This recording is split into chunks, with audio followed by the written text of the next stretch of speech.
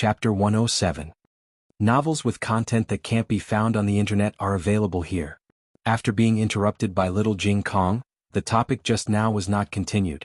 7 days later, Gu Jiao went to the medical center again. The medical center was cleared out again. Gu Jiao frowned. She forgot to tell them not to ruin the medical center's business last time. The young guard who was kicked up the tree by Gu Jiao last time had not arrived. He brought the other guards to clear out the medical center first. Gu Jiao was a little angry. Huichun Hall was the only medical center in town. Many patients came to see the doctor every day. If they were all kicked out, it would delay the patient's treatment. The man did not let Gu Jiao wait for long. He wore a bamboo hat and entered the medical center. There was a layer of gauze outside the bamboo hat, which covered his head appropriately. He could see outside, but the people outside could not see his face. Mississippi, the man greeted her with a pleasant expression. His tone was lighter than last time. Mrs. Medicine is really magical. My condition has not worsened. There was even a slight improvement. He did not say this for the time being. He was afraid that it was just his illusion. Gu Jiao was not in a hurry to see him. Instead, she said, "In the future, you are not allowed to occupy the medical center. The medical center is not your private territory. You have no right to ask other patients to leave." The young guard gritted his teeth. "What do you know? Do you know who my master is?" "Shut up." The man stopped the young guard. The young guard realized that he almost said something wrong and shut his mouth resentfully. Gu Jiao said lightly, "I don't care who you are. In short, you are a patient here. All patients are treated equally. You are not judged by your status, but by the severity of your condition." The man slapped the table and said passionately, "Not judged by status but by the severity of your condition. If all the doctors in Zhao country can be like you, why worry about not being able to cure the people? You are a woman but you have such awareness. Take off your pants." Gu Jiao interrupted him. The corner of the man's mouth twitched. Couldn't he wait for him to finish flattering him? Gu Jiao began to examine him. All the servants had left, leaving only the doctor and the patient in the room. Even so, the man's face still turned red. On the other hand, Gu Jiao was extremely calm. The man finally couldn't help but ask with a red face, "Miss, how can you be so calm?" Gu Jiao said, "Oh, I've seen a lot. Man?"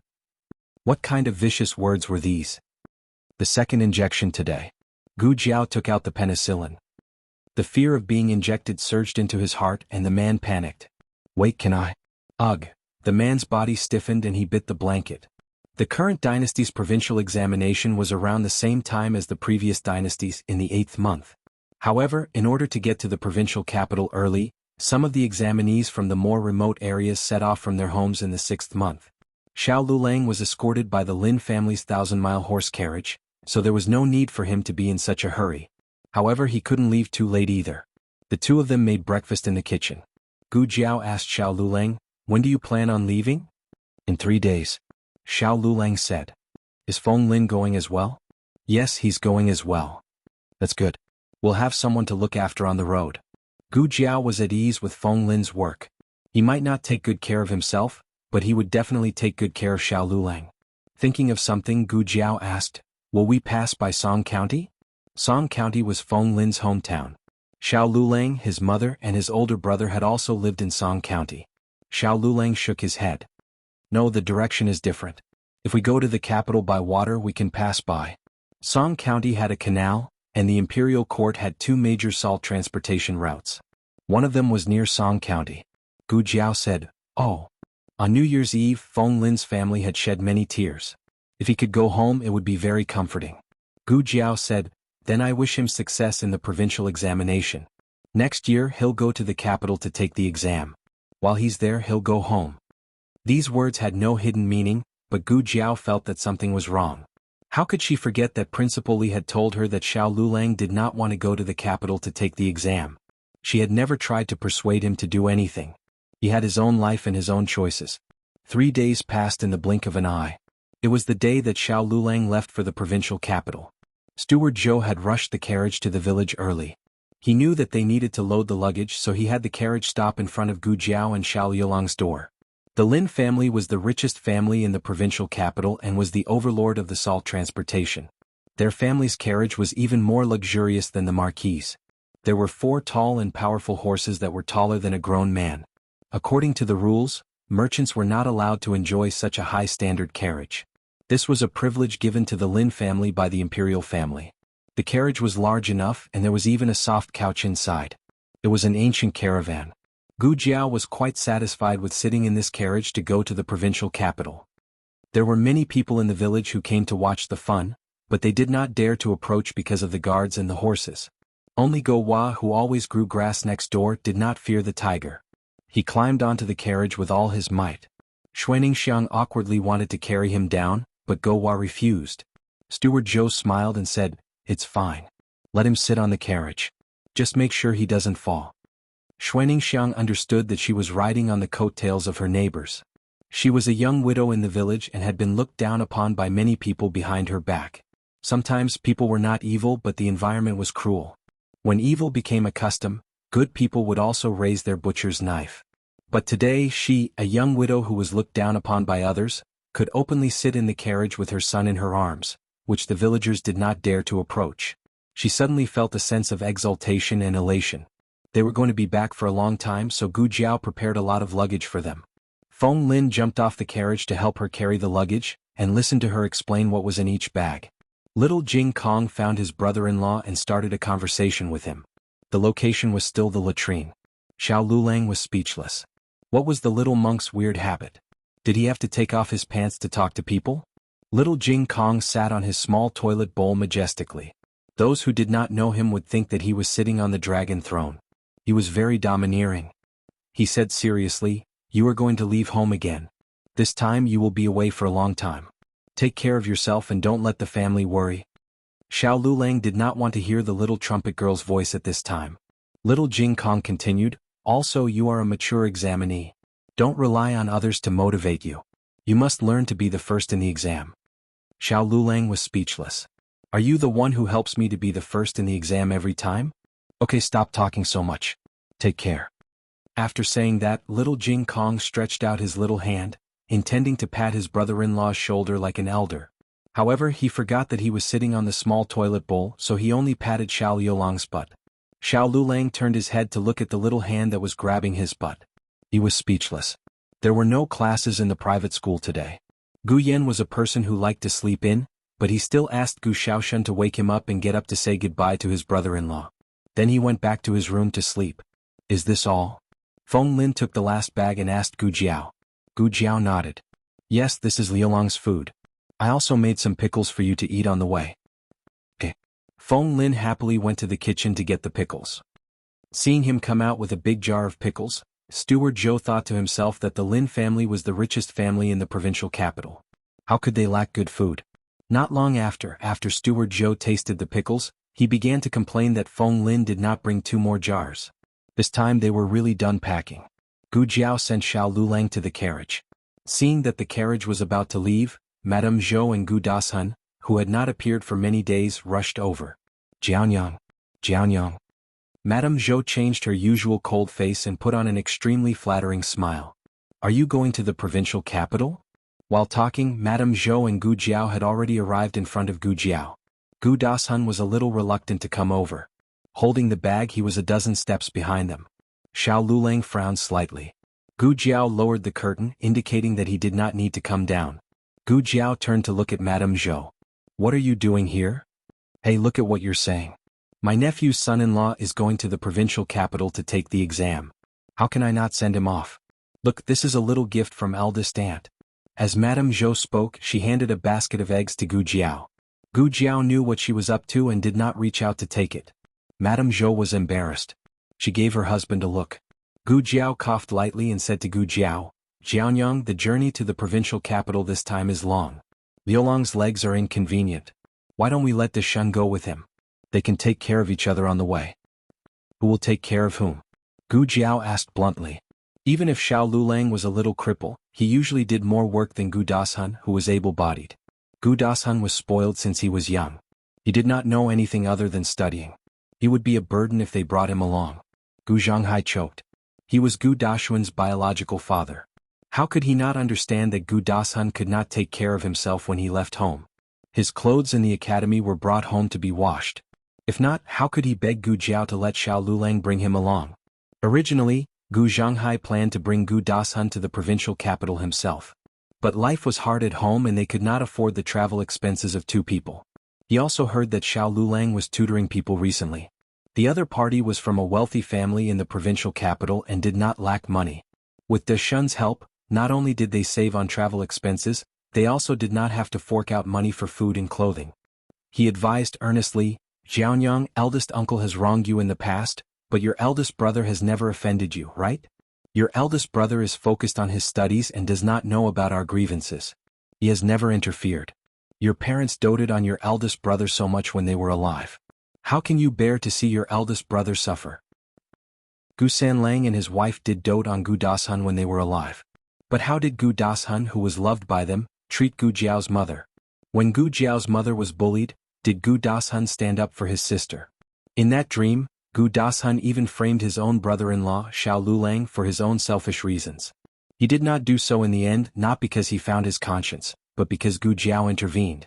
So even if the grievances between Gu Jiao and the elders were ignored, Gu Dashun was definitely not innocent. Zhou sure helped. That's right, Jianyang. Just let them bring Dashun along. Look at how spacious this carriage is. One more person won't be a problem. Just let Dashun sit for a while. The coffin underground is also quite spacious. Why don't you go in and lie down? The matriarch casually walked out. The villagers laughed. Liulong's grandaunt's eloquence really did not disappoint. Zhou Shi almost choked on her words. How can you say that? The matriarch spread her hands. I use my mouth to speak. Could it be that you use your butt? Zhou Shi was so angry that she fell backwards. The villagers laughed until they fell down. She was mocking Zhou Shi for her nonsense. But Zhou Shi was also to blame for digging her own grave. Did she not know that there was no joke in the world that the matriarch could not answer? In any case, she was the champion of the last imperial harem. The 3,000 concubines in the harem were all obedient to her. What was a mere Zhou Shi to her? He's not even a child of your Gu family. Why are you still blaming us? The matriarch pointed at Gu Dashun, who was not far away. If you really want to bring him along, it's fine. But let's make things clear first. Liulong's legs are not good. He's not going to be Liulong's boss. He's going to take care of Lulang. Gu Zhanghai politely said, Of course. Of course. It was fine as long as he could get on the carriage. If he really went to Dashun and did not take care of Lulang, could Lulang chase Dashun away? Scholars valued their reputation the most.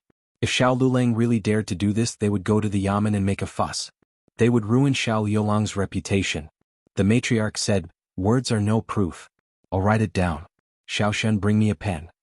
Gu Xiaoshen went to the west room to get a pen. The matriarch said slowly, Write it down clearly.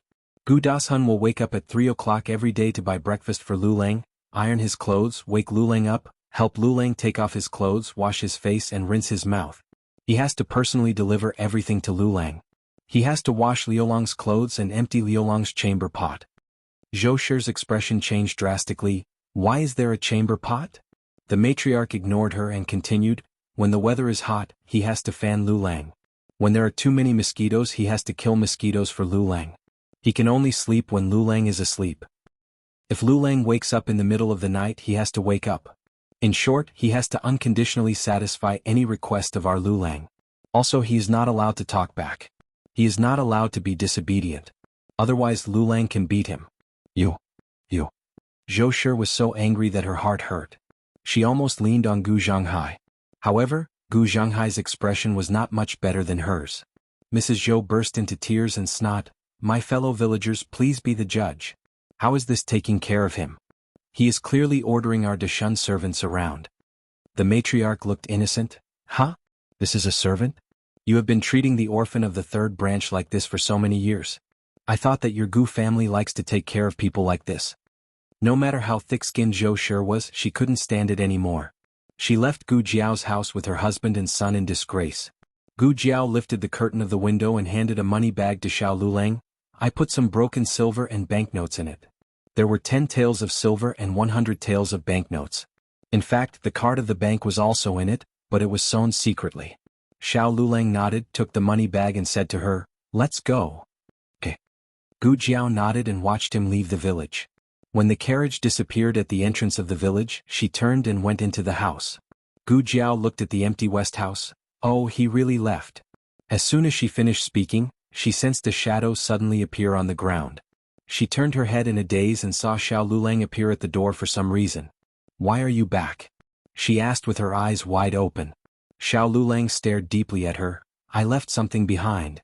Gu Jiao watched him walk towards her and a series of little red hearts suddenly flashed through her mind. Was it me? Was it me? Was it me? Did he leave me behind? Gu Jiao looked at him with blinking eyes. Then he walked past Gu Jiao. "Gu Jiao." Xiao Lulang came out of the West House with a certificate for the provincial examination in his hand. "Without this, you can't enter the examination room." Gu Jiao opened the door expressionlessly. "Take care. I won't see you out." Xiao Lulang looked at her and a light flashed in his eyes. After he left the house, he suddenly stopped. "If I said that no matter what the final result is, I won't go to the capital for the examination, would you still think that I need to go to the provincial examination?" "Yes," Gu Jiao said firmly as she looked at his back. "I hope that you won't go to the capital in the future because you choose not to go, not because you don't have the qualifications to go." Xiao Lulang clenched his fists and a complicated look flashed through his eyes. "Then Gu Jiao smiled, "if there's trouble or danger I'll protect you." He didn't mean that, but... Xiao Yolang's chest inexplicably filled with a strange emotion. This time he really left on the road. Gu Jiao returned to the West House and found that there was an extra envelope on the table. Gu Jiao opened it and a matching card of the bank fell out. "You found it so quickly?" Dropping the examination card was a lie, but returning the matching card of the bank was real, right? There was also a small note in the envelope. Gu Jiao could recognize quite a few words by now. She opened it and saw the words written in clear handwriting, "Don't live in the Lin family, don't be jealous." The word jealous was written in a particularly bold and forceful manner. Gu Jiao frowned strangely. Why did she feel a little smug from the plain handwriting? Chapter 108. Gu Jiao went to the medical center. Today was the day of the follow-up visit with the mysterious person. The other party had been waiting at the Huichun Hall for a long time. This time he didn't let people clear the medical center. Gu Jiao came a little late to see Xiao Lulang off, so she made the other party wait for a long time. The young guard's face was completely dark. "Humph, you're the first person who dares to make my master wait." Gu Jiao spread her hands. "Oh, I'm honored." The young guard turned his face away. Gu Jiao entered the side room. The man wore a bamboo hat with a veil that covered his face, but his noble temperament couldn't be concealed. He was still guarded by two effeminate servants. After seeing Gu Jiao a few times, the servants were already used to her rudeness. When they saw Gu Jiao sitting down without even greeting their master, they could only criticize her in their hearts, but they didn't dare to say anything sarcastic. There was no other reason. Their master's illness was really cured by this little girl. Gu Jiao gave him a total of 3 injections of benzathine penicillin, one every 7 days. The last one was done last month. Today he came for a follow-up visit. Gu Jiao took his pulse and examined him. "I'm cured, right?" The man's voice couldn't hide his joy. Gu Jiao took off her gloves and said to him, "You seem to be recovering well, but you need 2 years before you can be considered completely cured. It's not suitable for a follow-up visit." The man was silent. Gu Jiao noticed that his mood was different from a few days ago. "What's wrong? You can't follow up?" The man smiled and said, "To be honest, I have to leave." Gu Jiao was not surprised. Given his accent, Gu Jiao knew that he was not a local. He might not even be a native of Yuzhou province. He came from a place further away. As for the specific location, Gu Jiao could not guess. The man said amiably, "However, I believe that I have been cured by Mississippi. May I take the liberty to ask, Miss? Your medical skills are so brilliant, where did you learn them from?" Gu Jiao said, "I have many teachers." This was the truth. In her previous life, she had studied medicine at a university and a research institute. After that, she had entered the research institute. There were indeed many teachers who had taught her. The man was not someone who did not have good eyesight. Since Gu Jiao was not willing to talk about this topic, he did not pursue the matter any further. He said, "Many thanks to Miss for curing my illness. I came here today for another matter. I hope that I can solemnly thank Mississippi." "You've already paid the consultation fee, so there's no need to thank me." Gu Jiao was halfway through her sentence when she saw the man take a brocade box from a servant and place it on the table. That brocade box was clearly not an ordinary item. Gu Jiao seamlessly changed the topic. "If you really want to give me a gift of thanks, then I can only reluctantly accept it." The servant simply couldn't bear to watch. If you have the ability, then have some backbone. Continue to say that you don't want it. The man gave a tolerant smile and pushed the brocade box to Gu Jiao's hand. Gu Jiao opened it and saw that it was an exquisite jade folding fan. Gu Jiao held the fan in her hand. It was slightly cold to the touch and the jade was clear. It was truly a good fan. Do you like it? The man asked. Gu Jiao had a hesitant expression. The servants were dumbfounded. No way, a fan made of 1,000-year-old cold jade. She didn't even like it? If you don't like it, you can exchange it for something else. The man gently said. Oh, then do you have a fan made of gold? Gu Jiao asked. The servants couldn't help but tremble. You really don't know how to be polite. You want to exchange it for gold, but is gold worth as much as it? Country people really don't know much. The man smiled and said, I don't have a gold fan, but I have other gold things here. After saying that, he called one of the servants over and whispered a few words in his ear. The servant's eyes widened. Master, this is not appropriate, right? That is. The man didn't treat the servant as nicely as he treated Gu Jiao. Just take it. Why are you talking so much nonsense? After going to Jiangnan, I found that you have other abilities. You are more talkative. Yes. The servant didn't dare to neglect. He glared at Gu Jiao with hidden bitterness and went to the carriage to take a new small box. It was actually a Huarong Road made of pure gold. Huarong Road was a kind of ancient intellectual toy. Many shops sold it, but it was all made of wood. Gu Jiao saw a gold one for the first time. It was fun and sparkling. Little Jing Kong would definitely like it. Gu Jiao nodded with satisfaction. The man looked at her serious little face and finally had a little expression. He couldn't help but laugh. Miss, do you like gold or Huarong Road? Gu Jiao said, It's not me who likes it. It's my younger brother who likes it. The man smiled. Miss, you have a younger brother? Gu Jiao pointed with her fingers. Not one but 3. Man, then it doesn't seem good to only give one. The man gave Gu Jiao 2 more gifts. The servants at the side all felt their master's pain. Why didn't you say it was good? Didn't you kill the conversation? Had he dug his own grave? There was no one to talk about it. It was you who cared about your face. When Gu Jiao left the medical center, there were 3 more luxurious gift bags in the small basket. The man cupped his hands at Gu Jiao at the gate of Huichen Hall. Miss, we will meet again. Gu Jiao glanced at him. We will meet again. What's wrong with you? After that, she carried the small basket and disappeared into the crowd without looking back. The servant was furious. He gritted his teeth and said, Master, look at her. The man was also a little startled. After all, no one dared to talk to him like that for many years. But he was in a good mood after he understood and laughed. Yes, what's wrong with me? Why do I want to see a doctor? Isn't it good to be healthy? Master, it's time to go back to the capital. Let's go. After Gu Jiao left Huichen Hall, she set off for the only iron shop in town. This iron shop had been open for more than 20 years and could be considered an old shop. Gu Jiao had just walked to the door when she heard the sound of iron being hammered. The iron shop's business was very good. The blacksmiths were so busy that their feet didn't touch the ground. There was no counter in the shop. Gu Jiao called a waiter and asked, I ordered iron here last month. Today is the day of delivery. The waiter carried a heavy basket of iron ore and shouted into the hall, Old Wang. Someone is here to pick up the goods. Coming. A blacksmith drenched in sweat hurriedly ran out. He had a handkerchief around his neck. He wiped the sweat off his face with the handkerchief and looked at Gu Jiao. Who wants to pick up the goods? You. Last time, it was Huichen Hall's coachman who ordered the goods, so the old blacksmith didn't recognize her. Gu Jiao made a sound of acknowledgement and handed the cards to him. There weren't many scholars in ancient times and not many blacksmiths were literate. Therefore they used matching cards. Each pair of cards had a corresponding number on it. Based on the number, one would know which batch of goods it was. You haven't finished this. The old blacksmith said with a frown.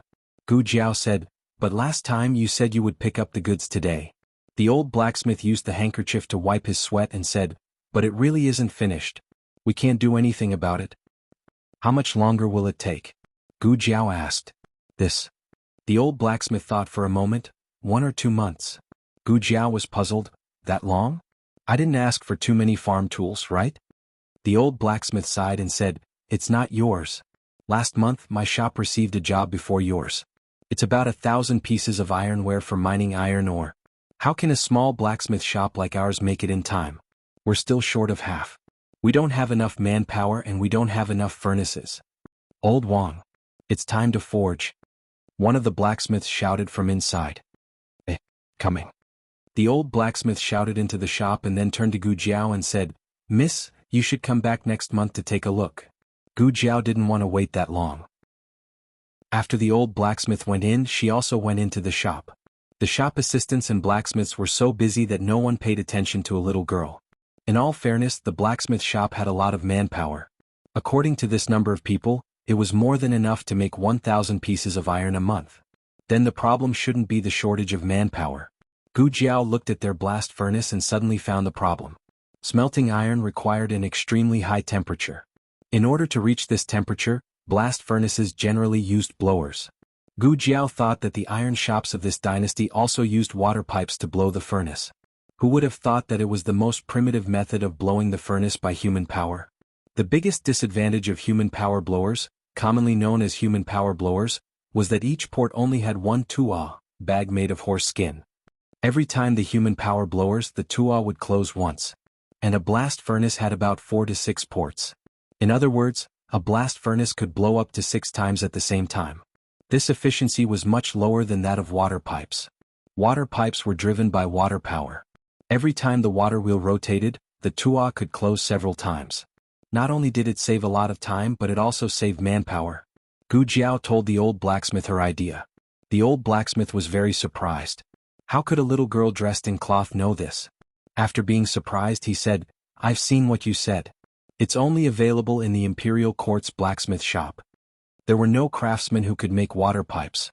"I can do it," Gu Jiao said. The old blacksmith was shocked. Gu Jiao thought for a moment, "But what I'm going to do next is not water pipes." Gu Jiao said a name. "What box?" The old blacksmith said that he had never heard of it. "Do you have paper?" Gu Jiao asked. "Ah." The old blacksmith was shocked silly by Gu Jiao and didn't react for a long time. Gu Jiao simply found a piece of bluestone on the ground, took out a charcoal pencil from her purse, and concentrated on drawing. The other blacksmiths were attracted by her. The old blacksmith scolded, "What are you looking at? Go to work." The blacksmiths were afraid of the old master's prestige, so they suppressed their curiosity and went to work. However, they still looked at Gu Jiao from time to time. What was this little girl drawing on the ground of their iron shop? The old blacksmith finally couldn't hold back and asked, "Miss, what are you doing?" "Drawing," Gu Jiao said concisely. "Why are you drawing on my ground? I'll have to find someone to wipe it later, it's too troublesome." Gu Jiao smiled, "I'll let you finish the remaining 1,000 pieces of iron in 10 days, don't you want it?" 10 days? The old blacksmith stood up with his hands on his hips. "Stop joking." He was a blacksmith, so how could he not know? Even if everyone in the iron shop didn't sleep or rest, it would still take at least a month. Unless they used the Imperial Court's water pipes, but that would still take 20 days. "I'm not joking." The old blacksmith expressed his disbelief. "If I do it, then what?" The old blacksmith crossed his arms and looked down at her. "If you do it, then I'll make your iron for free and won't charge you a single copper coin. Not only that, I'll also take care of all your iron in the future. I won't take a single coin from you." Gu Jiao seriously thought about it and felt that this deal was feasible. "All right, I agree." The old blacksmith pouted, "What do you mean you agree? You're bragging to the heavens." Gu Jiao quickly finished drawing and nodded her head in satisfaction. "It should be like this. Go and find a carpenter later."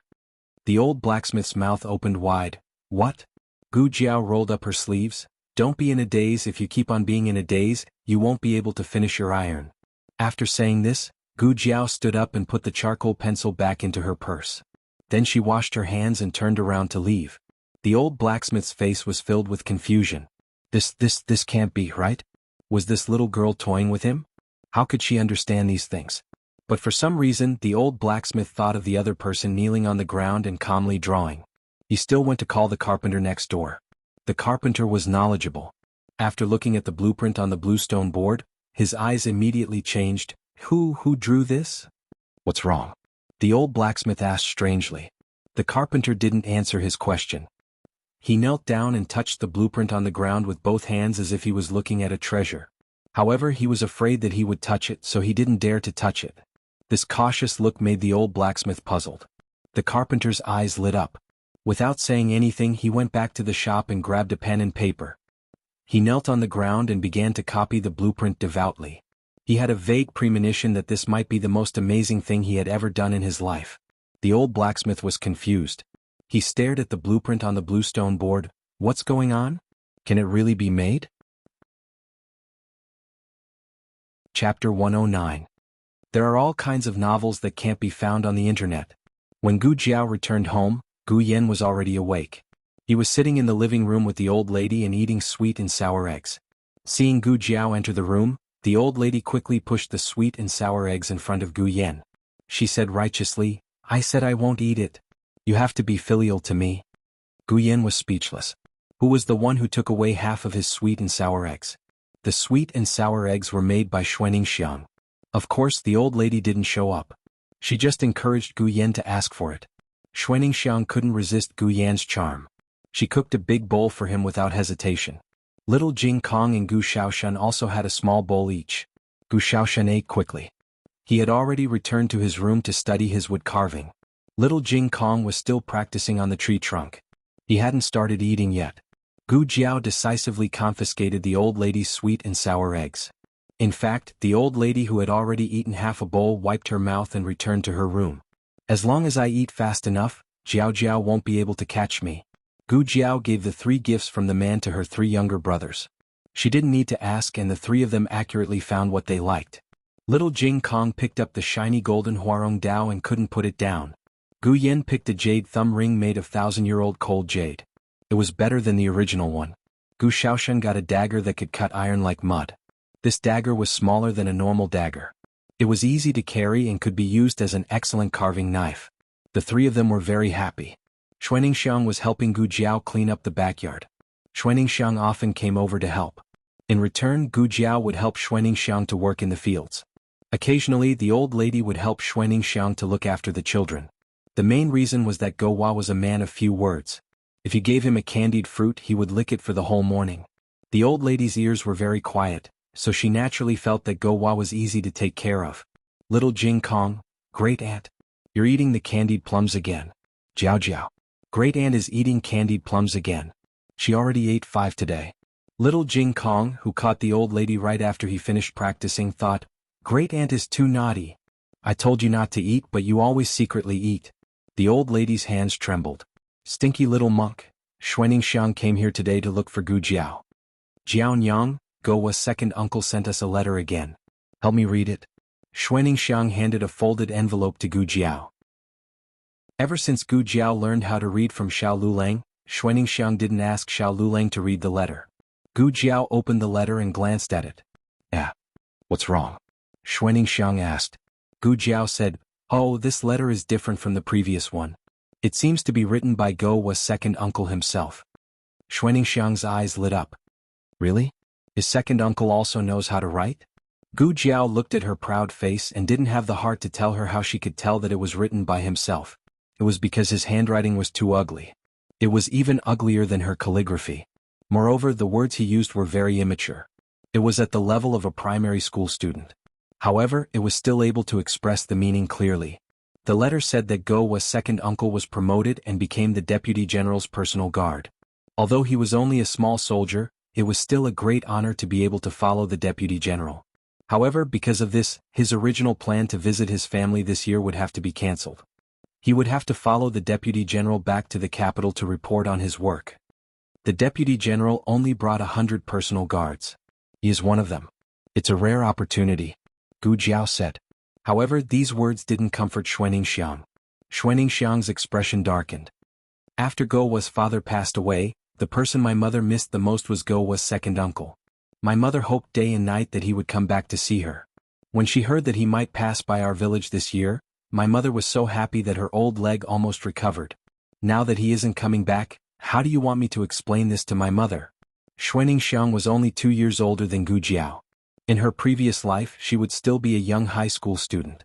Now she was already a sister-in-law, mother, and daughter-in-law.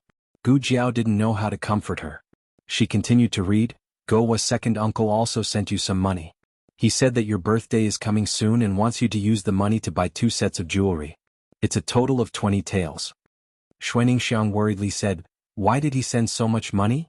Did he not eat properly? He gave all the money to the family. Gu Jiao knew how to comfort her. Don't worry. He won't starve in the military camp. It's just that he doesn't have anywhere to spend the money, so he sent it all back. Xuaningxiang slightly relaxed.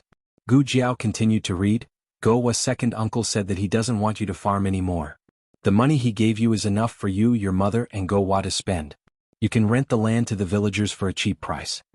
Xuaningxiang hurriedly said, How can that be? We have to save up the money and use it for him to get married in the future. Gu Jiao thought, a man wants to buy jewelry for you. Do you really not have any other thoughts? After lunch, Xuaningxiang went to the bank to get the money. Gowa hugged her thigh and refused to let go. Xuaningxiang had no choice but to take Gowa with her. There weren't many people in the bank. Xuaningxiang waited for a little while before she received the 20 taels of silver. She put the money into the cloth bag, carried Gowa on her back, and hugged the cloth bag in her arms. When she came out of the bank, she was bumped into by a young man who was dressed like a scholar. Do you have eyes? How can you walk? The scholar impatiently patted the arm that Xuaningxiang bumped into. Xuaningxiang embarrassedly apologized. I'm sorry, the scholar's companion said. Forget it. Don't mind her. We still have to rush to the exam. We can't afford to be late. When she heard that she had to pay, Xuaningxiang's face turned pale. Fortunately, the scholar was persuaded to leave by his companion. Xuaningxiang breathed a sigh of relief. But soon she found that there was something wrong with her cloth bag. It seemed to be a lot lighter. She hurriedly took out her bag and was instantly dumbfounded. Her 20 taels of silver were all gone. Xuaningxiang thought of the scholar just now. The expression in her eyes changed and she chased after them. Wait!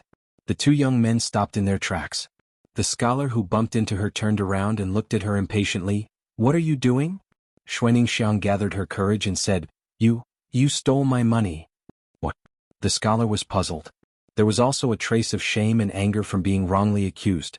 Xuaningxiang was originally a bully at home. She was amenable to the soft but afraid of the hard. If she really confronted two grown men, she was more or less afraid. But that was 20 taels of silver. It was such a large sum of money. Gowa's second uncle risked his life to earn it. She couldn't let others steal it. It's you.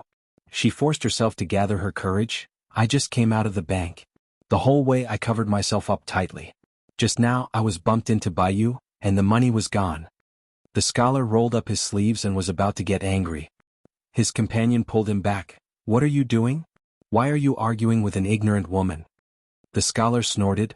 It's not that I want to argue with her. She's the one who blackmailed me. His companion sighed. Forget it. The exam is more important. Don't pay attention to her. For your sake, I won't report it. The scholar snorted coldly and turned around to leave with his companion. Xuaningxiang rushed forward and grabbed the scholar's arm. Give me back my money. You're crazy. The scholar angrily stomped his feet and pushed her hand away. Xuaningxiang rushed over again. As the two of them pulled and pulled, the surrounding commoners surrounded them. The scholar indignantly said, You said that I stole your money. Can you show me the evidence? If you blackmail me again, I'll report it. Since you're a woman and you're carrying a child on your back, I thought you were honest. Don't you feel ashamed bringing a child to do such a despicable thing? You. Xuaningxiang's face turned green from his words. The surrounding people began to point at them. In today's world, men were superior to women. Moreover, everything was inferior except for studying. No one would believe that Xuaningxiang was a widow compared to a scholar. The scholar bitterly said, I'm kind and won't report it.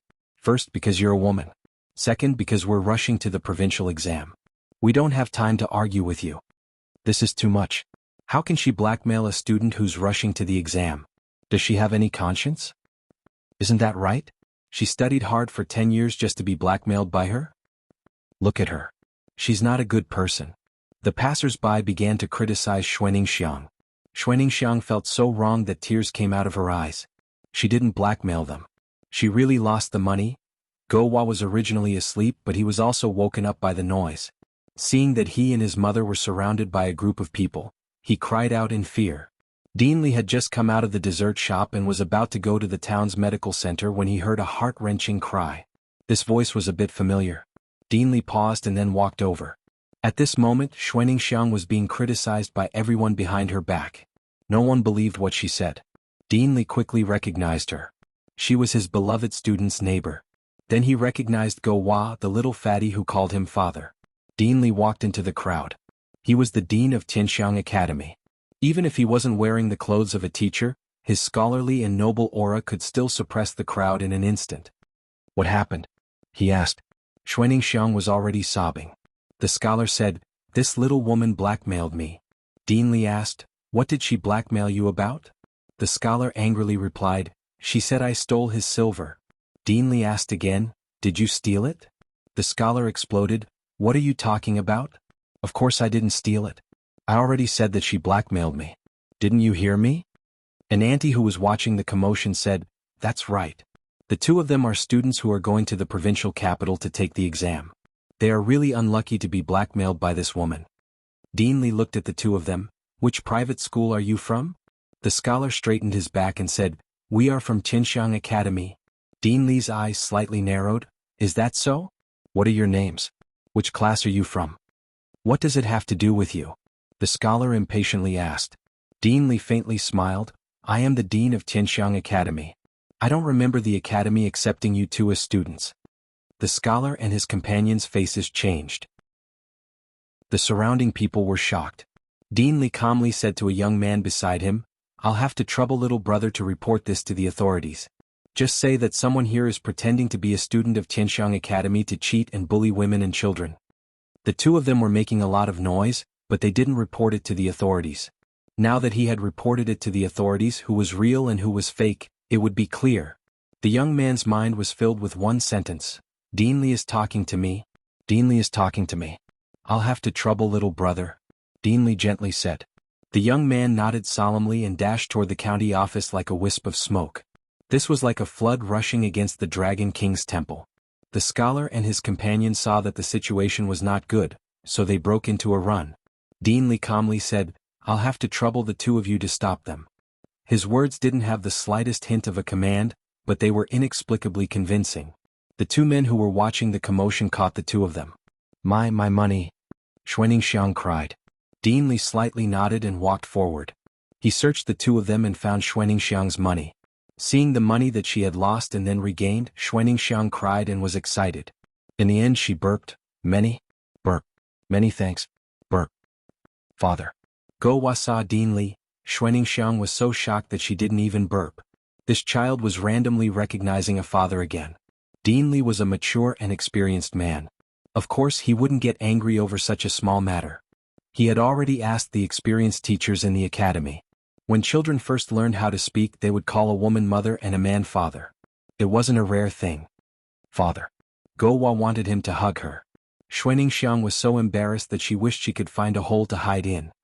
"You're injured." Dean Li saw the inch-long wound on her wrist. Blood was gushing out of it. She was so focused on getting the money back that she didn't notice that her wrist was cut by the other party's pendant. Dean Li politely said, "Give the child to me. The medical center is nearby. I'll take you to bandage it." Xuaningxiang hurriedly covered her wrist with her sleeve. No need. It's just a small injury." Dean Li sternly said, "You still need to see it. The weather is hot and it's easy to get infected." Xuaningxiang thought for a moment. "I'll go by myself. I'm also going to the medical center. It's just on the way," Dean Li said as he carried Go Hua, who kept reaching out to him. After Go Hua had a father, she didn't want her mother anymore.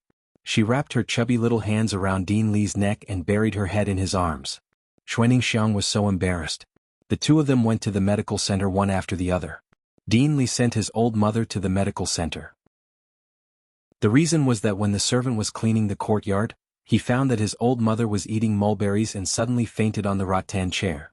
Old Madame Li was old and it was very dangerous for her to be in such a situation. Dean Li couldn't wait to invite the doctor home and directly sent her over. In the end, the doctor said, "She's fine. Old Madame Li just fell asleep." Dean Li was speechless. He was worried that old Madame Li would be hungry when she woke up, so he hurriedly went to a nearby snack shop to buy some osmanthus cakes that old people like to eat. After entering the medical center, Dean Li found a doctor to treat Xuaningxiang's injuries. Go Hua was pressed down on the chair by Xuaningxiang. Dean Li gave Go Hua a piece of osmanthus cake. Go Hua ate it heartily. As he ate, he looked up and realized that his father was gone. He climbed down from the chair and sneaked to find his father. In the end, he followed him into a side room. Old Madame Li slowly woke up.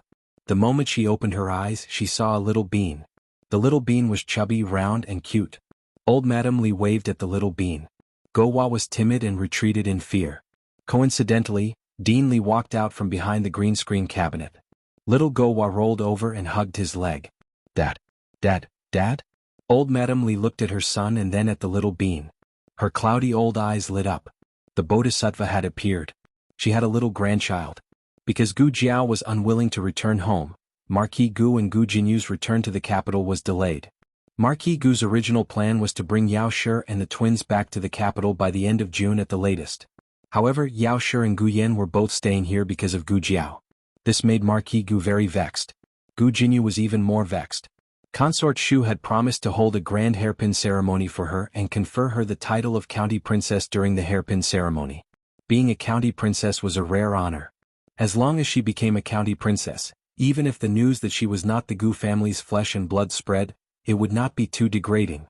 But if she could not even return, how could she talk about a hairpin ceremony? Gu Jinyu was so anxious that a blister appeared on her mouth. Marquis Gu came to visit her. Seeing her so angry, he could not help but feel distressed. How are you serving, young miss? The weather is so hot. Don't you know to cook fewer spicy dishes? A young servant girl said, Marquis, we're innocent. Young Miss's diet has been very light recently. Young Miss is angry because she is depressed. Gu Jinyu sighed. Don't speak nonsense. You can all leave. Yes. The servant girls left. Gu Jinyu said to Marquis Gu, Father, daughter is really fine. Marquis Gu frowned and said, Nonsense. You just have something on your mind. You haven't smiled recently. Gu Jinyu lowered her eyes. Daughter just misses grandmother. Grandmother is old and fell last year. Although she has recovered, her body is not the same as before. Daughter doesn't know how much more filial piety I can perform for grandmother. These words struck a chord in Marquis Gu's heart. Marquis Gu was usually filial. Furthermore, the old madam only had him and Consort Shu as her children. After Consort Shu entered the palace, the old madam rarely saw her. As a son, he could not attend to his mother. Just thinking about it made him feel unfilial. Marquis Gu frowned and decided to give Yao Shi more trouble. Who knew that Yao Shi's heart was as firm as a rock? If I don't go back, Yen'er won't go back either. Marquis Gu sked. Mother hasn't seen Yen'er in many years? Yao Shi said, but she doesn't like Yen'er either. Marquis Gu retorted, when did mother not like Yen'er? Yen'er is her grandson. She dotes on him too much. But she did not dote on her 3 precious grandsons as much as she did on her previous 3. The previous Marchioness and the old madam were of the same clan. According to seniority, she called the old madam aunt. The marriage between the two families made them even closer. The old madam naturally doted on her children. In addition, her 3 sons had lost their mother early. The old madam's heart ached. Thirdly, the old madam looked down on Yao Shi's birth. When Yao Shi gave birth to the sick Gu Yan, the old madam felt that it was Yao Shi's own illness that implicated the Gu family's descendants. At first, the old madam treated Gu Jinyu indifferently. However, Gu Jinyu was too outstanding and gave face to the Marquis Fu. Imperial concubine Shu also thought highly of her. Only then did the old madam gradually change her opinion of Gu Jinyu. Marquis Gu's rebuttal did not have much confidence. He cleared his throat and said, but Jinyu is about to become of age. How can mother not be at her side when she holds the ceremony? Yao Shi said, then holding it in the villa is the same. Marquis Gu said, I can't always stay in the villa. If mother is here, father must also be here. Yao Shi thought for a moment. How about you return to the capital first and come back on the day of your birthday? Marquis Gu, why was it so hard to kidnap his wife and children back to the capital? Marquis Gu used all kinds of tactics, but Yao Shi refused to relent. Marquis Gu, what exactly will it take for you to return to the capital? Yao Shi said seriously, if I return on Jiao, I will return. Marquis Gu, how could that girl possibly return? Gu Jinyu came to deliver ginseng soup to Yao Shi and inadvertently heard the two's conversation outside the door. The young maidservant was also present. The young maidservant served Gu Jinyu and already knew about her and Gu Jiao's past. The young maidservant complained on behalf of her mistress. Why did eldest young miss only return to the capital after madam? Could it be that second young miss is not madam's child? It was second young miss who has been filial to madam all these years. Madam is too biased. Gu Jinyu held the ginseng soup on the tray and did not speak. The young maidservant said, aggrieved, on such a hot day, second young miss personally went to the kitchen to make ginseng soup for madam. She even burned her hands. What did that eldest young miss do? She caused Madame to be so biased. Don't say any more. She is my older sister. She has suffered a lot. It is only right that mother dotes on her. Gu Jinyu finished speaking and left with a gloomy expression. For a few days, no one in the manor mentioned returning to the capital. The villa seemed to have returned to its peaceful days. It was not until the end of the month that a carriage arrived at the villa that the many days of peace were broken. Marquis Gu put on his official robes and tidied up his appearance. He personally went to the entrance of the villa to welcome the arrival of the other party. Dozens of guards lined up in a row, and a young man dressed in white slowly walked down from a carriage pulled by 4 horses in the lead. The young man's clothes were as white as snow and he looked extremely noble. Marquis Gu flicked the wide sleeves of his official robes and stepped forward. He cupped his hands and bowed. This official greets Royal Prince N. The young man who was called Royal Prince N slightly raised his hand and said coldly and politely, Marquis Ding, and does not need to be so courteous. My younger sister and I have traveled the world. This time, we are rushing back to the capital to take the examinations. We were passing by and suddenly came to disturb you. I hope Marquis Ding, and will not take offense. Marquis Gu smiled. Royal Prince N is too serious. It is this official's honor for Royal Prince N and your younger sister to visit my humble home. The weather is hot. How about Royal Prince N and young Miss Zhuang move to the villa and speak inside? Royal Prince N nodded and slightly turned his head. He said to the carriage behind him, Why haven't you alighted yet? The curtain of the carriage was lifted and a mischievous little girl stuck her head out. Her eyes darted around as if she was curious. She then jumped down with the help of the servants. She came to Royal Prince An's side. Older brother, is this the villa with the hot spring? Greetings Marquis Ding An. Royal Prince An said to his younger sister. The little girl curled her lips and bowed to Marquis Gu. Marquis Gu's title was below Royal Prince An's. Although the little girl was his younger sister, she did not have a rank. According to the rules, she should have bowed to Marquis Gu. However, putting etiquette aside, the little girl's status was too high. Although she bowed due to her older brother's authority, her attitude was not very respectful. Marquis Gu smiled and acted as if he did not see anything. He amiably led the brother and sister into the villa. Inside the villa, Yao Shi and Gu Jinyu also received the news. They were female and could not go out to welcome them. Thus, they waited in the Listening Wave Pavilion's reception pavilion for Royal Prince and Yao Shi had left the capital for many years and did not care about the situation in the capital. She had never heard of this royal prince and Gu Jinyu patiently told her about this royal prince and's legendary life. He is Imperial Tutor Zhuang's grandson. He is only 18 years old this year. He was conferred the title of prince at 18? Yao Shi was very surprised. Even imperial princes and Qin Wang were rarely conferred the title so early. Gu Jinyu shook his head. He was not conferred the title of royal prince at 18. He was conferred the title when he was 8. However, this conferment was not his good fortune. Rather, it was his misfortune. 10 years ago, the country of Zhao and the country of Qin fought and the country of Zhao lost. The country of Qin proposed to use the crown prince of Zhao as a hostage. The emperor could not bear to part with his son and the court officials were all against it. At this time, Imperial Tutor Zhuang stepped forward and was willing to let his most outstanding grandson replace the crown prince as a hostage in the country of Qin. If it was any other official's son or grandson, the country of Qin probably would not have agreed. However, the Zhuang family was the Empress Dowager's maternal family. Imperial Tutor Zhuang was the Empress Dowager's elder brother. His grandson was Empress Dowager Zhuang's grandnephew. Everyone knew that Empress Dowager Zhuang had been in charge of politics for many years. Her power was greater than the emperor's. Using her grandnephew as a hostage was not much less than the crown prince. Thus, the emperor conferred the title of Imperial Tutor Zhuang's grandson as royal prince and used his status as a prince to enter the country of Qin as a hostage. It was not until 3 years ago that the two countries fought again.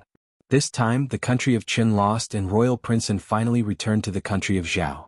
There were many stories of royal prince in the capital. Gu Jinyu had only heard of them and had never seen him in person.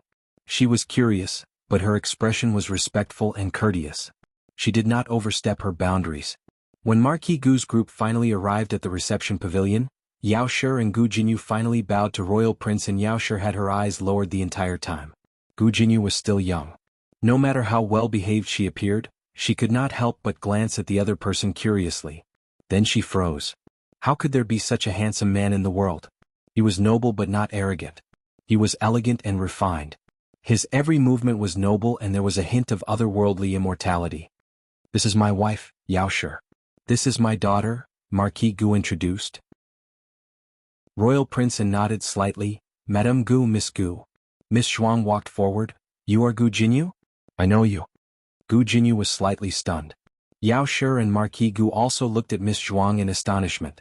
Miss Zhuang raised her eyebrows and said, "My fourth uncle praised your handwriting. He said that among people of the same age as me, your handwriting is the best." Miss Zhuang's fourth uncle was the provincial governor of Pingqing Prefecture, Zhuang Xianji. Miss Zhuang smiled coldly. "Ha, bring me a pen. I want to compete with you." Chapter 110. This was very awkward. Gu Jinyu's handwriting was famous in the capital for being outstanding. Although this Miss Zhuang was provincial governor Zhuang's niece, she would probably lose badly against Gu Jinyu. Miss Zhuang did not look like a magnanimous person. If she lost badly, she might make things difficult for Gu Jinyu. Marquis Gu looked at Princeton for help, hoping that he could stop his sister. But Princeton had no intention of speaking at all. Marquis Gu secretly broke out in cold sweat. He gave Gu Jinyu a look without batting an eyelid, hoping that Gu Jinyu would deliberately lose to Miss Zhuang. When Yao Shi saw Miss Zhuang making things difficult for Gu Jinyu, she inexplicably thought of Gu Jiao. Gu Jinyu was a daughter who grew up in the Marquis's household, but she could still make things difficult for her. If Gu Jiao, who grew up in the countryside, returned to the capital, would she not encounter this kind of situation? The group entered the reception hall. The servants brought over brushes, ink, paper and inkstone. "How does Miss Zhuang want to compete?" Gu Jinyu asked in a neither servile nor overbearing manner. Miss Zhuang raised her eyebrows and said, "Each of them will write a poem. My brother and Marquis Gu will be the judges to see whose handwriting is better." "The same poem?" Gu Jinyu asked. Miss Zhuang snorted, "Of course. Otherwise how can we compete?" This was what a layman would say. Gu Jinyu saw through it but did not expose it. "Miss Zhuang, please give us a poem." Zhuang Mingyun thought for a while, then waved her hand and wrote a poem written by Princeton. This was written by Princeton in his second year in the Qin Kingdom. He was not even 10 years old that year, but he had already written a 7-character quatrain filled with homesickness. His talent shocked the Qin Kingdom. The king of the Qin Kingdom pitied his talent and did not kill the hostage to vent his anger after the Qin Kingdom was defeated. Gu Jinyu knew which poem it was from the beginning. This poem was widely circulated in the Zhao Kingdom. While she admired Prince An's talent, she finished writing the entire poem smoothly. She was even faster than Miss Zhuang by a few strokes. After the two put down their brushes, the servants on both sides brought their works to Royal Prince and Marquis Gu to judge. Marquis Gu had originally intended to say that Miss Zhuang was more powerful no matter what, but after he saw the two's handwriting, he didn't even have the courage to lie through his teeth. Was this really written by a human? In any case, Miss Zhuang was the granddaughter of Grand Tutor Zhuang, and her uncle was the literary master, Provincial Governor Zhuang. It could be said that the Zhuang family was full of scholars and none of them were cowards. Why did Miss Zhuang turn a corner? Marquis Gu broke out in cold sweat. "Daughter, didn't I tell you to give in to Miss Zhuang?" "Forget it, with such poor handwriting, there was no way he could give in." Miss Zhuang clapped her hands and arrogantly asked, "How about it? Who won?" Royal Princeton smiled faintly. "Is there a need to ask? Naturally you win." Marquis Gu was taken aback. How could he be so good at lying through his teeth? Gu Jinyu was also very surprised. Was Royal Princeton the kind of person who felt wronged by the truth? Miss Zhuang smiled proudly and was about to taunt Gu Jinyu when she heard Royal Princeton speak again. "In terms of making a fool of yourself, who can compare to you?" Miss Zhuang was stunned. Marquis Gu and Gu Jinyu were also stunned. He was too disrespectful to his own sister. After Miss Zhuang recovered from her shock, she put her hands on her hips and stomped her feet. Brother, how could you say that about me?" Royal Princeton calmly said, "Even a 3-year-old's handwriting is better than yours. If you can't even see this, then it's not that your handwriting isn't good, it's that your brain isn't good." Miss Zhuang was choked until her face and neck turned red.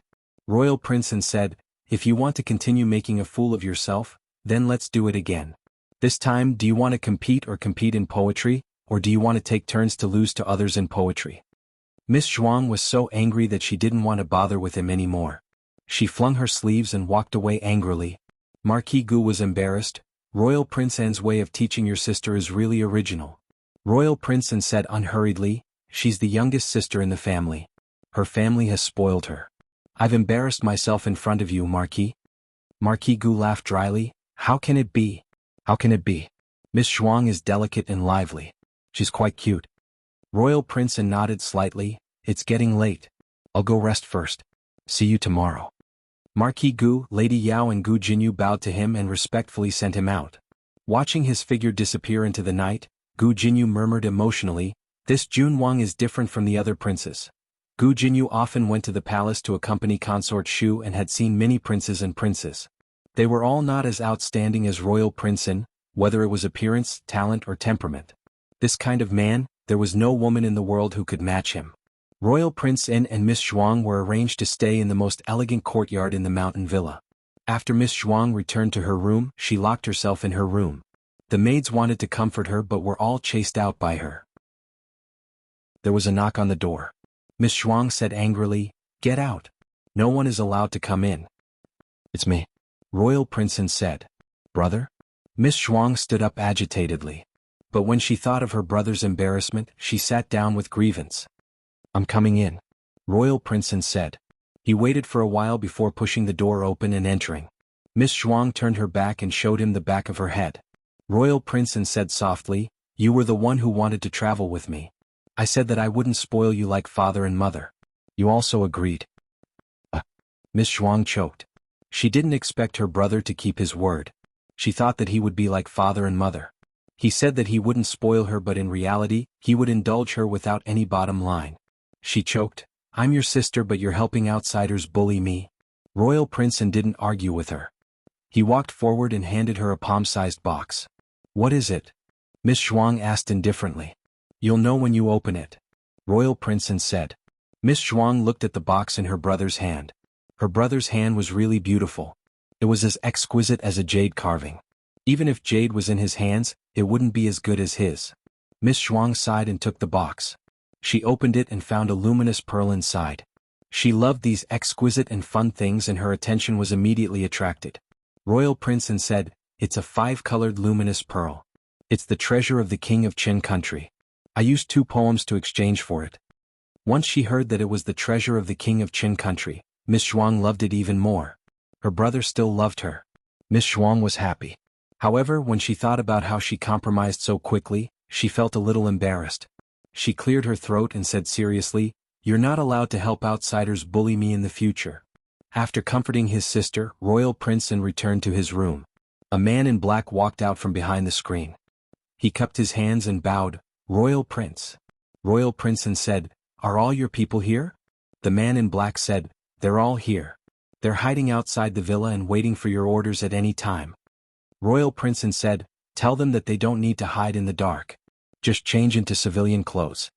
The man in black thought and said, "Royal Prince, are you sure she's in Qingchuan town?"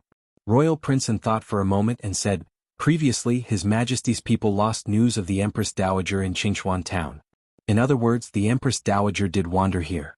As for where she went, we still need to find her carefully." The man in black hesitated and asked, "Did the Empress Dowager really get leprosy?" Royal Prince N said, "Yes." The man in black frowned and said, "But His Majesty's people have already turned the town upside down.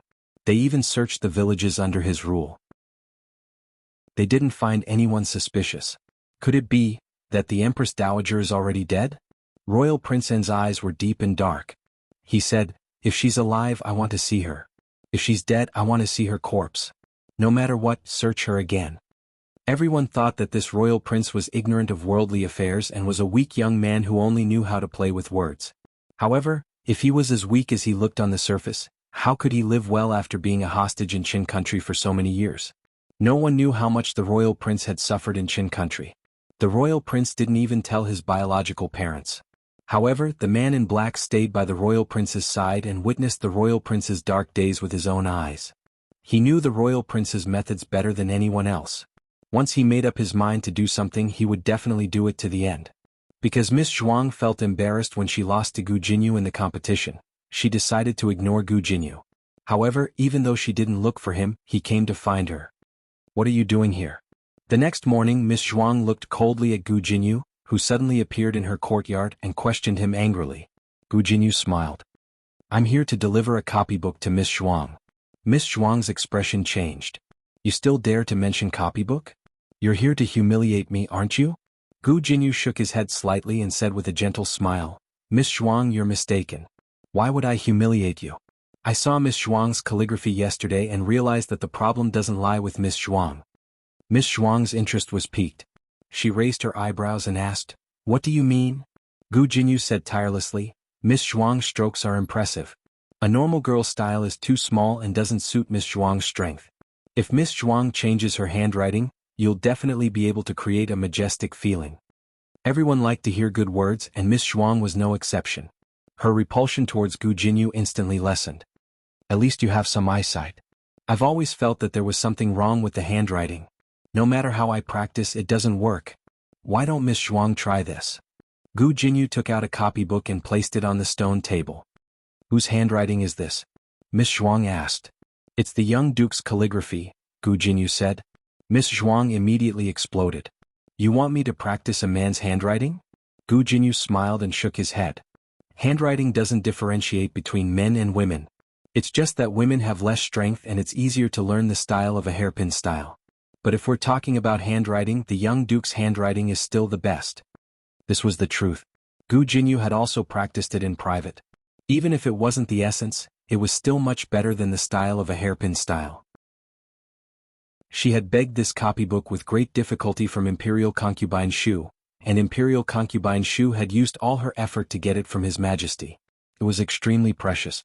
She had also made a great deal of determination before she was willing to take out the invitation. Gu Jinyu said gently, Miss Zhuang, why don't you try it? You can start by copying it. Miss Zhuang felt that the handwriting was indeed beautiful. It was 10 times, 100 times better than the copybooks the Zhuang family had collected for her. Gu Jinyu had also persuaded her so nicely, giving her a way out. She had someone bring over a brush, ink, paper and inkstone. After copying a few words, she compared it with yesterday's handwriting. Indeed, there was an obvious improvement. Gu Jinyu praised, Miss Zhuang is indeed extraordinarily intelligent. I practiced a lot in the past, but I still couldn't reach Miss Zhuang's handwriting. As long as Miss Zhuang works hard and perseveres, it won't be long before you surpass me. Miss Zhuang was pleased. Of course.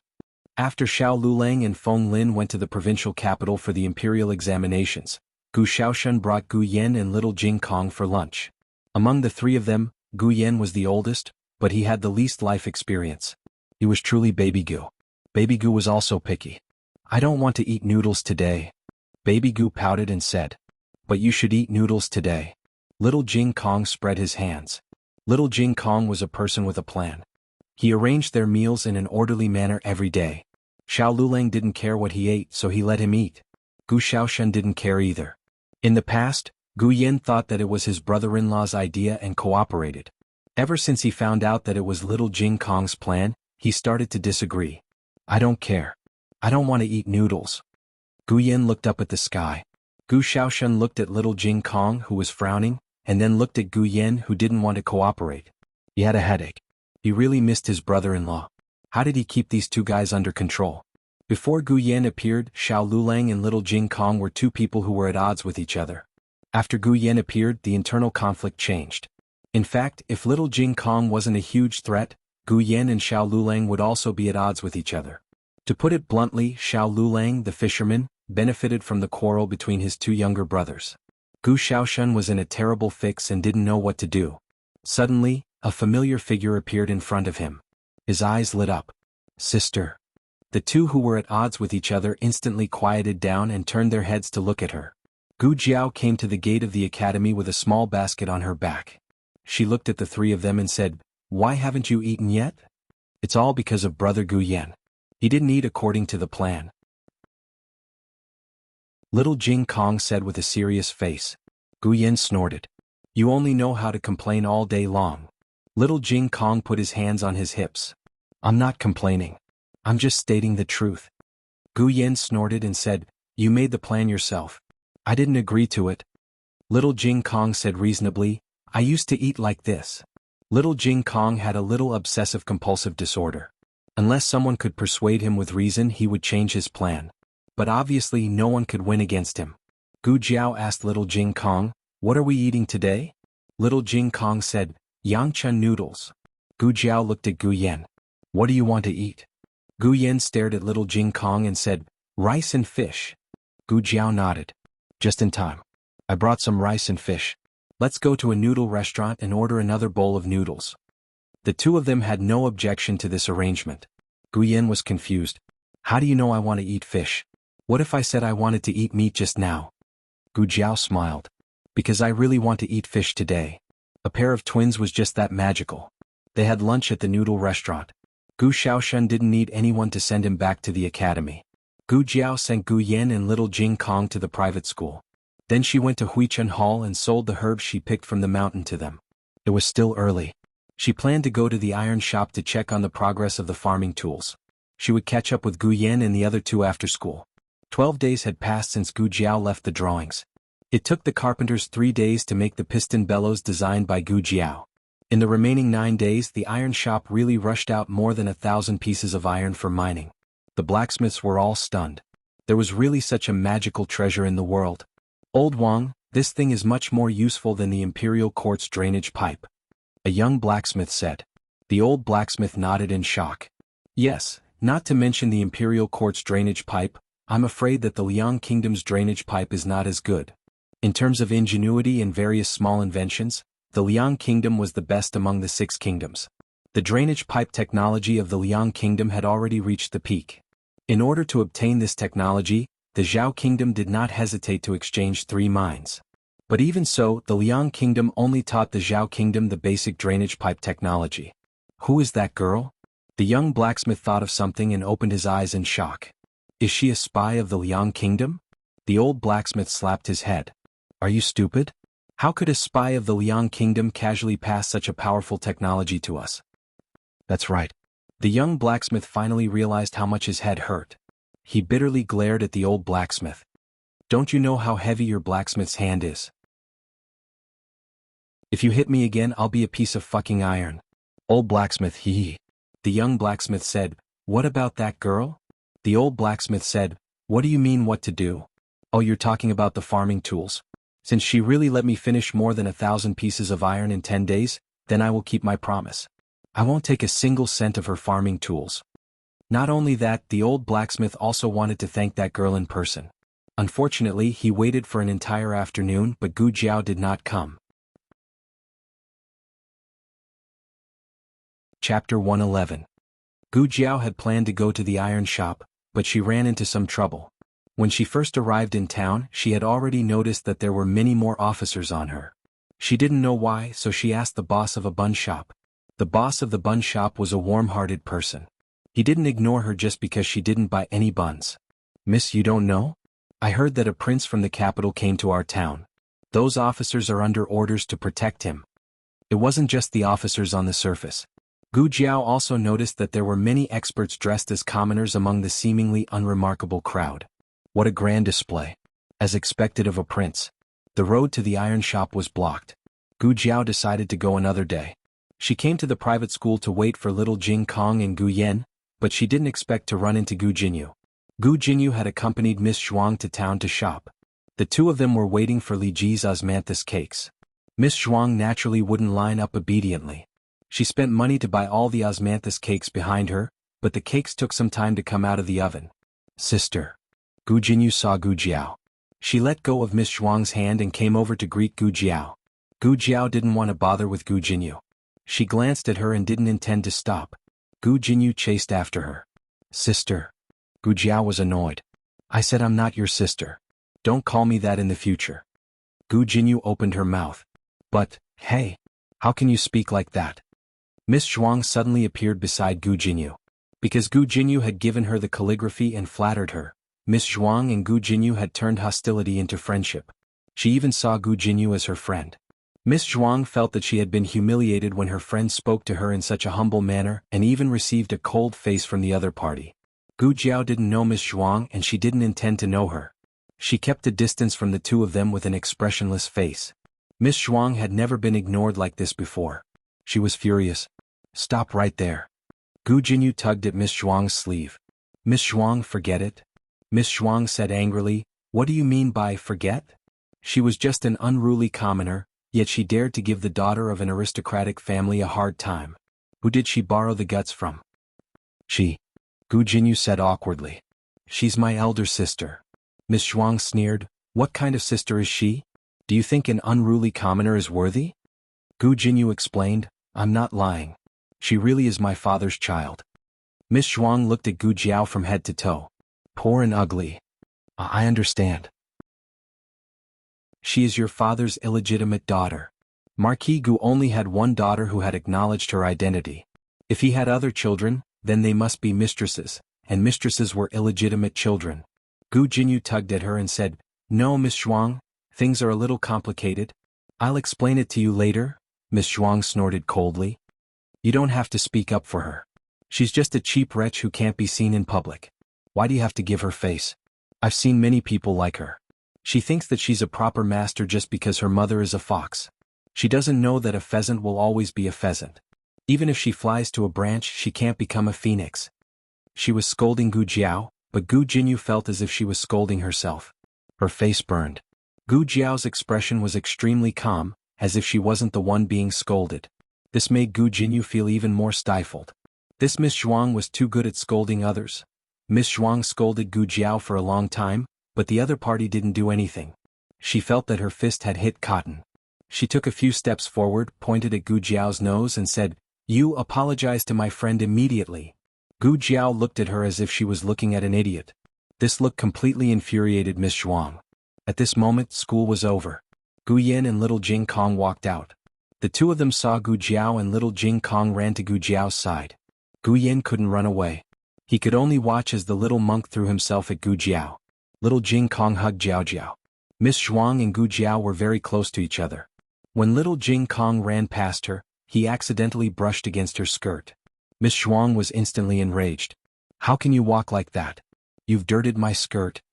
Gu Jiao's gaze turned cold. Gu Yan's expression also turned cold. Little Jing Kong didn't sense the hostility in her words.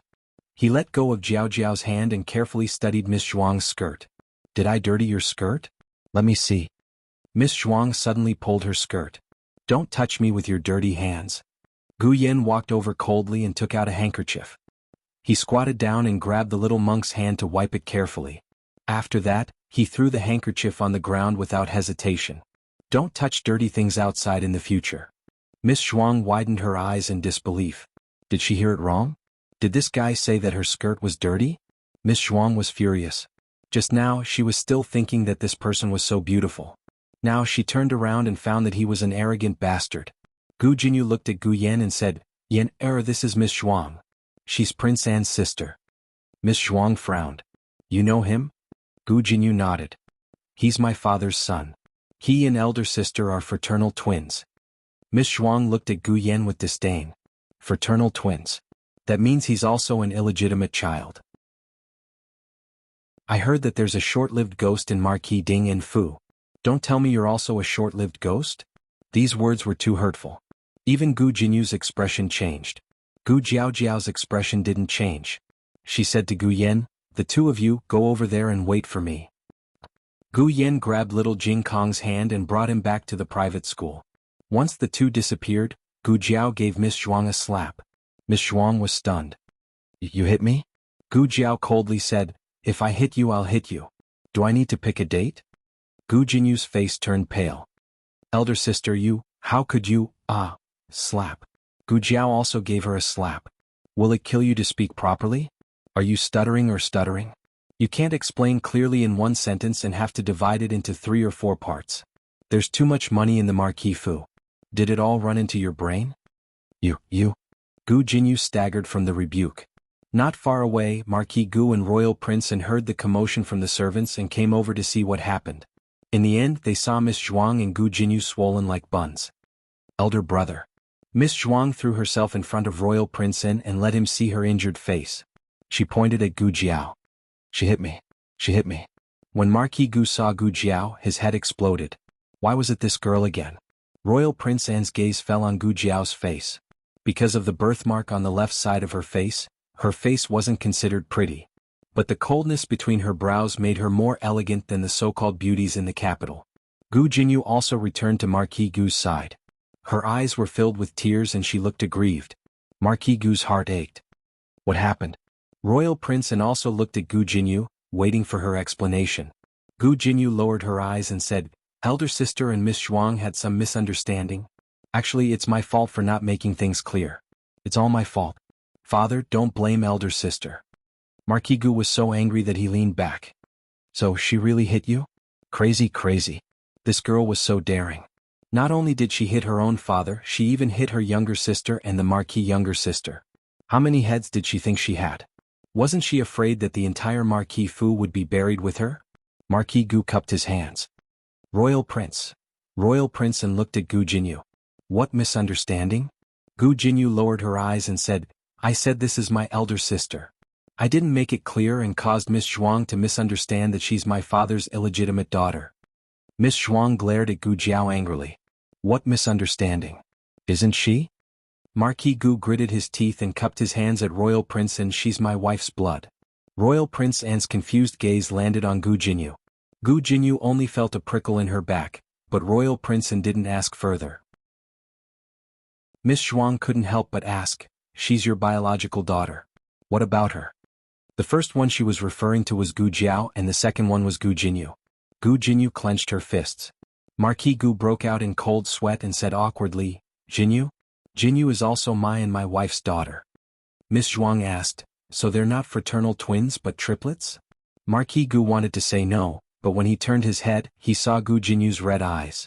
Her aggrieved look made his heart soften. He didn't say anything, so Miss Zhuang thought she guessed right. Miss Zhuang looked coldly at Gu Jinyu. "She's your own elder sister. Can't you make things clear?" Gu Jinyu said softly, "I wanted to say it, but Miss Zhuang didn't give me a chance." Royal Prince Anne said, "Just because she misunderstood that she was an illegitimate daughter, my sister spoke rudely to her?" Gu Jinyu said guiltily, "And Miss Zhuang thought that I was bullied by my elder sister. She stood up for me and said a few words to my elder sister." Royal Prince Anne looked at Miss Zhuang. "What did you say?" Miss Zhuang's eyes flashed. "I didn't say much, just those few words." "What few words?" Royal Prince Anne asked sternly. Miss Zhuang muttered softly, "Those few words about the illegitimate daughter." Royal Prince Anne looked at the crowd and pointed at a commoner. "Come over and tell me." That person was brought to the front by Royal Prince Anne's guards. His face was full of fear. Just now he heard the old master call him Royal Prince. He was the prince from the capital. What did she say? Royal Prince Anne looked at the commoner and glanced at his younger sister. That person didn't dare to say. "I'll pardon you," Royal Prince Anne said calmly. That person looked at Miss Zhuang. Miss Zhuang used her eyes to threaten him. Royal Prince Anne's tone was clearly easygoing, but he strangely felt that Royal Prince Anne was more dangerous than Miss Zhuang. He broke out in cold sweat and confessed. She called that girl an illegitimate daughter, a wretch. She called that girl's mother a vixen. She also called another person. She said, "There is a short-lived ghost in Marquis Ding'an's Fu. You wouldn't also be a short-lived ghost, right?" It was not important who the other person was. When she said, "There is a short-lived ghost in Marquis Ding'an's Fu," anyone could tell that she was scolding Gu Yan. Gu Yan had been ill since he was young. The imperial physician said that he would not live past 15. But the imperial physician's diagnosis was one thing. Being ridiculed as a short-lived ghost was another. That girl was Marquis Gu and Yao Shi's direct blood relative. That meant that she was Gu Yan's direct elder sister. She called her an illegitimate daughter, a wretch. She called her mother a vixen and even called her younger brother a short-lived ghost. If she didn't slap her, who would she slap? This time Marquis Gu did not speak. Royal Prince Anne raised his hand and slightly bowed towards Marquis Gu and Gu Jiao. "My younger sister's words and actions were rude. I will apologize to Marquis Gu and Miss Gu here." Marquis Gu quickly supported him. You cannot. This is just a quarrel between young girls. Royal Prince does not need to take it to heart." Royal Prince Anne sincerely said, "Later on, I will properly discipline my younger sister." Marquis Gu was embarrassed. Royal Prince is too serious. As he responded, he gave Gu Jiao a look. At this time she should also apologize. She should say that she had hit someone in a moment of impulse. In the end, Gu Jiao ignored his gaze and turned to leave. "Marquis Gu," young Miss Zhuang angrily rebuked, You, I will not let you go. I don't care if you are the Marquis Fu's direct daughter. You hit me. I will remember you. You better kowtow to this young miss and admit your wrongs. Perhaps this young miss will be merciful and forgive you. Otherwise, when you return to the capital, This young miss will make you pay. Marquis Gu's eyelids twitched. Gu Jiao continued to ignore her and walked towards the direction of the private school. Young Miss Zhuang's lungs were about to explode. Outrageous. Do you know who I am? Grand Tutor Zhuang is my grandfather. The Empress Dowager is my great-aunt.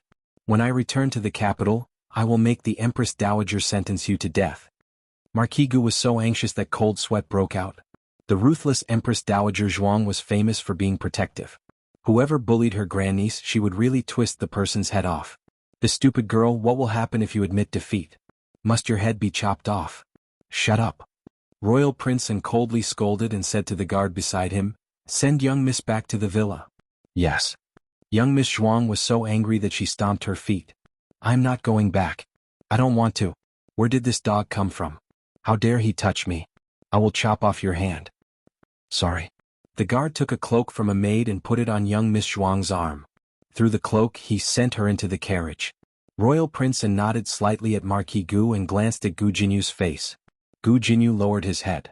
Royal Prince didn't say anything and also got into the carriage. Young Miss Zhuang saw her eldest brother and was furious. You didn't keep your word. You said that you won't help outsiders to bully me. Royal Prince said softly, "Let me take a look." Young Miss Zhuang turned her back. Stop it. You don't care about me at all. Royal Prince I will give you. Young Miss Zhuang covered her ears. No, I don't want any gifts. Don't even think about bribing me. I want to return to the capital. I want to see my parents. I want to see the Empress Dowager. I want to tell you that you are working with outsiders to bully me. Royal Prince sighed faintly. I wanted to take you to play in town for a few more days. Since you insist, then let's return to the capital. Fourth uncle is also returning to the capital. Let him test you on your homework and see if you have made any progress. Hearing that she was going to be tested on her homework by Provincial Governor Zhuang, young Miss Zhuang did not make a sound. She removed her hands from her ears and weakly said, Then how about playing for a few more days? Royal Prince said, Then you are not allowed to cause any more trouble. I know. Young Miss Zhuang said perfunctorily, but she secretly swore in her heart that when she returned to the capital, she would immediately go see the Empress Dowager. She would have the Empress Dowager drag out that little wench from Marquis Ding and Fu and give her 100 slaps in front of everyone.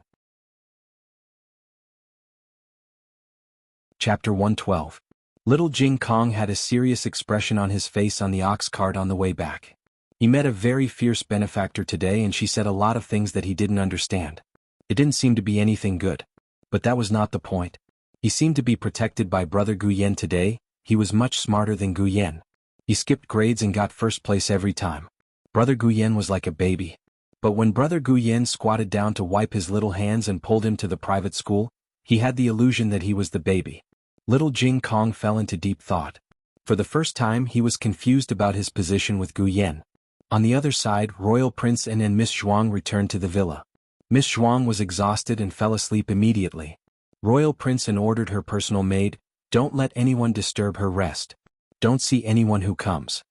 The maid hesitated. What if Miss Gu? Royal Prince's eyes were cold. I won't see her. Yes. The maid hurriedly responded. Royal Prince returned to his room. Not long after, the black-robed man flashed in and saluted him with cupped hands. Your Highness. Royal Prince poured himself a cup of tea and said lightly, Did you find anything? The man in black shook his head. I've secretly checked all the inns and clinics in town. I didn't find any trace of the Empress Dowager. Royal Prince murmured, Maybe she didn't go to the clinic or the doctors in town. She didn't stay in the inn either. The man in black was puzzled. Then where did the Empress Dowager go? Did she hide in a commoner's house? Royal Prince was silent. The man in black didn't care. Royal Prince, that's impossible. Have you forgotten that the Empress Dowager has leprosy? In the early stages of leprosy, there were only some small red spots on the body and face, which looked like frostbite or allergies. But as the disease progressed, the symptoms of leprosy would become more and more obvious, and eventually become completely different from normal people. It was impossible for a leper to remain hidden, unless she had gone into the mountains and lived alone. But that was even more impossible. The Empress Dowager had lived like a princess all her life. She didn't even know how to cook. If she really stayed in the old forest, she would starve to death sooner or later, even if she didn't die of illness or get bitten to death by wild beasts. Royal Prince said thoughtfully, You're right, but if she didn't hide, where did she go? She has leprosy and causes a commotion wherever she goes. The man in black said, Are you really not considering the possibility of the Empress Dowager's death? Royal Princeton said, I've said it before. If he's alive, I want to see him. If he's dead, I want to see his corpse. The man in black was at his wit's end. Perhaps someone took her in and cured her.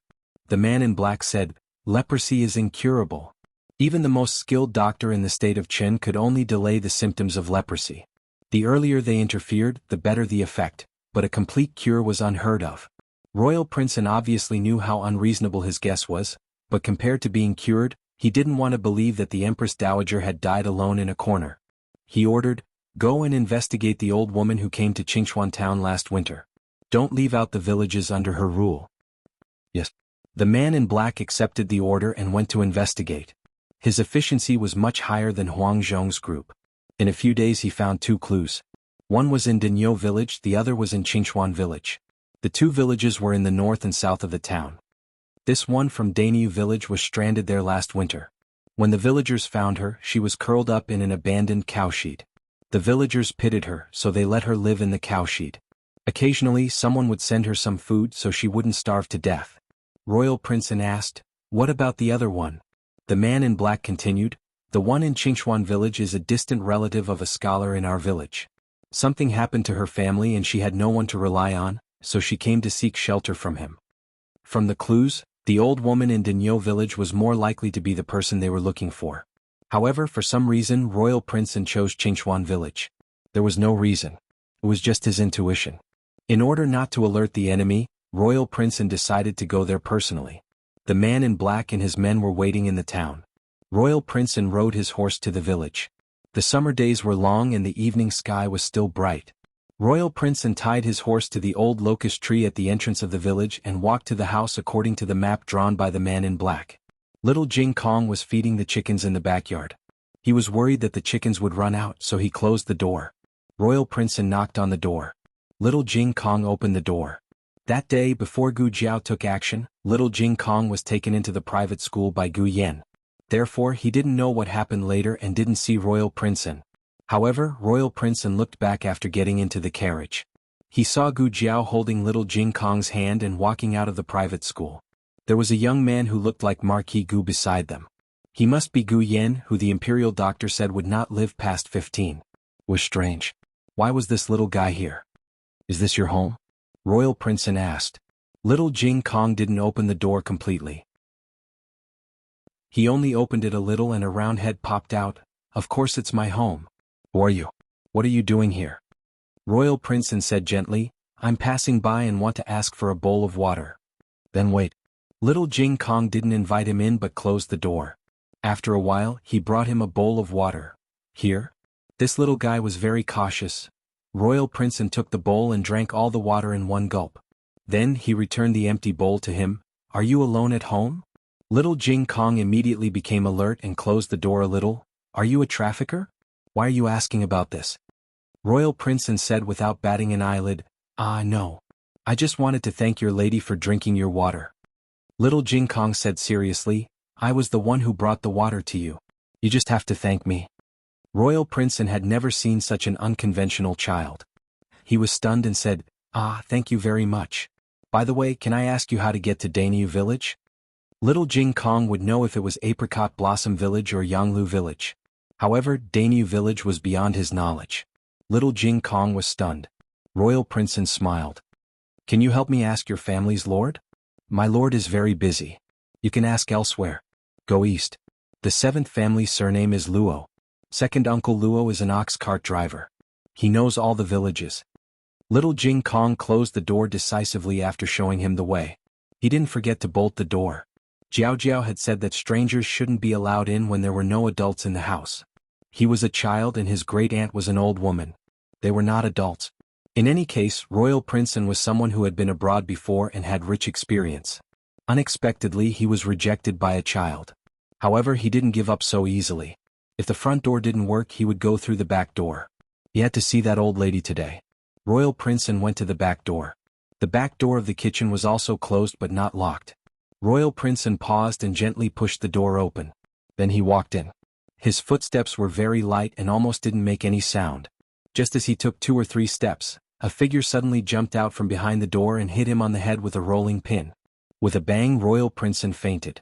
The old lady threw the rolling pin back on the chopping board and looked down at the unconscious Royal Princeton.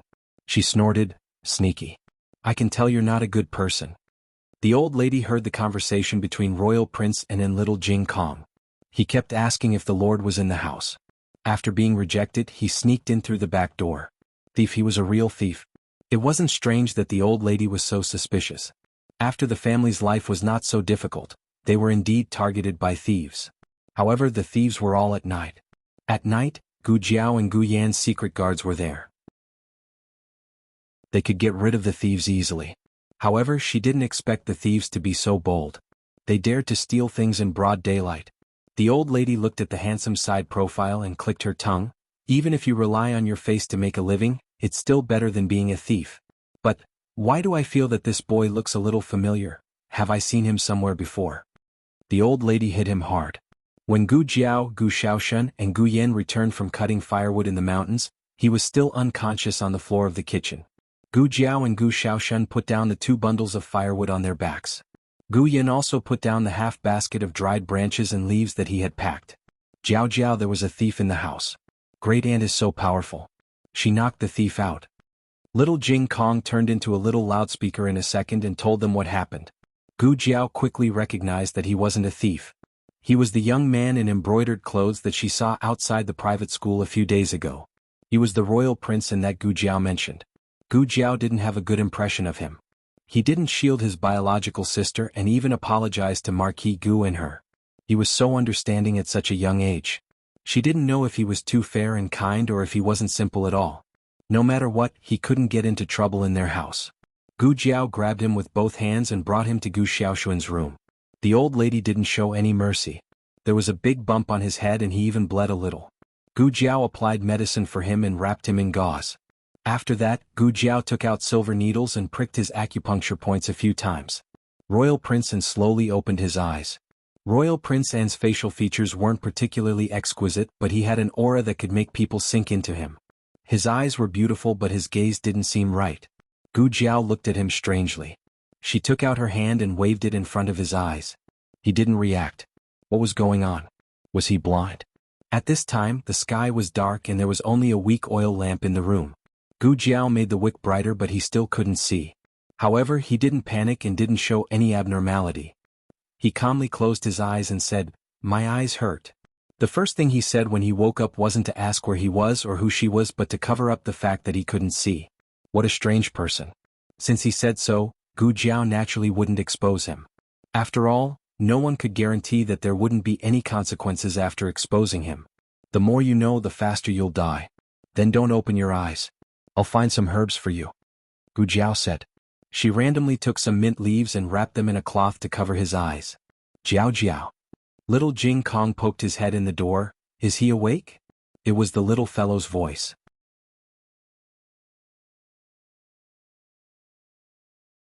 Chapter 113. Gu Jiao walked out and looked at the jar that the old lady was holding tightly in her arms. "Great Aunt, you said that you can only eat 3 a day." The old lady refused to admit her mistake. "I only ate 3. Gu Jiao pointed at the jar. "But there are clearly 6 less in this jar." "He ate it?" The old lady dragged Gu Xiaoshen into the water.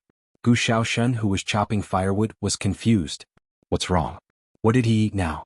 Gu Jiao cruelly confiscated the old lady's candied plums and searched her room for the stock that she had kept for a long time.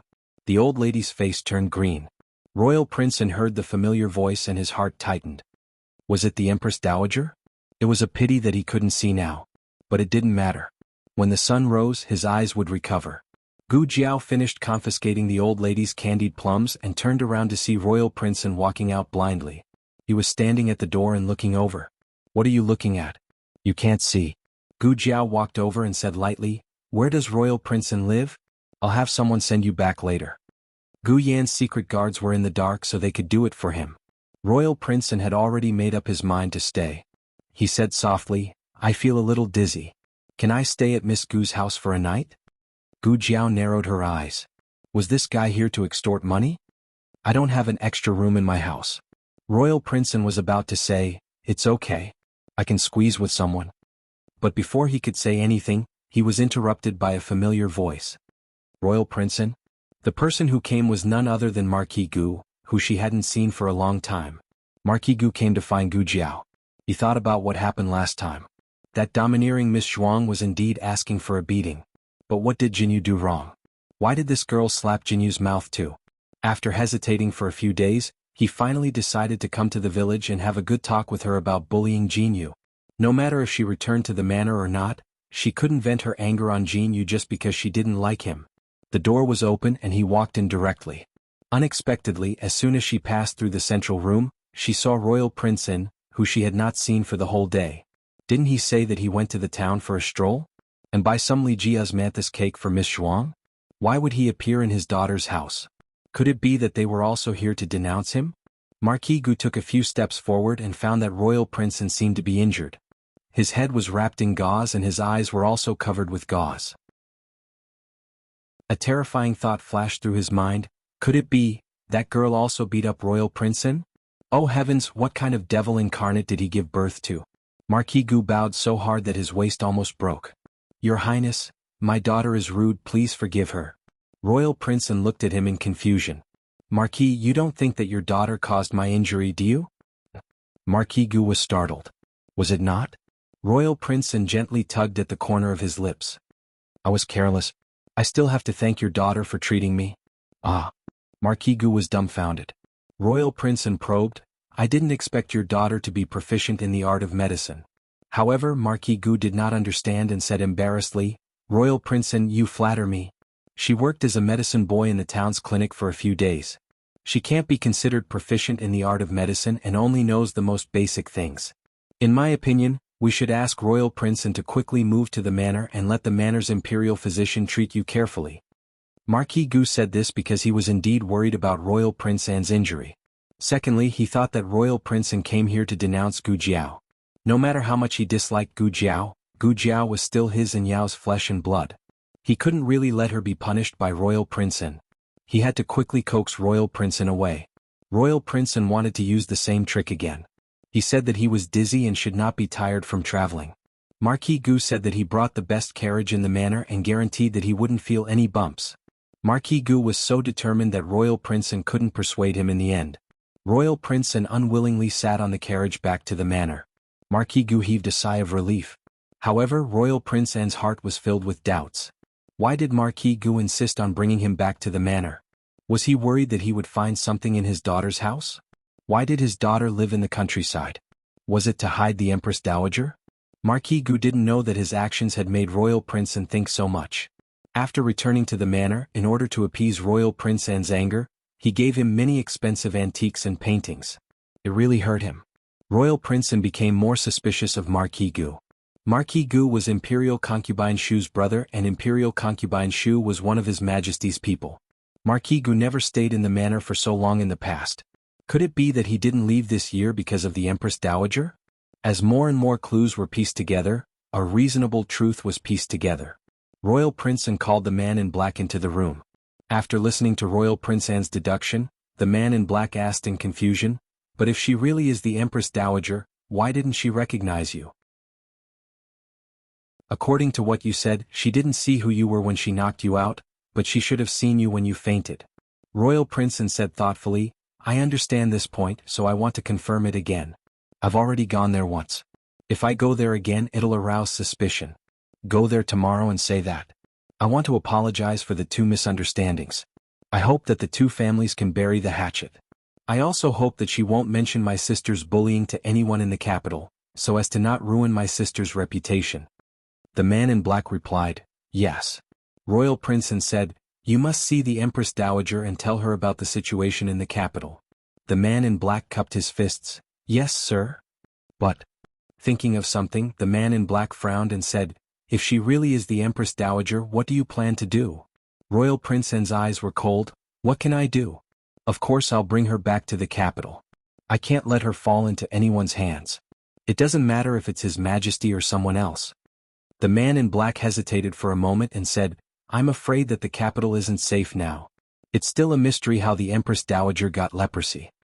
His Majesty hid the truth about the Empress Dowager's illness and claimed that she was recovering in the palace because of a sudden illness. If we bring the Empress Dowager back like this, won't we be telling His Majesty that we know everything? And we'll bring the Empress Dowager back without saying anything. Will His Majesty think that we're disloyal to him? Royal Prince snorted. Is this the first time he's afraid of the Zhuang family? From the moment he and Marquis Schwamping's marriage alliance, he's been thinking of ways to contain the Zhuang family.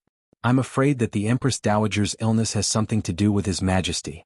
The situation in the imperial court is getting worse for the Zhuang family. If the Empress Dowager doesn't come out to control the situation, the Zhuang family will become the second Lu family. There used to be 4 hegemons in the capital: Marquis Schwamping's Xiao family, Duke Luo's Luo family, Duke Ding's Lu family, and Grand Secretary Zhuang family. His Majesty didn't come from a good background. His birth mother didn't even have the right to raise him. He was raised by concubine Jing. Empress Dowager Zhuang didn't have a son. Because she didn't get along with the Crown Prince's maternal family, the Lu family, she defeated the Crown Prince and the Lu family and put concubine Jing's adopted son on the throne. However, His Majesty was an ungrateful wretch. Not only was he not grateful to Empress Dowager Zhuang, but he was also afraid of her after seeing how powerful Empress Dowager Zhuang was. The daughter sent to the palace by the Zhuang family should have been the Empress, but he made Marquis Schwamping's sister Empress in the throne room and married his favorite Princess Xinyang to Marquis Xianping. With the support of Marquis Schwamping's family, His Majesty was like a tiger that had grown wings and weakened the Zhuang family's power. However, Empress Dowager Zhuang was still too powerful. As long as she suppressed His Majesty couldn't shake the Zhuang family's foundation. While the Empress Dowager was recovering in the palace, the Zhuang family was suppressed by Marquis Schwamping's family. If this continued, the Zhuang family would be finished. Therefore, even if the Empress Dowager would be in great danger once she returned to the capital, the Zhuang family couldn't care less. Wu Yang, this is our fate. It was his fate to be a hostage in the Qin kingdom. It was also the Empress Dowager's fate to go through fire and water for the Zhuang family. Early the next morning, the man in black changed into a guard's uniform and went to Qingchuan village with a large box of gifts. Gu Yan and the other 2 went to school. Gu Jiao opened the door for him. Who are you? Gu Jiao asked. He cupped his hands and smiled. My name is Wu Yang. I'm Prince An's guard. I'm here to apologize to Miss Gu on the orders of the prince. Gu Jiao said, didn't he already apologize yesterday? Wu Yang said politely, the prince was injured yesterday and had some things to say. He asked me to come again today. Gu Jiao waited for him to continue. Wu Yang asked, can I move these gifts inside for Miss Gu first? Gu Jiao didn't refuse. Wu Yang moved the large box into the central room. He opened the box and took out several large brocade boxes. He said to Gu Jiao, the prince hopes that Miss Gu won't mention to anyone that my miss spoke rudely when you return to the capital.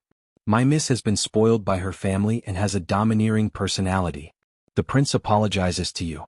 However, reputation is too important to a girl. If people know that she bullies others like this, I'm afraid that she will suffer a lot of criticism in the future. I hope that Miss Gu can understand the prince's love for his sister. It sounded like he was here to shut her up. Gu Jiao didn't say anything and indicated for him to put the things down. Wu Yang jumped out of 2 brocade boxes and said to Gu Jiao, I scared little brother and old madam yesterday. The prince ordered me to apologize to them personally. She went to school in Jingkong. I'm afraid you won't be able to see her. Grandaunt doesn't like to see strangers. I'll pass on your apology. Was she really on guard? Wu Yang originally only believed 30% of it, but now he believed 50%. He stood up and said, then I'll have to trouble Miss Gu. May I borrow the latrine? Gu Jiao glanced at him. Please? Wu Yang went to the latrine with a normal expression. Wu Yang was stalling for time. He had to see the Empress Dowager today. He was lucky that the old madam had a nightmare and woke herself up. She came out to the courtyard to get some fresh air and bumped into Wu Yang. Wu Yang was Prince An's confidant. He had followed Prince An to see the Empress Dowager many times. He was familiar with the Empress Dowager's appearance, unlike Marquis Gu who had only seen her twice. The person in front of him was dressed like an old lady from the countryside. She was calm and composed. Her aura was far from that of the ruthless Empress Dowager Zhuang. However, Wu Yang could still recognize that she was the Empress Dowager. There was a mole on the Empress Dowager's right earlobe. Wu Yang was sure that he didn't recognize it wrongly. Wu Yang was so excited that he took a big step forward. The old madam had just finished a nightmare and was still in shock. Then a 7-foot-tall man appeared out of thin air in the backyard. She was shocked. "Who are you?" she asked fiercely. Wu Yang was stunned. "This one is Wu Yang." "What, 5 or 6 sheep? I've never heard of it. Go away." The old madam anxiously pushed him away. "Jiao. Why is there another strange person in the house?" Gu Jiao put down the brocade box and walked over. She glanced at Wu Yang and said to the old madam, "He is the bodyguard of the prince from yesterday. He came to apologize." The old madam raised her eyebrows and said, "Did he send anything?" Gu Jiao nodded, "Yes." The old madam went to the main room to look through the porcelain, jade, and tea. She had a look of disgust. "There isn't even a piece of osmanthus cake. Not sincere." Wu Yang was stunned. What was going on? The Empress Dowager was different from what he thought. "I want to eat sugar egg," the old madam said to Gu Jiao. "All right." Gu Jiao agreed. It was fine as long as there wasn't any sugar water. "Give him a bowl as well," the old madam said in a serious manner. "He sent so many gifts, so you have to ask him to stay for a meal." "That's fine." Gu Jiao nodded. She went to the kitchen to cook 2 bowls of sugar egg. One bowl was half full and the other bowl had less sugar. The old madam generously said, Jiao, you can go do your work. I'll take care of the guests." Wu Yang gave the Empress Dowager a thumbs up in his heart. First she used the excuse of eating sugar egg to make him stay. Then she thought of a way to send the Gu family away. She was worthy of being the wise Empress Dowager. Gu Jiao carried a pole to the entrance of the village to fetch water. There was no third person in the room. The old madam's expression instantly became excited. Wu Yang was also excited. The Empress Dowager's great wisdom was really just an act. The Empress Dowager wanted to recognize him. Quickly. Jiao will be back soon." Yes, quickly." Wu Yang nodded like he was pounding garlic.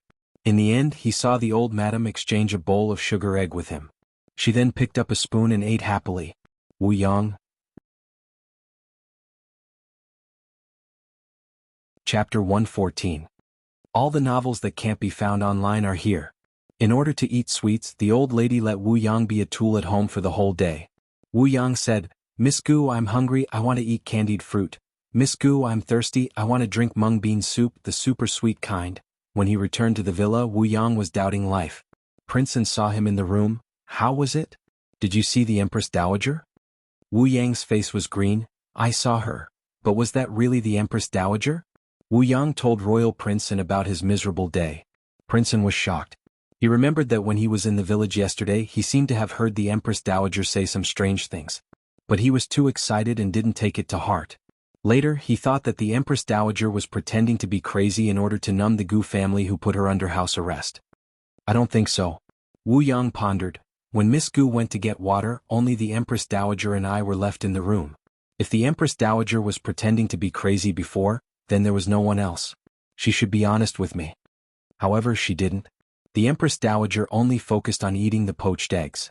Every time he wanted to speak, the Empress Dowager would raise her hand to stop him. Why didn't he realize that the Empress Dowager was so greedy before? In Prince Anne's impression, the Empress Dowager Zhuang wasn't someone who would ignore business for a little food. But it was true that she couldn't eat too many sweets. The imperial doctor told him that it was better for the elderly to eat light food. Prince Anne murmured, "How could this be? Did the Empress Dowager lose her memory? And caused her personality to change?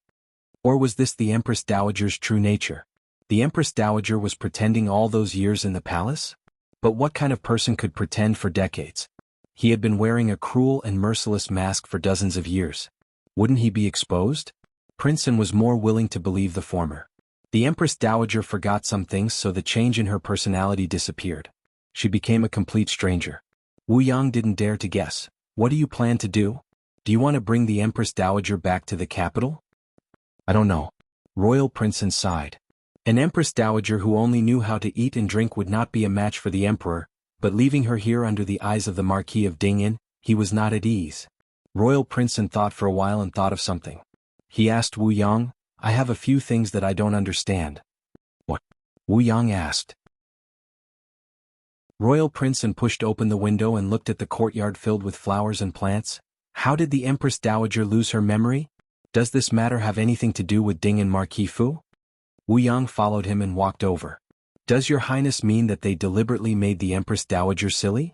Royal Prince and shot him a cold look. Wuyang shrunk his neck and lowered his head.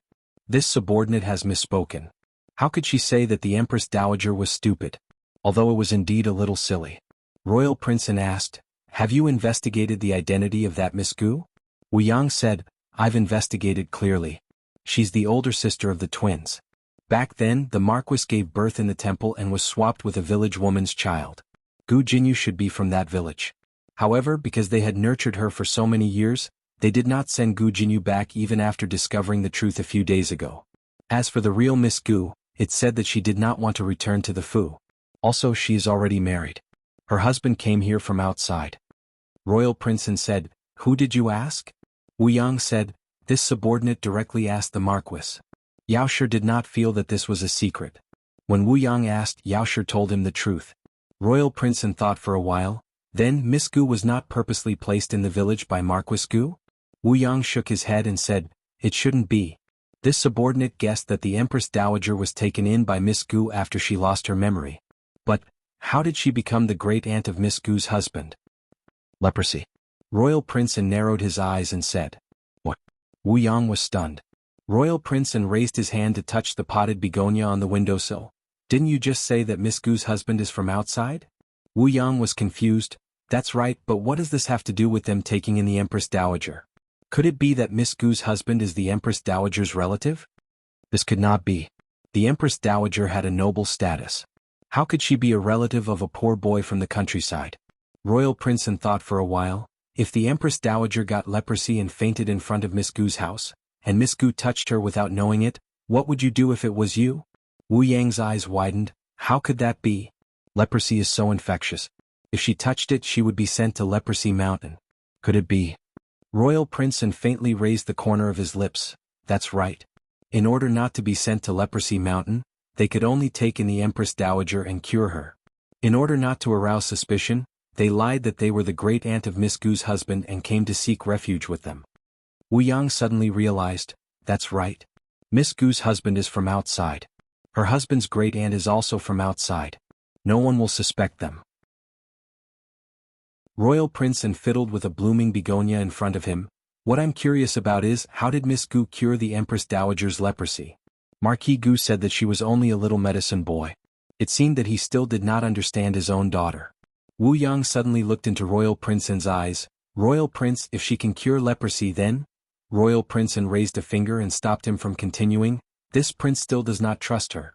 Wuyang sighed with a complicated expression. Yes. Then. What does Royal Prince plan to do with the Empress Dowager? Royal Prince thought for a while. The Empress Dowager has lost her memories. If we really went to meet her, she would not leave with this prince. Moreover, her identity might be exposed. This is not a wise move.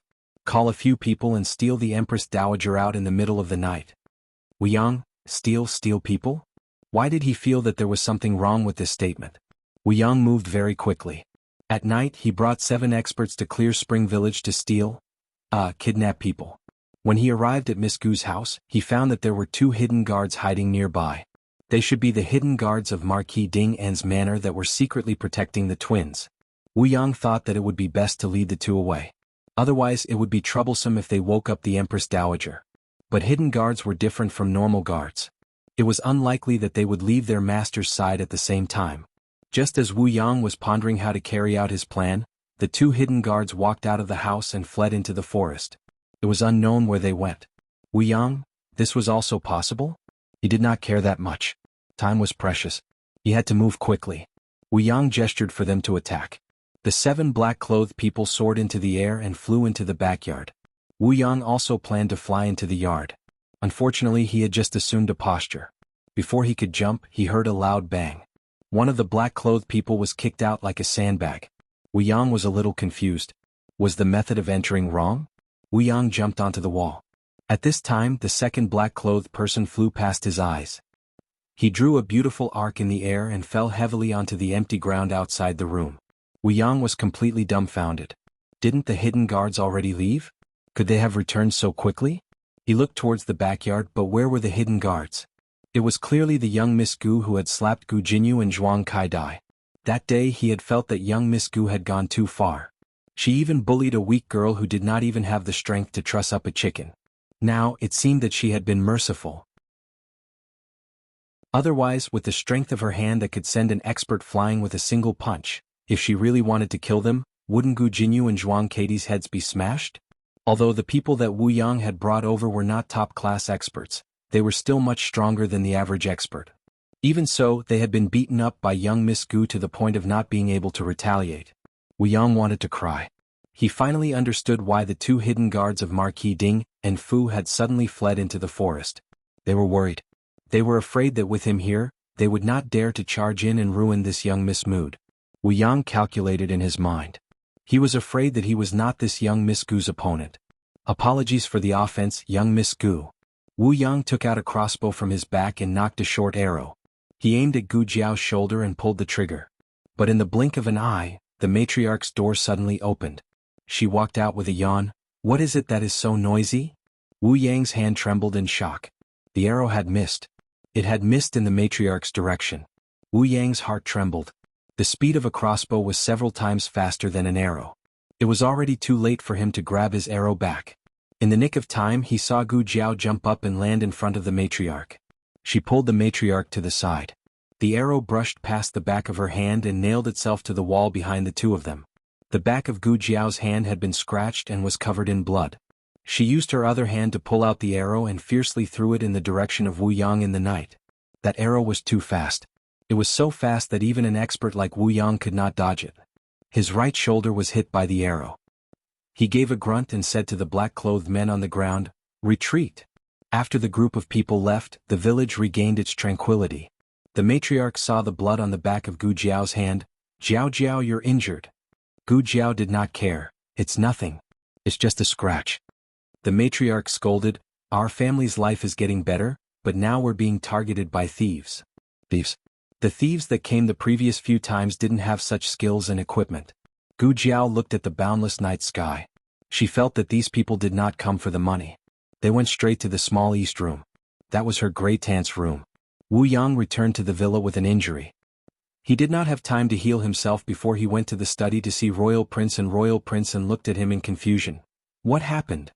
He knelt down on one knee and said with shame, "I failed in my duty. I couldn't bring the Empress Dowager back, and almost hurt the Empress Dowager." He didn't dare to hide anything and reported everything to Royal Prince. A trace of surprise flashed through Royal Prince's eyes. "I didn't expect." Wu Yang agreed. "Yes, I didn't expect that Miss Gu, who grew up in the common people, would have such skills." Royal Prince pursed his lips. "No, I didn't expect that she would sacrifice herself to save an old lady who has nothing to do with her. She did it to protect herself. Now that she had recovered, she could have sent her away, or at least she did not have to risk her life to save her." According to Wu Yang, if she dodged a little, her heart would have been pierced by the arrow. He really did not understand this Miss Gu more and more. He looked at the bright moon in the sky and whispered, "Miss Gu, how much do I not know about you?" Wu Yang begged, "Royal Prince, tomorrow night?" Royal Prince interrupted him lightly, "No need. Since she protects the Empress Dowager so much, let the Empress Dowager stay by her side." Wu Yang was shocked. "Royal Prince." Royal Prince looked into the distance. "Now is not the best time to bring the Empress Dowager back to the capital. Let me go back and report to grandfather. After making all the arrangements, I will bring her back safely. Miss Gu, we will meet again soon." The next day, Royal Prince bid farewell to Marquis Gu and Lady Yao. "The provincial examination is around the corner. I can't stay here any longer. I must return to the capital as soon as possible. I am indebted to Marquis and Lady Marquis for your hospitality these few days. I'm very grateful." For the first time he used Junior. Marquis Gu was so scared that he was tongue-tied. Royal Prince An's gentle gaze fell on Lady Yao's face. "Lady Marquis, your daughter is very outstanding. She is better than countless daughters in the capital. If there is a chance, please bring your daughter to the manor to have a chat with Meng Dai." Lady Yao bowed and thanked him. Gu Jinyu, who was behind the two, could not help but blush. Was the royal prince praising her? Zhuang Mingdai also thought that her brother was praising Gu Jinyu. She pursed her lips. She already knew that there was no such thing as triplets. Gu Jinyu was the Gu family's wrong child. That girl was the real daughter. Neither of them were good people. She did not like either of them. The brother and sister set foot on the road back to the capital. The carriage had gone far away, but Gu Jinyu still had not recovered from Royal Prince N's praise. There wasn't a single girl who wouldn't like Princess N, but most of them were just wishful thinking. But what if Royal Prince N was interested in a girl first? From what she knew, Royal Prince N had not discussed marriage. His words just now, were he hinting at something to her father and mother? Gu Jinyu secretly glanced at Marquis Gu and Lady Yao. Their expressions were calm. It was obvious that they did not think in this direction.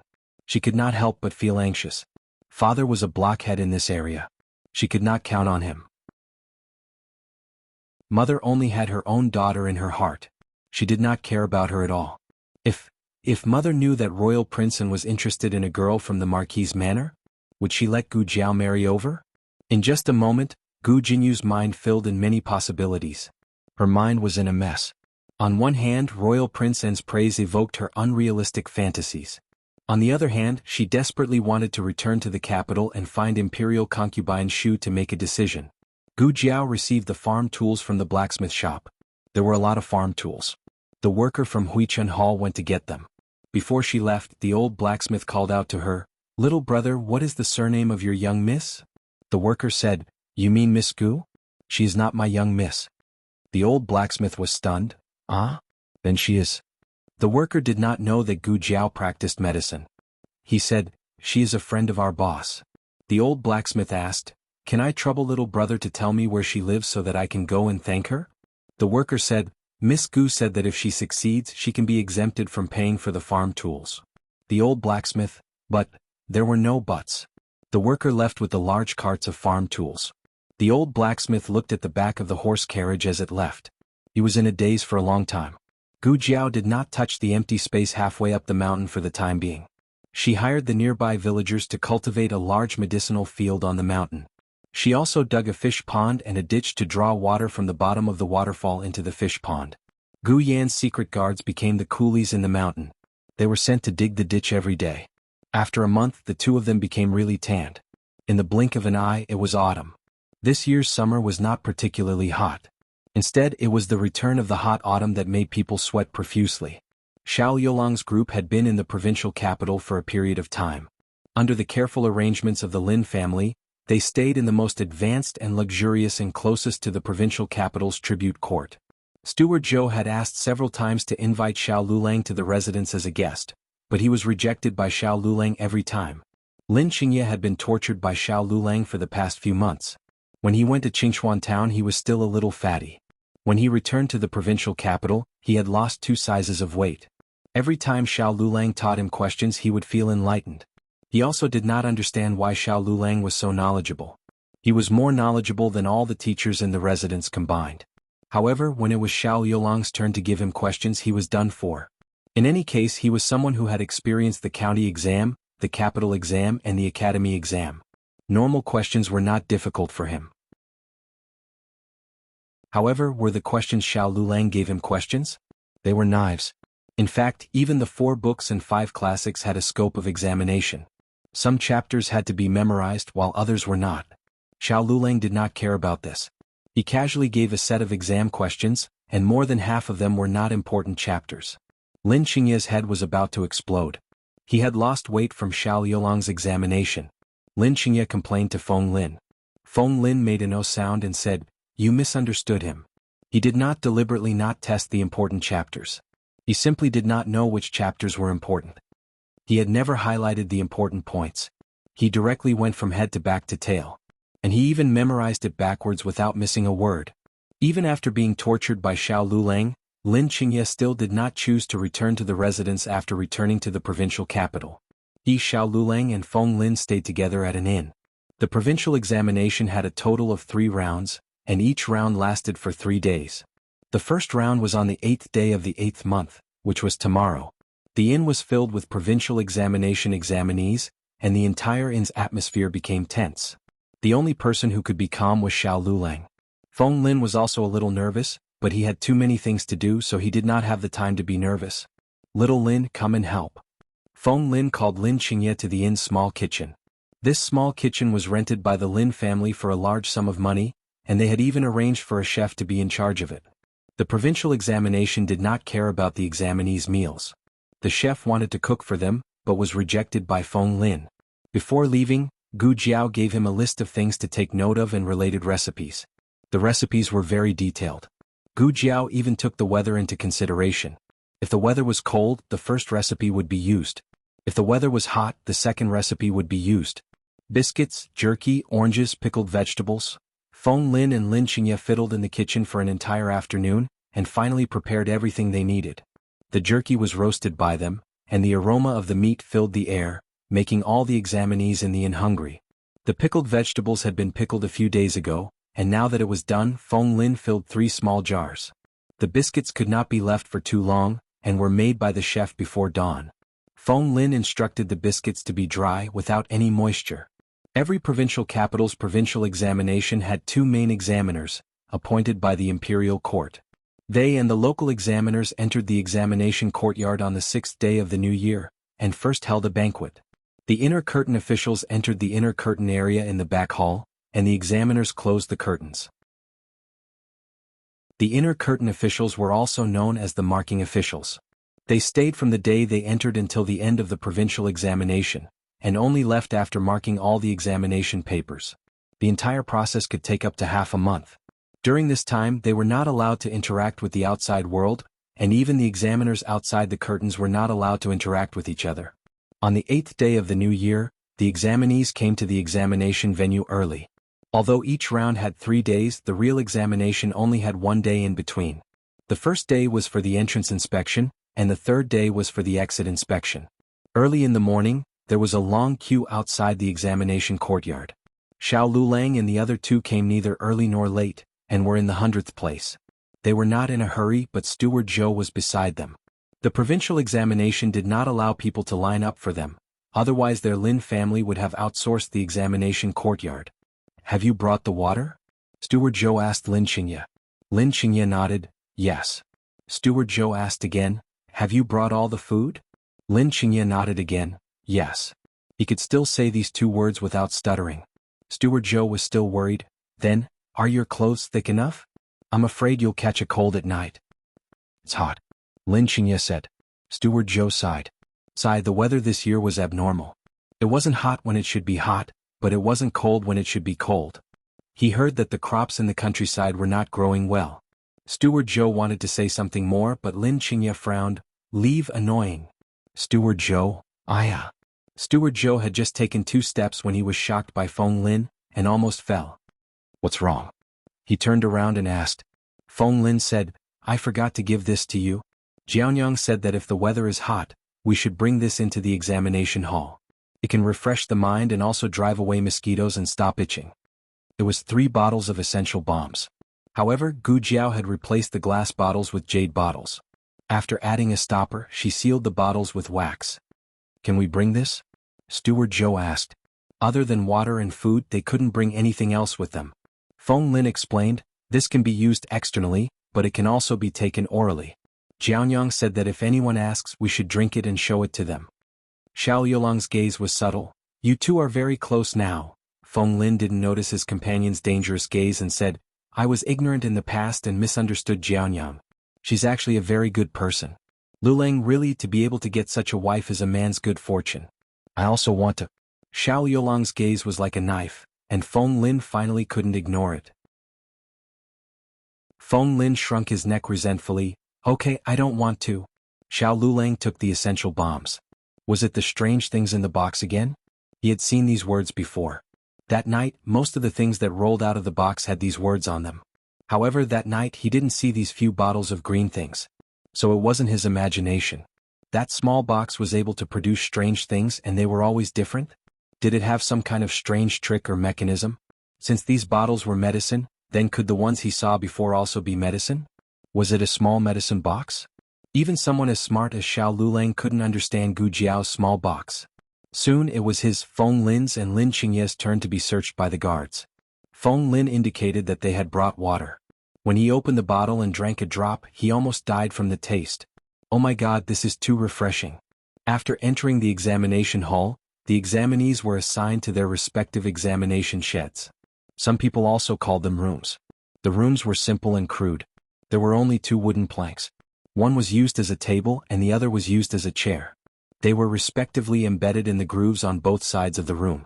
At night, the examinees would put the two planks together to make a bed and spend the night there. During these 3 days, the examinees weren't allowed to leave their rooms. They had to eat, drink, go to the toilet, and sleep inside. The first test was about memorization and poetry. It was reasonable to say that it would be the Analects of Confucius, the Doctrine of the Mean, or the Great Learning, or the Mencius, as well as a 5-character 8-rhyme poem that he had composed himself. However, this year's provincial examination questions were especially abnormal. There was an additional test, the Classic of Filial Piety. Strictly speaking, the Classic of Filial Piety wasn't long. It was less than 2,000 words. However, the problem was, it wasn't tested. If it wasn't tested, who would memorize it, right? When he saw that he had to memorize the Classic of Filial Piety, Lin Qingye's hair stood on end. It wasn't because he was scared, but because he was excited. Because Xiao Lulang had tested it. Xiao Lulang was a very strict teacher. As long as Lin Qingye didn't know how to answer the questions, he would retest him a second, third, or even fourth time until Lin Qingye knew how to do it. Not only did Lin Qingye lose weight, but he also became bald at a young age. It was all because of Xiao Liulang's torture. However, at this moment, Lin Qingye loved Xiao Liulang's torture to death. Lin Qingye knew that there would be very few people memorizing the Classic of Filial Piety in the provincial examination. Just the first test alone was enough for him to lead many people.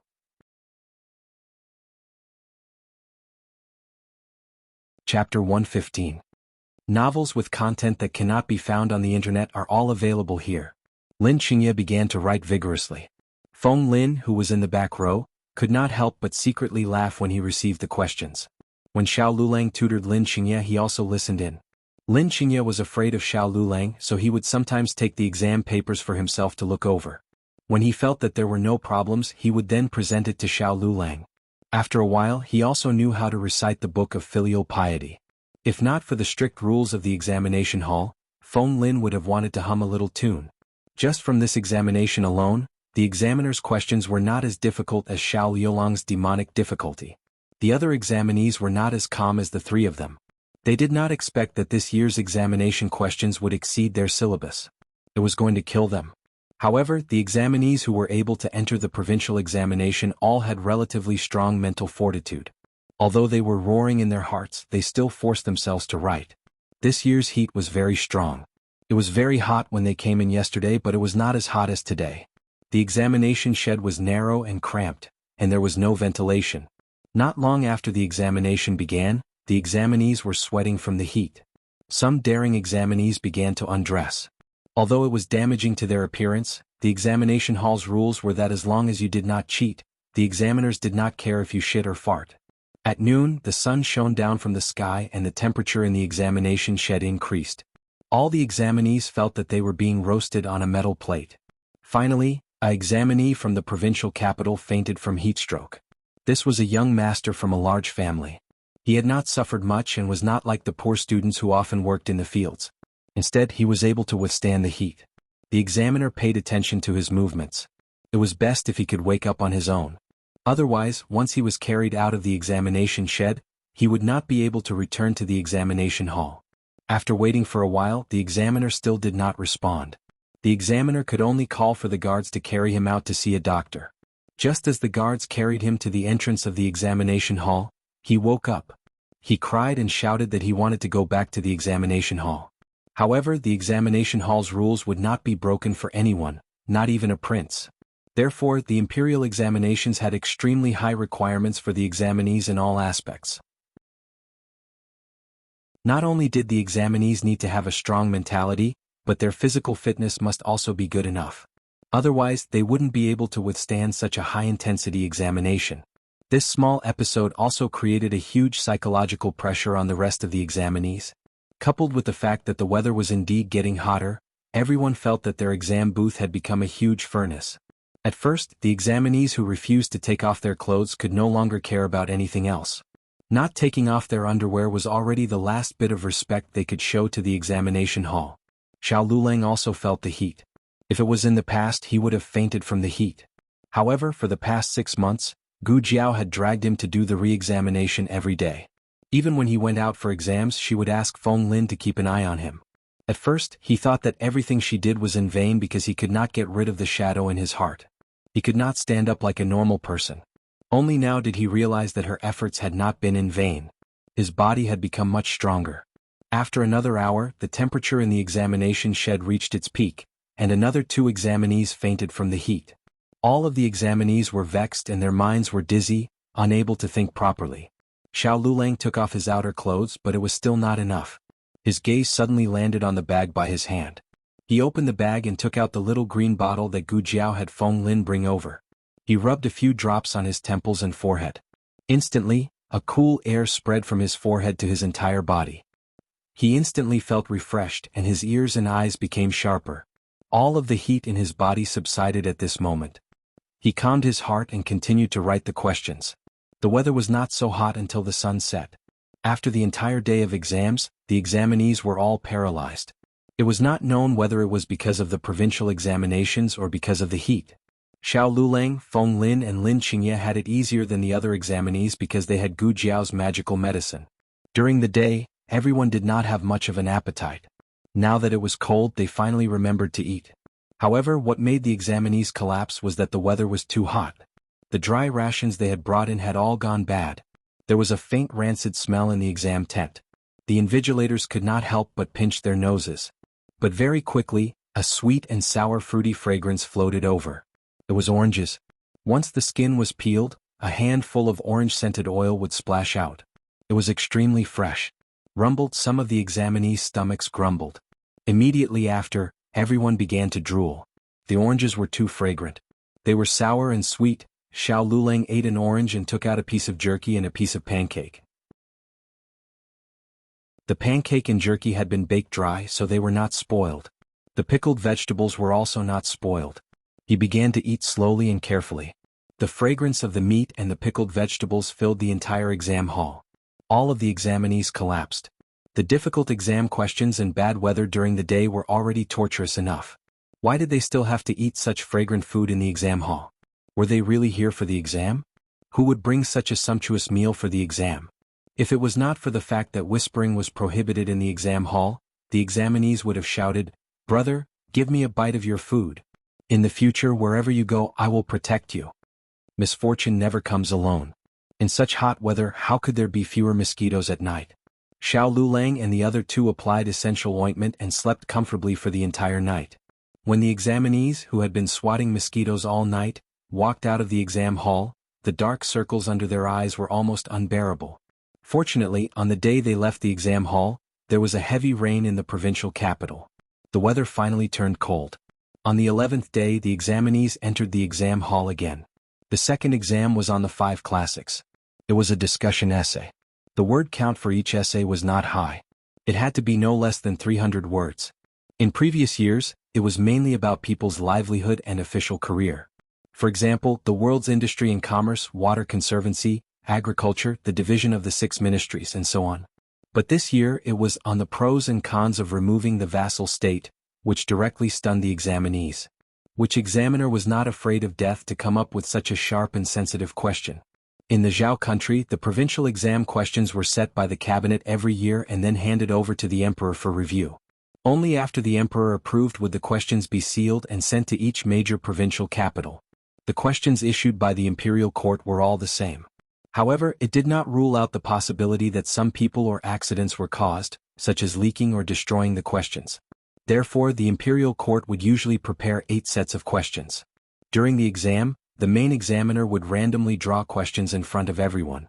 Up until now, there had not been a precedent of all the provincial capitals drawing the same set of questions. Unfortunately, the main examiner of the provincial capital drew the most difficult set of questions this year. Among the group of examinees, there were people like Xiao Lulang, who were taking the provincial exam for the first time. There were also people who had been taking the exam for most of their lives and whose hair had turned white. But anyone who had taken the exam many times could see that this year's questions were not simple. They did not follow the usual routine. Over the years, the examiners had their own preferences. When the examinees did the questions, they would do their best to cater to the examiner's preferences.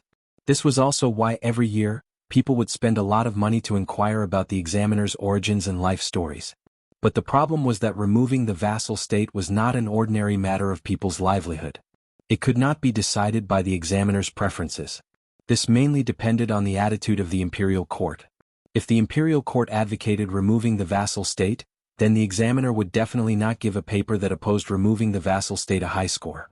Otherwise, wouldn't the examiner be openly challenging the imperial court and the emperor? From the imperial court's recruitment of the Lin family, the examinees generally understood the imperial court's attitude toward the vassal state. At least for the next 10 years, it would be impossible to remove the vassal state. To be on the safe side, most examinees chose to cater to the imperial court's wins. They quoted classics, eloquently described the drawbacks of removing the vassal state, and vigorously advocated the imperial court's current appeasement policy. And in a certain examination shed, Xiao Lulang did not hesitate to write, "Removing the vassal state is imperative." The last exam was on the 14th. The exam would start on the 15th and it would be on the 8-legged essay. This was Lin Qingye's weakest area. In the children's exam he had never obtained a high score in the 8-legged essay. He had almost always relied on his essays to obtain the title of a scholar. However, this time, when he looked at the questions on the exam paper, he inexplicably felt that they were not as tricky as the questions that Xiao Lulang usually gave him. Moreover, Xiao Lulang taught him some 8-legged essay techniques and let him recite a few neat lines of flattery.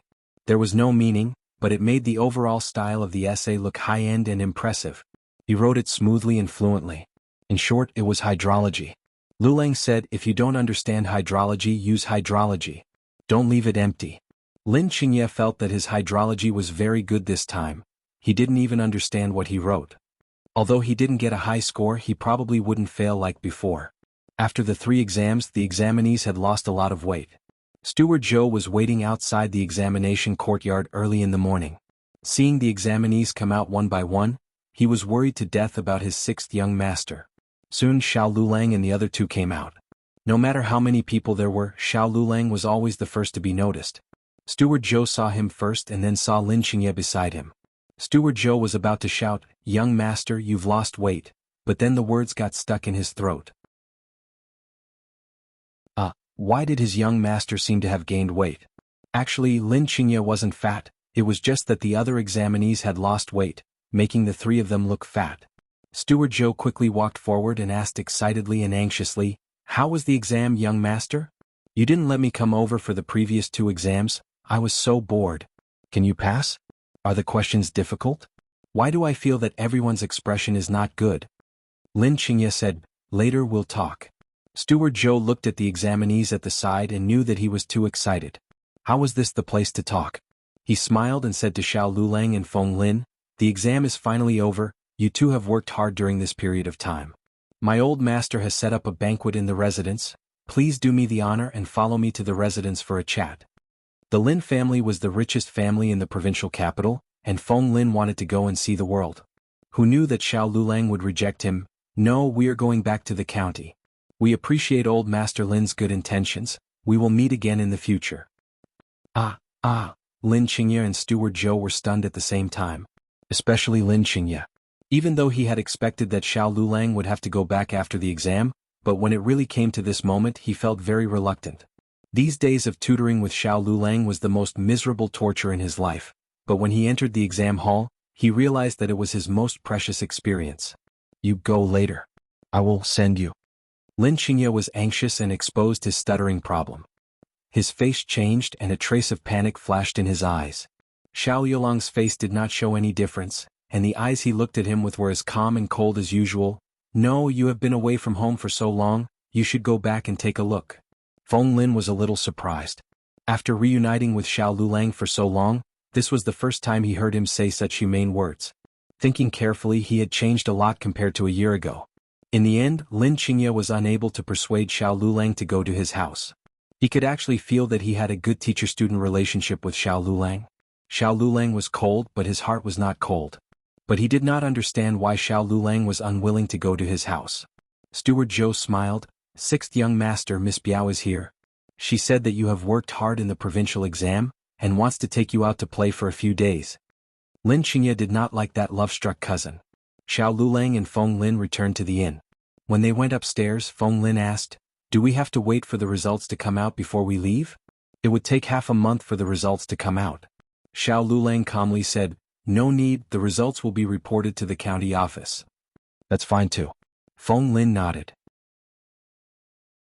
Even though he wanted to know his and Xiao Liulong's results as soon as possible, but Xiao Liulong's anxious look clearly showed that he was homesick.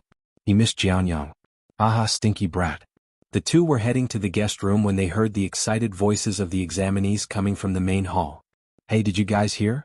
The Imperial College is going to be reopened in the capital. Really? Who told you? Is there a need to tell me? The Imperial notice has already been posted. It's at the entrance of the government office. If you don't believe me, go take a look for yourself. Students with excellent results will have the opportunity to enter the Imperial College after being recommended by the government office. If you get first place in the provincial exam, you will be able to move to the Imperial College without a recommendation. Students were Shiozai. Generally speaking, the Junior 3 Yuan would have the opportunity to be recommended. If there were no Junior 3 Yuan, even if you got first place, you would still have the opportunity. Feng Lin pulled Xiao Liulong's sleeve. Lulang, you got 2 first places. Even though he had missed the first place in the college exam due to some reason, he was still an outstanding student. Feng Lin slapped his thigh and said, Aya, if you had known, you wouldn't have asked for that 1,000 taels of silver. No matter what, you should have taken the exam again. If you get into the Junior 3 Yuan, you will definitely be able to enter the Imperial College. The Imperial College was the highest educational institution in Zhao country. All the students in the world would be proud to enter the Imperial College. Xiao Liulong's expression was very calm. He stood on the stairs and listened to the heated discussions of the examinees in the main hall. But wasn't the Imperial College closed by His Majesty himself? Because the young chancellor was burned to death. Why did it suddenly reopen? It was Imperial Tutor Zhuang who led many important officials to kneel outside the throne room. They kneeled for 3 days and 3 nights before His Majesty finally moved. Imperial Tutor Zhuang is really a loyal official of Zhao country. When His Majesty ordered the Imperial College to be closed, anyone who tried to persuade him was punished by His Majesty. Imperial Tutor Zhuang wasn't punished, right? The examinees didn't want such a good official who served the country and the people to get into trouble. How could that be? If he was punished, he wouldn't have reopened the Imperial College. The examinees discussed heatedly with each other. Xiao Lulang revealed a suspicious and thoughtful expression. He quickly lost the mood to listen to the gossip and returned to his room expressionlessly. Lin Qingye's things had already been taken away by Steward Zhou. Xiao Lulang only packed his own things. Steward Zhou had already paid for the inn's food and lodging, so the two of them didn't need to fork out any more money. At night, Feng Lin wanted to eat the famous snacks in the provincial capital. After coming here for so long, in order to not get a stomachache, I ate all the food made in the small kitchen. I've been holding it in for so long. Feng Lin said, feeling wronged. When he accompanied Xiao Lulang to the prefectural city for the exam, Feng Lin had eaten something on the way and had gotten a stomachache. Although he had Gu Jiao's anti-diarrheal medicine, he had still been frightened. The provincial examination was no small matter. In order to avoid repeating the same mistakes, they had been avoiding certain foods. Xiao Lulang just happened to want to buy something for his family and agreed to Feng Lin's request. The streets of the provincial capital were wide and long. Even if 4 carriages were to drive side by side, it wouldn't be crowded at all. The shops on both sides of the road were lined up in rows and the pedestrians walked shoulder to shoulder. It was truly a bustling scene. Feng Lin looked at the lanterns in the vendor's hand and said enviously, "The provincial capital is really lively. It's much more lively than our county city. Even the prefectural city isn't this lively." Xiao Lulang grunted in acknowledgement, which could be considered a response. Feng Lin said longingly, "What do you think the capital is like? The provincial capital is already so lively. Will the capital be even more lively? Will the streets in the capital be wider and longer? More carriages? And the shops are bigger?" "Yes." Xiao Lulang made another sound of acknowledgement. Feng Lin said strangely, "What do you mean by yes? You're making it seem like you've been there before. So I really want to go to the capital. I even dream of going there. As long as I can go there once, I can die without regrets." Xiao Lulang said indifferently, "What's so good about the capital? It's just a place of trouble."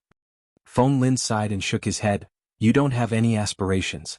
You don't understand. The Imperial College was the holy land for all scholars. If Feng Lin only had a 60% chance of going to the capital in the past, now he had a 100% chance.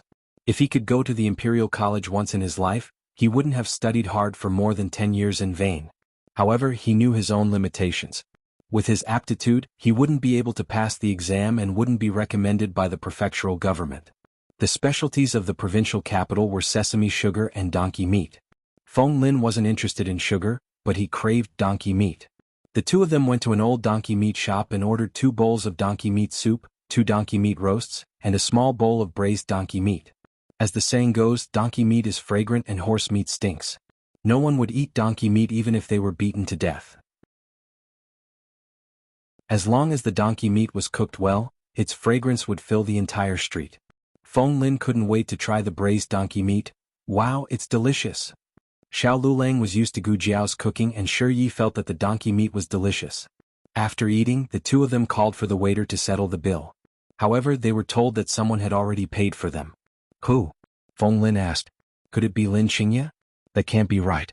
Didn't that fellow return to the residence? Why did he sneak out so quickly? He even followed them to the donkey meat shop? He didn't eat at the same table as them and only paid the bill in secret?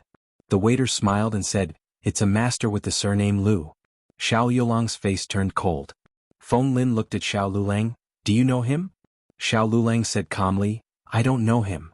The waiter smiled again and said, Master Lu said that he has set up a small banquet at the Drunken Cloud restaurant to entertain Master Xiao and your friends.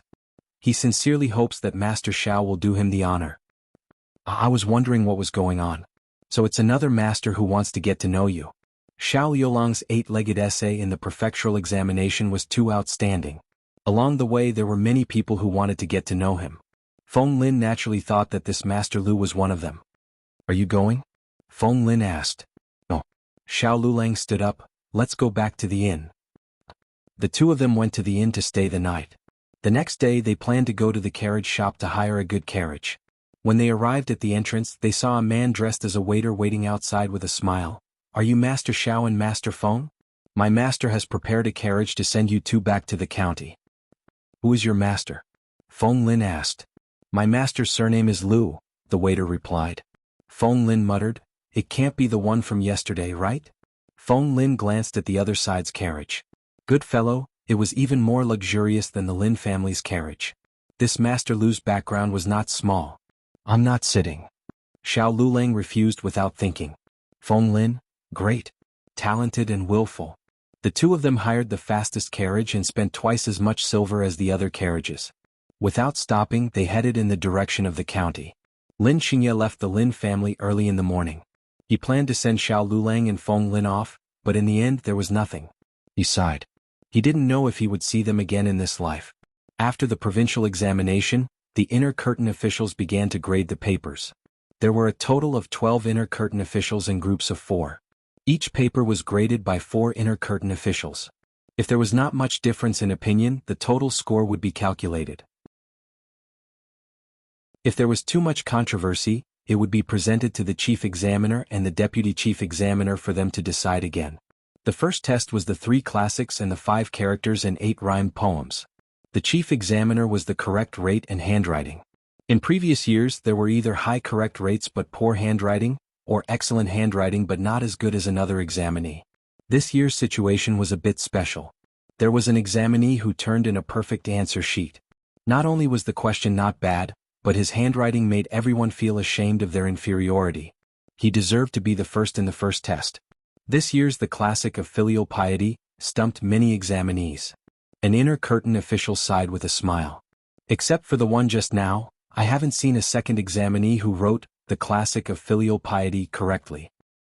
Wait a minute. As soon as he finished speaking, he found another very excellent answer sheet. Although it was not all wrong, it was much better than the previous one. Especially The Classic of Filial Piety. He wrote it all correctly. The inner curtain official across from him said, What a coincidence, I also have someone who wrote The Classic of Filial Piety correctly. The two looked at each other and smiled. This year's examinees unexpectedly made people surprised. But when they read the second test, the atmosphere became tense.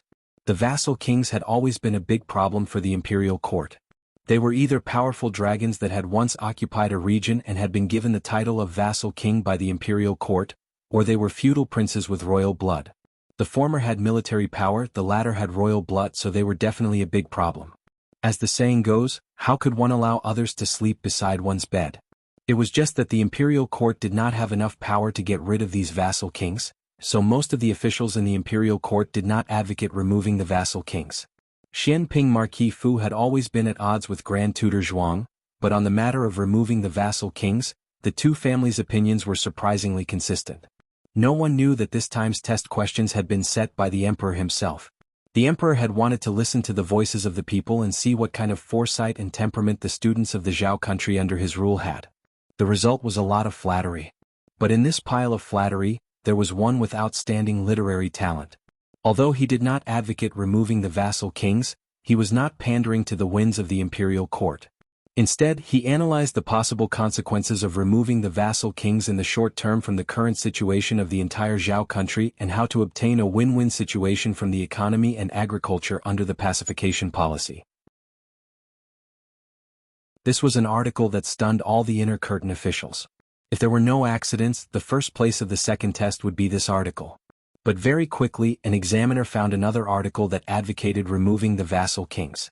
The words used were so sharp that the inner curtain officials' faces turned white. Why didn't this guy just go to the throne room and scold the emperor and the civil and military officials? But, although he scolded fiercely, the reasoning behind his analysis could not be found wrong at all. Originally, when they had read that article, they had felt that it was a win-win situation or a new way out for both sides. But after reading this article that advocated removing the vassal kings, they instantly felt that they were asking a tiger for its skin. If the vassal kings were not removed, the Zhao country would be finished. Mother, The deputy head examiner wiped the cold sweat from his forehead. He suddenly felt that the Zhao country was surrounded by danger. Was the Zhao country really in danger right now? Not really. It was just that this might not be the case in a few decades. This examinee had contained all the dangers in a few decades into a small discussion of the Tao, letting everyone personally feel the consequences and fear of not removing the vassal kings. This person's skill could be seen at a glance. In terms of literary attainment and writing skills, this examinee had won. The problem was, did they dare to give this kind of alarmist and even rebellious article the title of first place? If this was exposed to the emperor, who could bear the anger of the Son of Heaven? The emperor only wanted to see the thoughts of the examinees. He didn't really want to hear anyone scold him. The inner curtain officials hesitated. First put it to one side. The head examiner said. Once it was put to one side, it was put to one side for a long time. Even after the 8-part essay for the third test had been edited, they still hadn't decided which of the two articles would be first.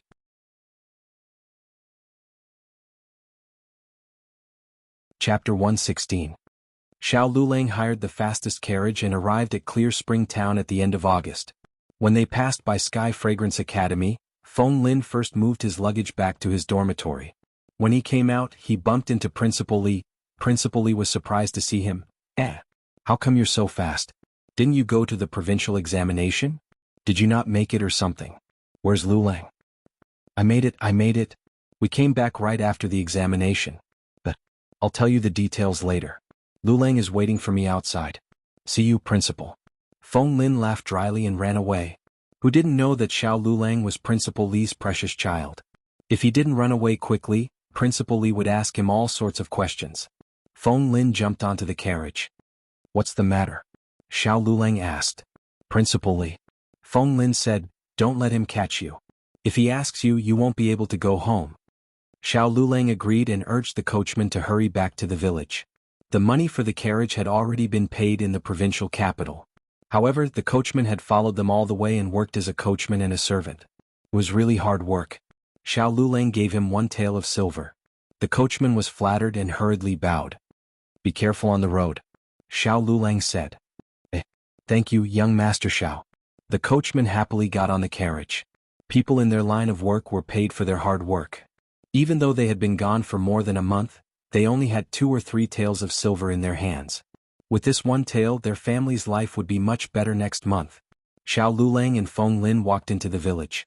When they left the village at the end of June, the late rice had just been planted. There were only sparse rice seedlings, but now they were all green. Wow! Your village's wheat is growing really well. This year's weather was abnormal. There was little rain and the fields were dry, causing many crops to die from drought. They had walked all the way from the provincial capital and witnessed it with their own eyes. They were shocked. However, the crops in Qingchuan village didn't seem to be affected by the drought. They were growing healthily. It's rice. Xiao Lulang corrected him, but the same doubt flashed through his mind.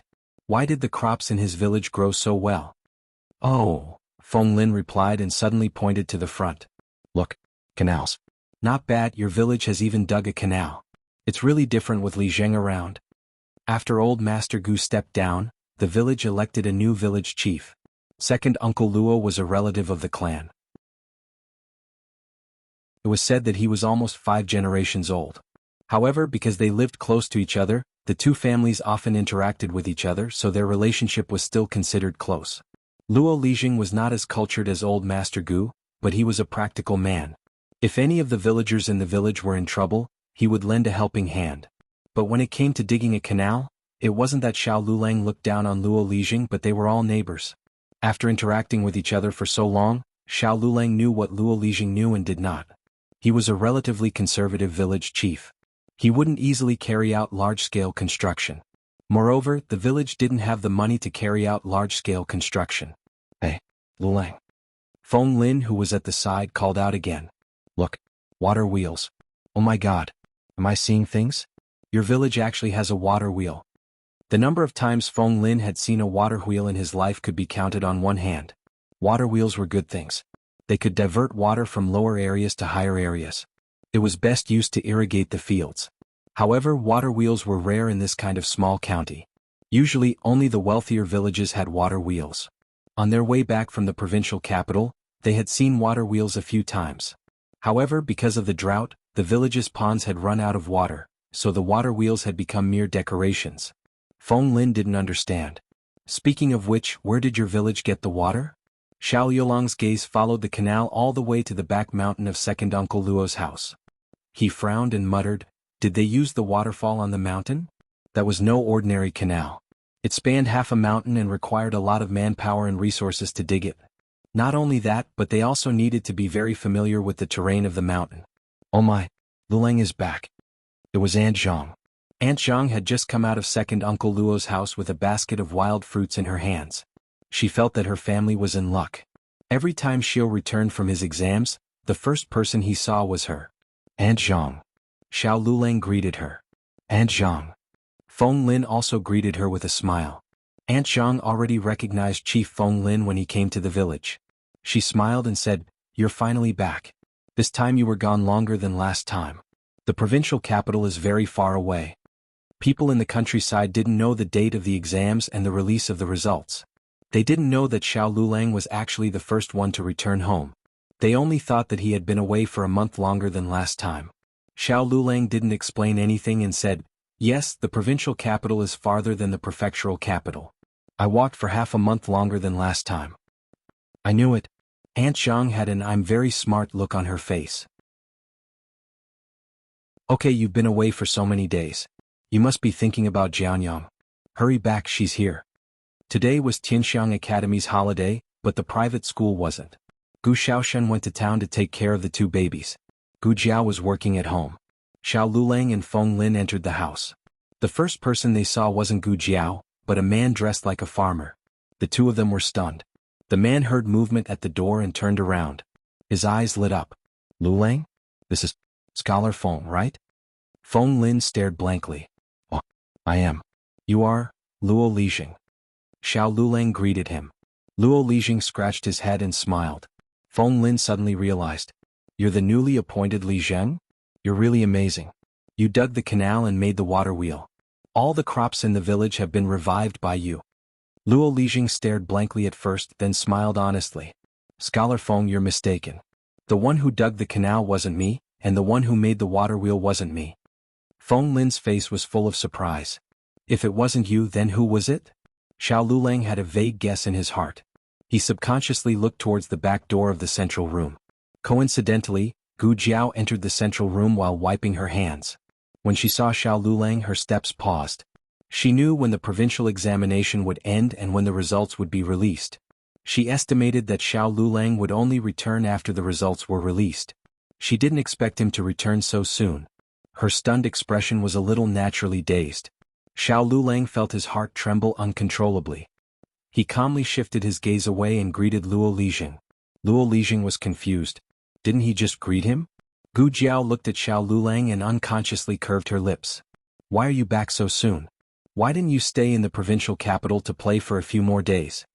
Xiao Lulang lightly said, there's nothing fun in the provincial capital. Gu Jiao, oh. Luo Lijing smiled. I was just talking about you. Feng Xiucai asked me if I dug the canal and made the water wheel.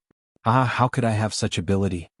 As he spoke, he said to Feng Lin, it's Jiaonyang. Feng Lin was dumbfounded. Gu Jiao opened up the mountain to plant herbs and even dug a fish pond. When the water from the waterfall entered the fish pond, she also dug a canal to the village. The weather was dry and the waterfall on the mountain was much smaller, but it was still enough to irrigate the farmland in the village. Xiao Lulang looked deeply at Gu Jiao. It can't be? You've only been gone for 2 months and you even dug a fish pond? Feng Lin knew about Gu Jiao buying a mountain, but he didn't expect Gu Jiao to be so swift and decisive. Luo Lijing said to Gu Jiao, that's right, I went to the village's carpenters to make the wooden cart for threshing and transporting the grains that you told us about last time. But they couldn't make it so quickly. They told me to ask you what kind of wood is better. Gu Jiao thought for a moment and said, red pine, poplar, sandalwood or basswood are all good. They are hard and not easy to deform. Okay, then I'll go first. Luo Lijing said and turned to congratulate Xiao Lulang and Feng Lin in advance, wishing them good results in the provincial examination. What's a cart for threshing and transporting the grains? Feng Lin asked curiously. Gu Jiao explained, it's a cart that can separate the grains from the ears of the rice, as well as a cart that can filter out the grains that aren't full enough, leaving only the normal grains. There's such a thing? Feng Lin expressed his doubt. Although he couldn't distinguish wheat fields from rice fields, he still knew how to remove the grains. It was to grab a bundle of rice and smash it on the ground with brute force. Not to mention the trouble of smashing, one might not even be able to remove all the grains. The grains that were not removed had to be carefully plucked by hand. When he was young, he had picked grains for others for half a copper coin a day. As for separating the grains from the good grains, it was usually done by drying the grains under the sun and picking a windy day to raise the grains. The good grains were heavier and would fall to the ground. The grains were lighter and would be blown to the side by the wind. After pounding the rice, they would also use the method of raising the grains to separate the rice from the husks. The grain-raising cart that Gu Jiao asked people to make was the same as the grain-raising cart. It could separate the grains from the bad grains and could also separate the rice from the husks. The only difference was that the grain-raising cart was more efficient, less laborious and more thorough. Originally, Luo Lijing didn't believe that there was such a useful thing, but after seeing Gu Jiao dig the canals and make the water wheel for the villagers, Luo Lijing believed in her ability and character without any doubt. In the evening, Gu Yin and his 2 brothers arrived home. Little Jing Kong's eyelids had been twitching since noon. When he entered the house and saw his bad brother-in-law, he finally understood why his eyelids had been twitching for the whole afternoon. He walked into the house and looked at his bad brother-in-law with a serious face. Well, he didn't lose weight. He didn't need to worry about Jiao Jiao. He pulled Xiao Lulang to the backyard and asked Xiao Lulang to pick the dates from the jujube tree for him. Xiao Lulang looked up at the branches and said, it's almost September. Where are the dates?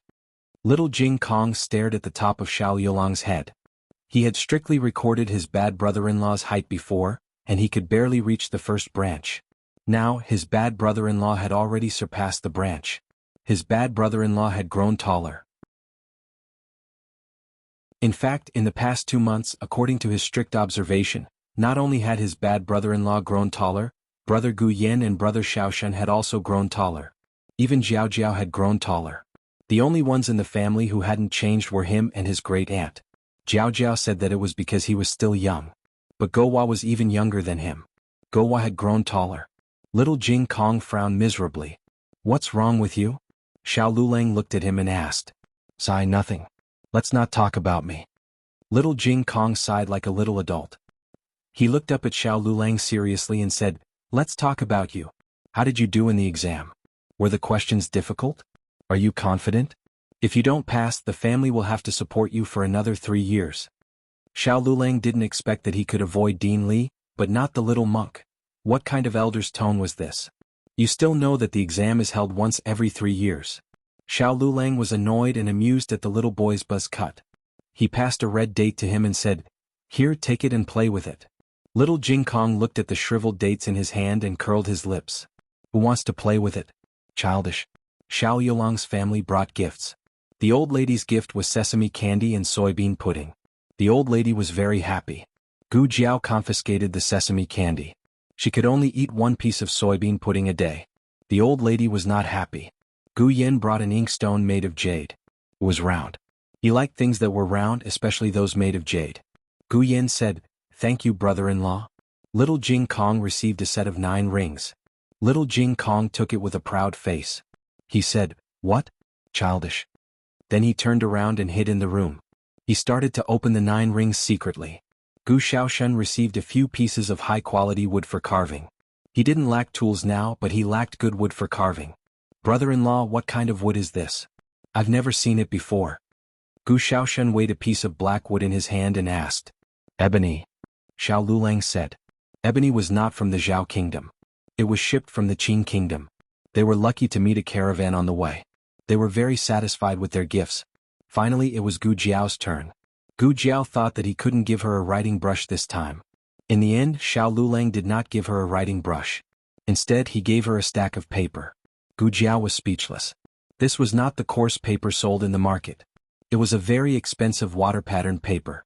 When it was exposed to light, curtain patterns, bamboo patterns, or other patterns would appear. Therefore it was also called patterned paper. Patterned paper was complicated and expensive. It was not even sold in the prefectural city. It could only be found in the provincial capital. In the Zhao kingdom, giving patterned paper was equivalent to giving flowers. Under the moonlight, a beautiful woman would add fragrance to the flowers. However, Gu Jiao's smile froze on her face. The old lady, whose sesame candy was confiscated, laughed until she was convulsing. There was a kind of romance that Lulang thought was very romantic. Feng Lin also brought some things. There were a few pieces of smoked donkey meat and a bottle of Shadaozi wine. The Shadaozi wine was a gift from the shop. Gu Jiao had never drunk ancient wine. It did not seem too strong. She tasted it twice. She did not have any reaction during dinner. When she was washing the dishes, the wine kicked in. Xiao Lulang first sent Feng Lin to the village entrance. Then he came back to give little Jing Kong a bath. When he went to the kitchen to find Gu Jiao had already thrown the half-washed dishes into the pot. She was sitting on the doorsill at the back door of the central room. Her back was facing Xiao Lulang. She was motionlessly looking at the starry sky. Xiao Lulang walked over and asked, "What are you looking at?" Gu Jiao slowly turned her head. Her expression was blank and wooden. Her small face was flushed red. Her big eyes were moist and sparkling. Her appearance was different from her usual cold and aloof self. It was as if she had turned into a child in an instant, looking especially innocent. "Looking at the stars," she said. Her voice was soft, with a hint of muddle-headedness. Xiao Lulang took a deep breath and calmed himself down. He said, "Let's go back to the house. It's dark." "I'm not going back." She shook her head and pouted. Well, little Jing Kong was usually like this. She had drunk so much that she looked like she was 3 years old. Gu Jiao continued to look up at the stars. "Lulang," she suddenly said.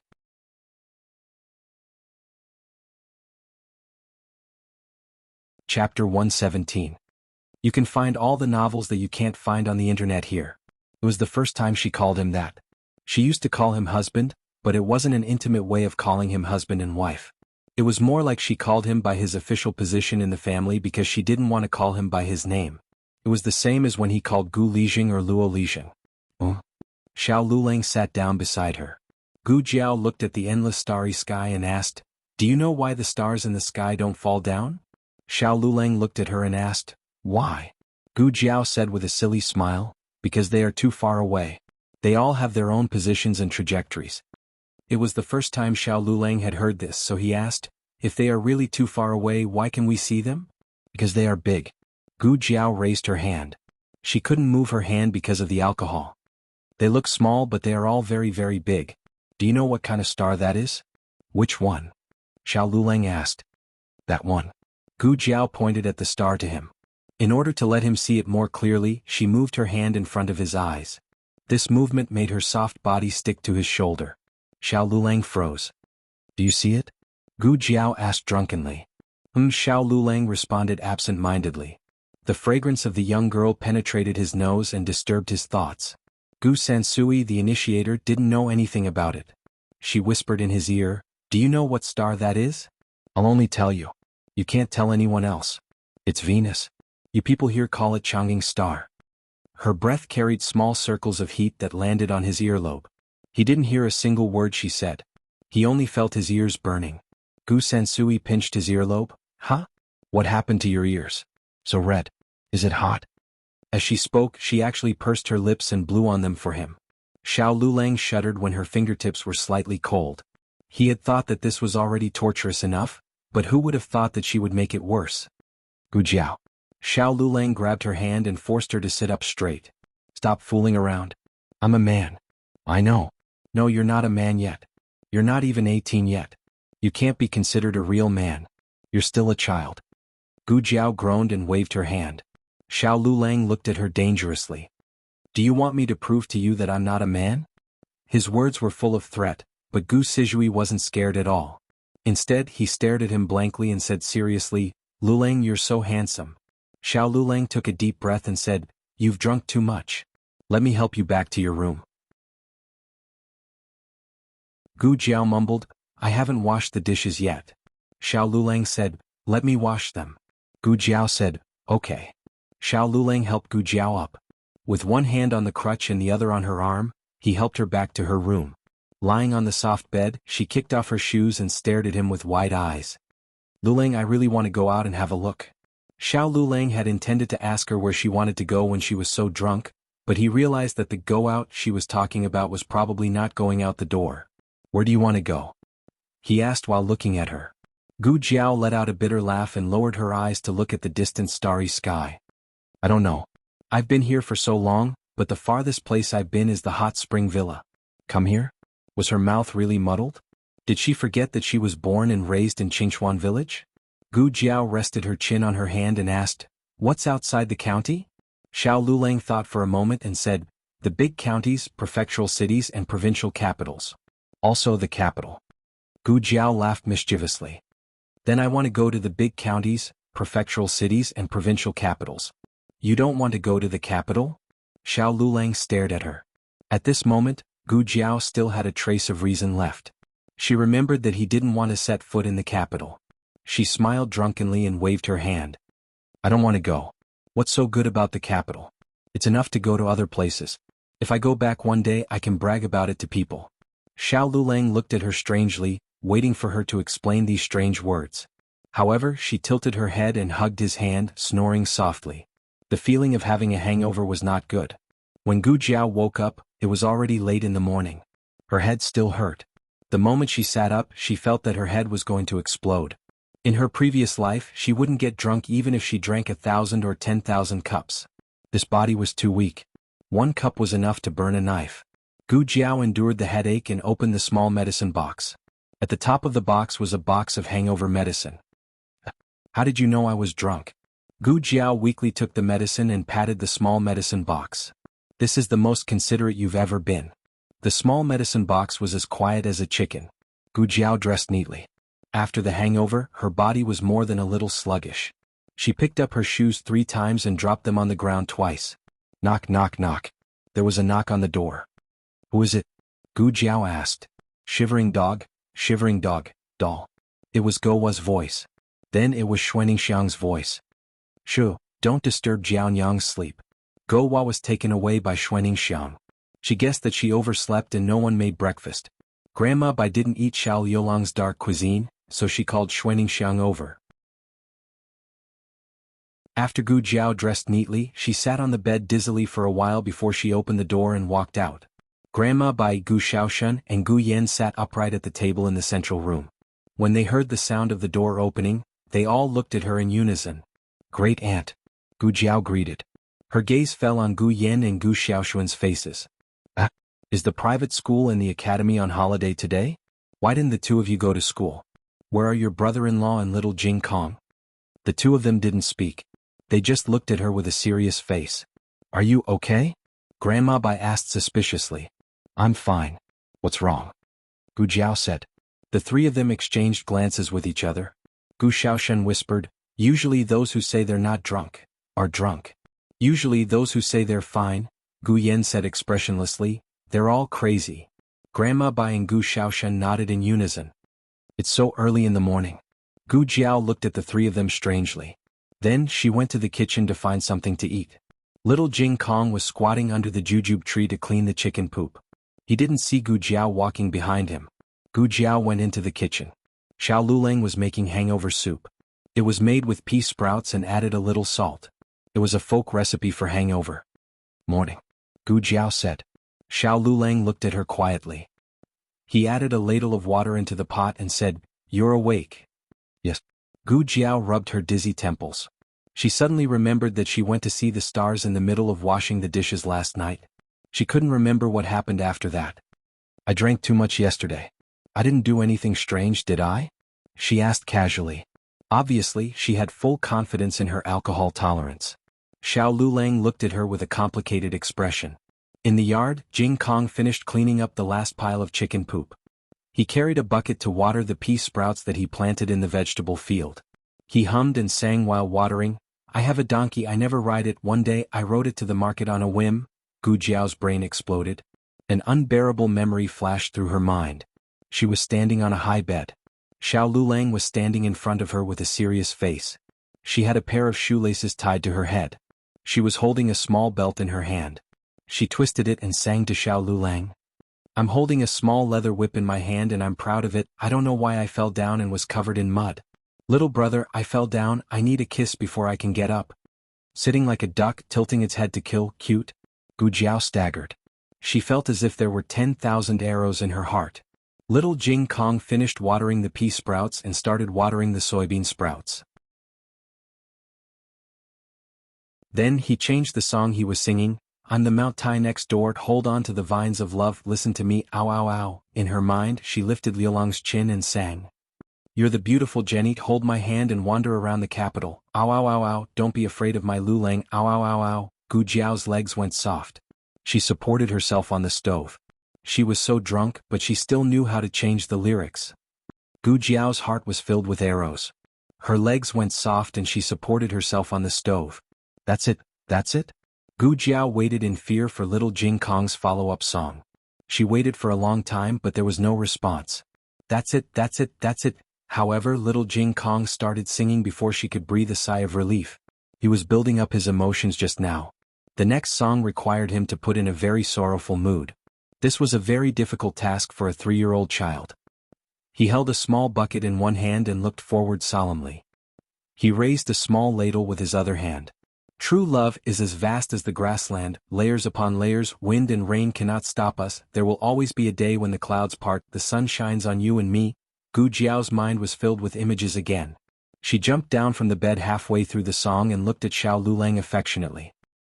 "Snowflakes fluttering in the north wind, heaven and earth are vast plum blossoms in winter, standing proudly in the snow only for the fragrance of my lover, love my love without any complaints or regrets." The song was not finished yet. Xiao Lulang turned around and left, but she sat on the ground and hugged his thigh. She started to wail and howl, "Love even in death, I won't be happy if I don't fully express my feelings. Love even in death, I won't be happy if I don't cry until I smile. The heart of the universe is still there." Gu Jiao was in a bad mood. It was worse than walking 2 streets and only realizing that she forgot to wear her underwear. Xiao Lulang looked at her and said, "The hangover soup is ready." Gu Jiao said awkwardly, No, I'm awake." But it was better not to wake up.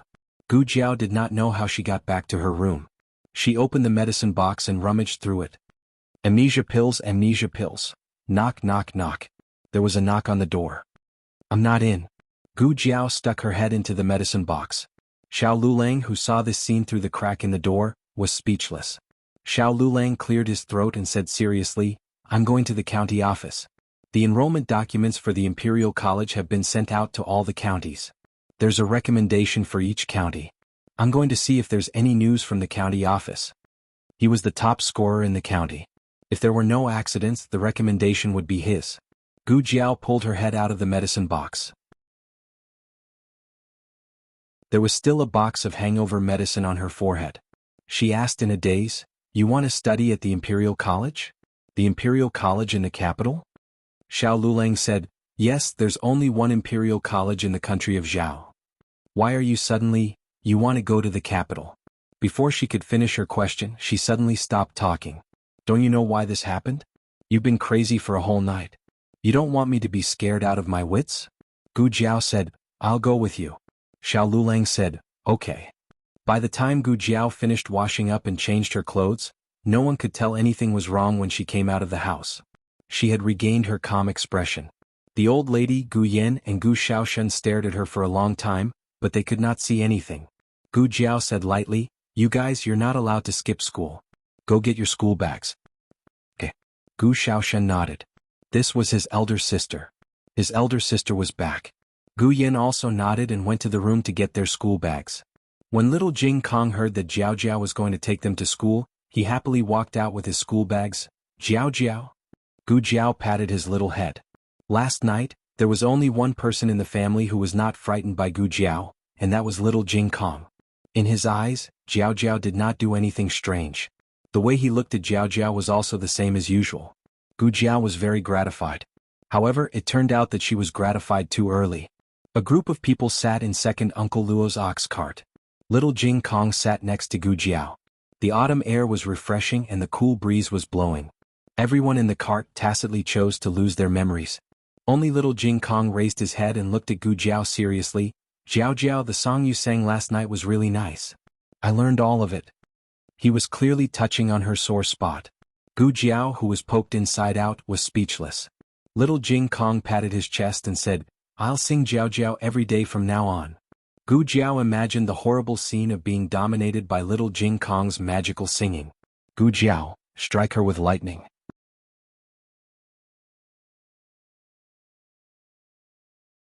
Chapter 118.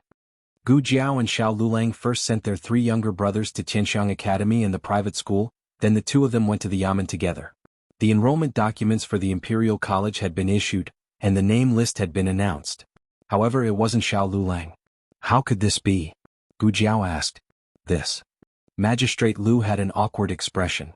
He awkwardly looked at Xiao Lulang, then looked at Gu Jiao. I don't know if I should say it. There's no harm in saying it, Xiao Lulang said.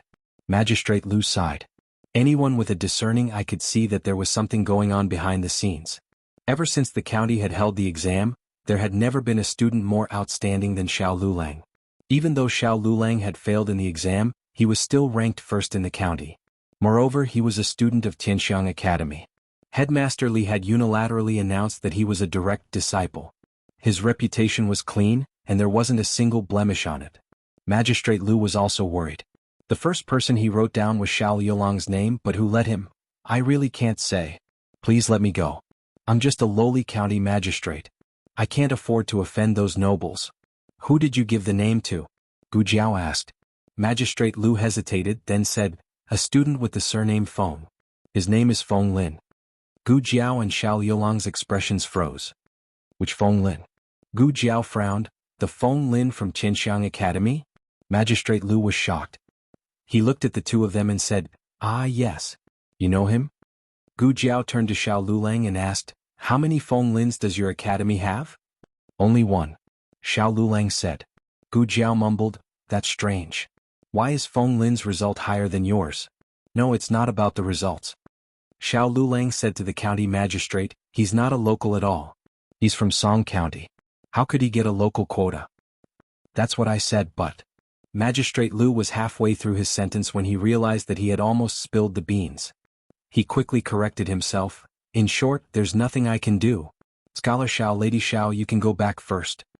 Magistrate Lu really felt sorry for Xiao Lulang. He was such a good seedling. It was a pity that he didn't join a good family. Otherwise, how could his future be estimated? This matter should have nothing to do with Feng Lin, Xiao Lulang explained to Gu Jiao as he walked out. Yes, I know. Gu Jiao nodded her head. The 2 of them weren't people who would lose their minds easily. Perhaps when others heard this news, their first reaction would be to suspect Feng Lin. However, they both knew Feng Lin's character. He wouldn't stab Xiao Lulang in the back. Moreover, he couldn't do it. He didn't have any power or background. This matter was clearly targeted at Xiao Lulang. The other party wanted to use Feng Lin to suppress Xiao Lulang. Their intentions were to be executed. Gu Jiao said, why don't we go to the prefectural city and ask? Oh, don't go. The document was sent from the prefectural city. Magistrate Lu heard that they wanted to appeal and was very worried that he would lose his official position. He hurriedly chased after them and said, to tell you the truth, that person is a noble from the capital. You won't find him even if you go to the prefectural city. What noble from the capital? Gu Jiao only knew one noble from the capital who had a problem with Xiao Lulang. A marquis. Magistrate Lu said that the person who sent the document accidentally let it slip and let him know that it was a marquis. However, as for which marquis he really couldn't say it even if he was beaten to death. A marquis? Gu Jiao muttered. As soon as she finished speaking, a carriage stopped in front of the county yamen. Marquis Gu swaggered down and straightened his clothes in high spirits. Then his gaze landed on Gu Jiao and the little cripple Xiao Lulang. It's you? What a coincidence. Don't tell me you heard about the directorate's enrollment and came to see if there was a spot for you? Let this Marquis guess there are no more spots, right?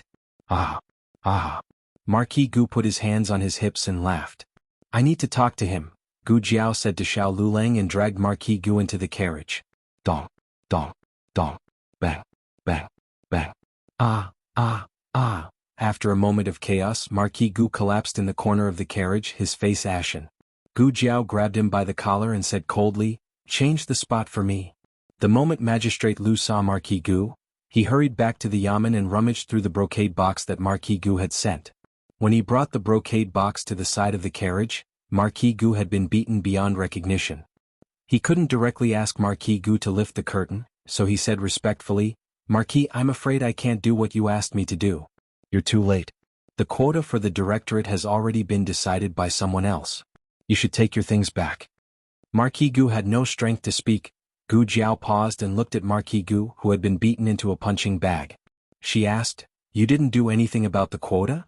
Marquis Gu was on his last breath. What did I do? Gu Jiao, I beat up the wrong person. Gu Jiao clapped her hands and got off the carriage with a serious expression. Marquis Gu had originally planned to do something, but it wasn't to prevent Xiao Lulang from going to the directorate. On the contrary, it was to allow him to go. Because only if Xiao Lulang went, could Gu Jiao go with him to the capital. He had Huang Zhong send an order to Magistrate Lu that very night. He also sent a large sum of hush money to have Magistrate Lu leave the quota for him. Just now, he had mocked Xiao Lulang for not having a quota because he was confident that the quota was already in his hands. Although it was to be given to Xiao Lulang, having that girl beg him a few times was also not bad. What he did not expect was that not long after Huang Zhong left, another noble person's order arrived. That Marquis's power was even higher than Marquis Dingyan. Magistrate Lu could only let Marquis Dingyan down. Of course he would not say it out loud. He only knew that Marquis Ding and had come too late. Marquis Gu felt wronged as he looked at the sky. Why was he beaten again today? On the way back, Gu Jiao did not ask Xiao Lulang why the Marquis of the capital had set his eyes on him. Was he not going to the capital because of that Marquis? If he wanted to say, she did not need to ask. If he did not want to say, asking was pointless. Gu Jiao sent Xiao Lulang to Heavenly Fragrance Academy. Just as she left, Xiao Lulang was stopped by a person. Xiao Lulang indifferently turned around. "It's you again?" The middle-aged man cupped his hands towards Xiao Lulang. With a face full of smiles, he said, "Long time no see. Young master still remembers this Lu." Xiao Yulang's expression was cold as he said, "The matter of the quota was done by you?" The middle-aged man smiled. "Young master was not willing to obediently return to the manor with us, so we could only use this method. That young master Feng is young master's friend. Instead of benefiting others, it is better to benefit him. Of course, if young master agrees to return to the manor with me, I can change the quota right now." Xiao Lulang was too lazy to pay attention to him and turned around to leave. The middle-aged man meaningfully said, "Young master, do you really not want to study at the Imperial College? That is a place that all scholars in the world want to go to. Moreover, the registration documents will be submitted to the Imperial Court tomorrow. Young master only has one night to think about it. Once the documents are sent out from the relay station, even the Marquis will not be able to get the documents back." Xiao Yulang's footsteps paused.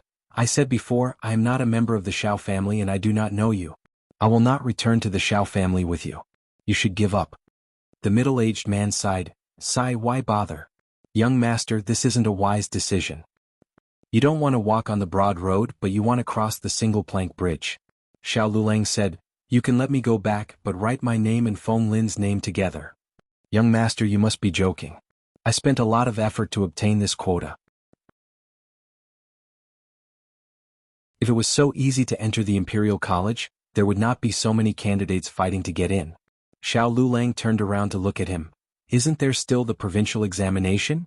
Since you are so powerful, why don't you just change my results to first place?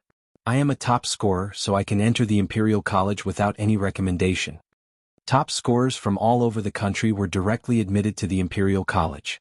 This was the rule of Zhao country. The middle-aged man smiled. We cannot interfere in the provincial examination.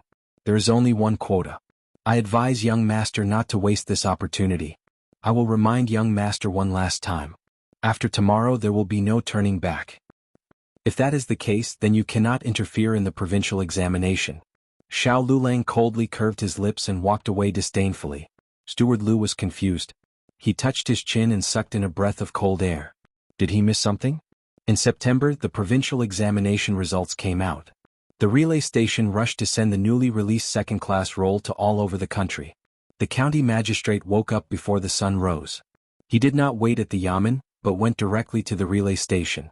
The moment he received the second-class roll, his hands began to tremble. He could not wait to open it. On the rightmost column there were 5 words written in large letters. Top scorer Xiao Lulang. The county magistrate cried on the spot. He sat on the ground and hugged his head. Woo woo woo. Woo woo woo. The constable at the side was frightened. County magistrate, you. What happened to you? The county magistrate's eyes were brimming with tears. I am so happy. The county magistrate under my rule has finally produced a top scorer. First place in the provincial examination was not so easy to obtain. There were many top scorers in the provincial capital. After all, the families and teachers of the provincial capital's candidates were there. The reason why so many people would travel thousands of miles to study at Tianxiang Academy was because Tianxiang Academy had the best teachers outside of the provincial capital. There were a total of 50 top scorers on the second-class roll. 10 of them were from Tianxiang Academy. This was a frightening ratio. However, these 10 top scorers were not all local scholars. Feng Lin and Lin Xingye were also top scorers. Feng Lin was ranked 17th. He was a scholar from Song County. Lin Xingye was ranked 45th. He was a scholar from the provincial capital. The county magistrate counted. There was only Xiao Lulang among the top scorers. One was 1. He was a top scorer. One was worth 10. He would not accept any rebuttals. The constable scratched his head and said, Actually, Scholar Xiao? No, I should call him top scorers now. Top scorer Xiao was registered in our county because he married Miss Gu. Otherwise he would still be a foreigner. The county magistrate, I don't care. His household register is here. He is the first top scorer in my term. The county magistrate personally went to Xiao Lulang to report the good news. The entire village knew that Xiao Lulang had become a top scorer. Did my Dashun pass? Zhou Shi excitedly ran over to Gu Jiao's house to ask the county magistrate. The county magistrate looked at her indifferently. Gu Dashuan's name is not there. How can it not be? Zhou Shi did not believe him. Xiao Lulang passed. How can my Dashun not pass? The county magistrate said, I don't like what you're saying. Is Xiao Lulang worse than your Dashun? In Zhou Shi's impression, Gu Dashun had always been the best. Xiao Lulang was lame and poor. Even if he went to the academy, he was always the last place. If this kind of person could pass, why couldn't Dashun pass? Did you make a mistake? Zhou Shi turned her head and saw Xiao Lulang coming back from the academy. She quickly went forward and said, Lulang, tell Andy that Dashun also passed. Xiao Lulang said to Zhou Shi, I didn't see Gu Dashun during the provincial examination. A bolt from the blue, the family sold the dowry of the mother-in-law and daughter-in-law and collected a total of 20 taels of silver. They asked Gu Changhai to bring Gu Dashun to the provincial examination. Who knew that someone would cheat them of all the money on the way? Zhou Shi fainted on the spot and was carried home by the villagers. Little Jing Kong came out of the private school and heard from Gu Xiaoshen that his bad brother-in-law got the first place. He expressed his disbelief and insisted that someone else must have made a mistake. It's true. Gu Xiaoshen scratched his head. The whole academy is in an uproar. Little Jing Kong insisted that seeing was believing. Gu Xiaoshen had to bring him and Gu Yen to the county magistrate's office.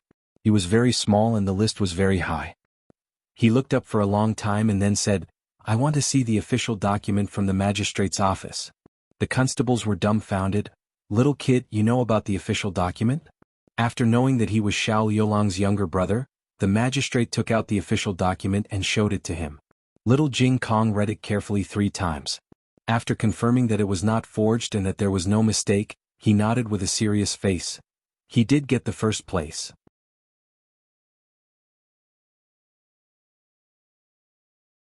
Chapter 119. All the novels that you can't find online are available here. Bad brother-in-law's grades were so bad. It was not easy for him to get first place. Little Jing Kong decided to praise his bad brother-in-law when he got back. However, when he got home, he realized that there was no need for him to praise his good brother-in-law. There were many people in the house. They were all here to congratulate his bad brother-in-law. See, he was right. His bad brother-in-law's grades were indeed bad. Therefore, everyone was surprised when he got first place. Little Jing Kong, who knew nothing about the value of the top scorer, decided to take back his praise. After everyone in the house left, Little Jing Kong found Xiao Lulang, who was packing up in the west room. Xiao Lulang looked at the little guy with his hands behind his back, acting like a little adult. He asked, "Do you have something to say to me?" "Yes." Little Jing Kong nodded seriously. He looked like a teacher with his hands behind his back. Even his tone was very similar. "You've heard praises all day, so I won't say more. Don't be arrogant just because you've heard too many praises. You have to be humble and study harder. Otherwise, you'll be laughed at if you don't get first place next time." Xiao Lulang looked at him. "Who's laughing at you?" Little Jing Kong snorted. "I'm not that lame. If you don't get first place, you can't support your family. I'm not an adult yet." Xiao Lulang smiled faintly. "Didn't you say that it's okay if I don't do well?" Little Clear Sky was at a loss for words. Xiao Lulang chuckled. "Did you remember?" "No, you remembered wrongly. I didn't say that." Little Jing Kong decisively exercised his privilege as a child, reneging on a debt. This was the knowledge that he had learned in elementary school, taught to him by his deskmate who had been his deskmate for the entire day. Then Little Jing Kong quickly changed his position and looked for Gu Jiao to be her little tail. During dinner, Gu Jiao talked about Xiao Lulang going to the Imperial College. "Aren't you going?" the old lady asked. Gu Jiao said seriously, "Why should I go? I'm not studying, I'm not curious about Beijing, not at all." Everyone looked at her in disbelief. Who was the one crying and singing that she wanted to go to the capital that night? Gu Jiao was inseparable from the family. It was okay for 1 or 2 days. Xuaningxiang could withstand it. If it was too long, she would die. In the end, the family unanimously decided to go to the capital together. But can a single travel permit bring our entire family? Gu Jiao didn't want to miss out on anyone. "One is not enough," Xiao Lulang said, "but we still have Feng Lin. With his help, we should be able to enter the capital."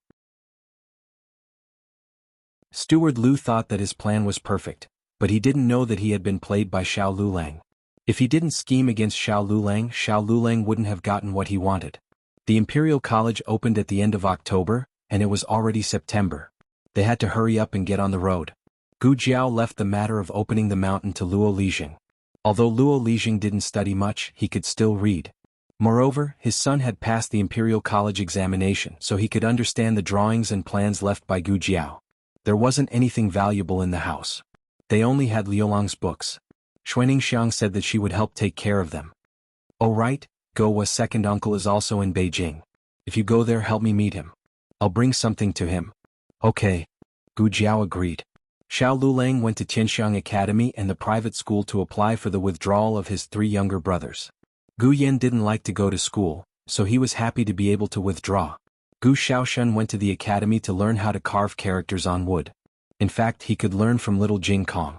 As for Little Jing Kong with his level, he couldn't find a suitable class in the private school. If he wanted to skip a grade, he would be in the class that specialized in the Imperial College examination. The Imperial College had a preliminary class, and there were many young geniuses in the preliminary class. Xiao Lulang felt that Little Jing Kong was more suitable. Xiao Lulang also went to greet Dean Li. Dean Li had mixed feelings. He hoped that Xiao Lulang could go to Beijing for the Imperial College examination every day, but when he really went, he suddenly felt very reluctant. He sighed. "Forget it. No matter where you go, you'll always be my disciple." Xiao Lulang wanted to say something but stopped. "I'm afraid you won't be able to become my disciple for the rest of your life. Speaking of which, I should have had a younger brother in Beijing."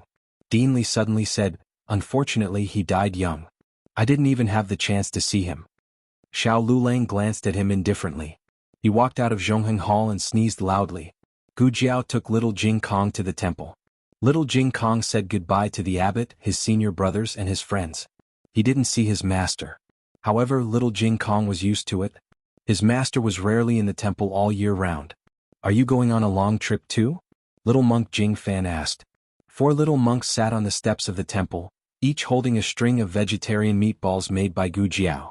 Little Jing Kong ate a mouthful of Chinese characters and sighed. Yes, my bad brother-in-law is admitted to the Imperial College. Our whole family is going to go to school with him. But why did you say so? Jing Fan smiled and said, because we're going on a long trip too. The abbot is going to take us to the Dharma conference.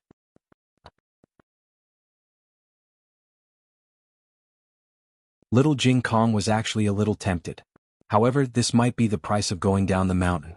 Since he had Jiao Jiao, he was destined to give up some things. In his heart, Jiao Jiao was still the most important thing. Gu Jiao brought a lot of delicious food. In addition to vegetarian meatballs, there was also vegetarian roast duck, vegetarian dongpa pig knuckle, and 2 boxes of osmanthus cake bought from Li Ji. The 4 little monks had a pleasant afternoon. Gu Jiao also went to the medical center to say goodbye to the second boss.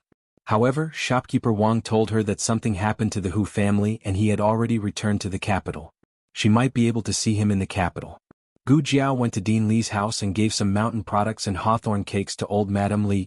Old Madame Li was still in a daze, but her complexion was much better. The servant said that when old Madame Li woke up, she said that she had a little grandson and was very happy. At the hot spring villa, Marquis Gu rested for a few days and finally recovered from the wounds on his face and body. He went to Madame Yao's courtyard to find her. Madame Yao was ordering the servants to pack their luggage. Marquis Gu was stunned. Madam, what are you doing? Don't you live in the villa? Are you leaving? That's right, I'm leaving. Madame Yao nodded. Marquis Gu panicked and stepped forward to grab Madame Yao's hand. I was wrong. I will never bully that girl again. I will not drive a wedge between them and divorce. You're angry. Don't go. This time it was Madame Yao's turn to be stunned.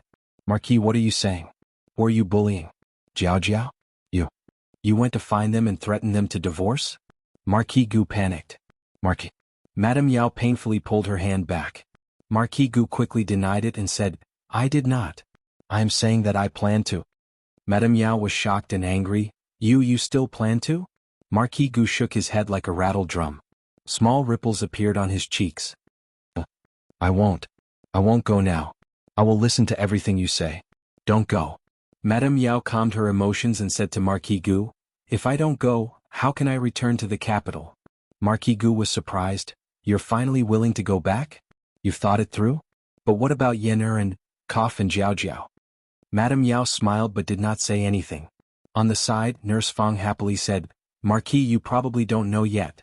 The son-in-law has become a top scorer and is going to study at the Imperial College. The young master and young miss are going to the capital with him. Marquis Gu was stunned. Did he hear wrongly? That little cripple had become a top scorer? He had just scolded him for being useless, and he had become a top scorer in front of him? What was the meaning of this? Was she here to slap him in the face? Marquis Gu pursed his lips. He was just a top scorer from a small provincial capital. How great was that? There were 20 to 30 top scorers like him in the whole of Zhao country. He was probably the worst of them all. However, this solved his urgent problem. If they still did not return to the capital, Jinyu would have to go through her hairpin ceremony at the villa. Gu Jinyu also heard the news that Madame Yao was packing her luggage. She happily came over to help Madame Yao pack her things. Unexpectedly, she accidentally heard the reason why Madame Yao agreed to return to the capital. It was because Gu Yan and Gu Jiao were going to the capital. Gu Jinyu felt like her heart had been pierced by something. Mother said that she treated her like her own, but in her heart, the person she loved the most was her own flesh and blood. All right. Marquis Gu suddenly remembered that the son of the Gu family was also taking the provincial examination this year. What was that child's name again? Gu Shunzi? Gu Shunfeng? Gu Dashun. Did Gu Dashun pass the examination? Marquis Gu asked. Madame Yao personally went to the Yamen to look at the list. She remembered the names on the list clearly. There was no candidate with the surname Gu. Nurse Fang disdainfully sneered. The son-in-law is talking about that family's son, right? I heard that he also went to the provincial examination. Unfortunately, he didn't even pass the provincial examination. He's far worse than our son-in-law. There's a saying that dragons give birth to dragons, phoenixes give birth to phoenixes, and mice give birth to babies that can dig holes. Other than the deceased Gu Sanlang and his wife, no one else in that family is good, and they still want to pass the provincial examination? Bah. Maybe in your next life. These words were a bit harsh. She shouldn't lose her composure in front of her master. However, that family was indeed too harsh on Gu Jiao, so even the mild-mannered Madame Yao didn't refute Nurse Fang's words. Although Marquis Gu was a bit unhappy that Nurse Fang praised the little cripple so highly, he agreed with the rest of her words. That family was indeed hateful. As for Gu Jinyu, Marquis Gu never thought of her as a member of the old Gu family, so he didn't feel that she was being scolded. Nurse Fang originally didn't mean to scold Gu Jinyu. She was only referring to those from the old Gu family. However, the speaker didn't mean it, but the listener took it seriously. Gu Jinyu's face flushed red. It was even more embarrassing than being slapped by Gu Jiao on the street. In the end, she didn't go in to help Madame Yao count the luggage. Instead, she turned around with red eyes and silently returned to her room. Nurse. Madame Yao suddenly spoke from inside the room. In the future, it's better not to say such things. Be careful that Jinyu doesn't hear it. That child is sensitive. I'm afraid that she will think too much. Yes, madam. Nurse Fang bowed in response. Madame Yao looked at the 3 sets of clothes in the box. They were all personally made by her. After reuniting with Jiao Jiao, she was anxious to make up for Jiao Jiao and neglected Jinyu. These 3 sets of clothes were all made by her for Jinyu. Madame Yao knew that her daughter would be uncomfortable with them, so she didn't ask her to travel with her. Instead, she arranged for the Marquis' household's best coachman and carriage for her daughter. Marquis Gu didn't have any objections to this. After all, Gu Yan's body was weak. A good carriage would greatly reduce the bumpiness. Gu Jinyu sat in the bumpy carriage. She probably felt that she didn't have any weight in this family. They only gave her 3 sets of clothes but gave Gu Jiao a carriage. Gu Jinyu looked out the window, her face full of grievance. On a sunny morning, Gu Jiao, Xiao Lulang, and the others set foot on the road to the capital. The weather was still beautiful. After a long journey of more than a month, the group arrived at the capital. Feng Lin did not travel with them. He wanted to make a trip home and took the water route. Feng Lin's travel permit was in Xiao Yulong's hands. Great Aunt and Little Jing Kong were registered on his travel permit. He was a supervisor of the Imperial College and could enter the capital with the admission document. Gu Jiao and Gu Xiaoshan were registered on Xiao Yulong's travel permit. This kind of school district travel permit was different from ordinary travel permits. One could bring along family members but only 2 at most. As for Gu Yan and the coachman, they were originally from the capital. It was still early when they entered the capital. They first went to the nearest relay station to rest and feed the horses. At the same time, they also inquired about the residences in the capital. On the way, Gu Jiao and Xiao Lulang had discussed it. They would try to live near the Imperial College so that it would be convenient for him to attend school. They had used some silver to open the mountain. Now they only had 1,000 taels left. 1,000 taels could buy a few houses in the town, but it was not enough in the capital. The best way was to rent. They were lucky that the relay station happened to have a broker. A broker, also known as a guarantor, was similar to the intermediary in Gu Jiao's previous life. They were registered in the yamen and could buy and sell servants, property, and animals reasonably. The guarantor's surname was Zhang. He was a young man in his early 30s. When Zhang Bao heard that they were going to the Imperial College to attend school, he immediately cupped his hands and showed a respectful expression. So you are a supervisor of the Imperial College. Then I will help you. Don't worry. Whichever area you like, I will sell it to you at the lowest price. Gu Jiao was not familiar with the capital. Xiao Lulang told her the approximate location of the Imperial College. It was at the northeast corner of the intersection of Chang and Avenue and Xuanwu Avenue. It was closer to Chang and Avenue, but Chang and Avenue was a commercial street and was very congested. So in fact both streets were similar. Zhang Bao was surprised. Little brother, have you been to the capital before? Are you very familiar with the capital?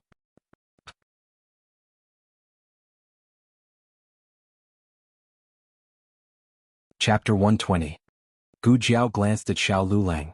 Xiao Yulong's expression did not change as he said, I heard the dean of our academy mention it. Gu Jiao said to Zhang Bao, my husband's dean lived in the capital for more than 10 years. Zhang Bao suddenly understood, ah, so that's how it is. Gu Jiao said, are there any houses on these 2 streets? Ah, there are. Zhang Bao looked at the two of them. Their clothes were very simple.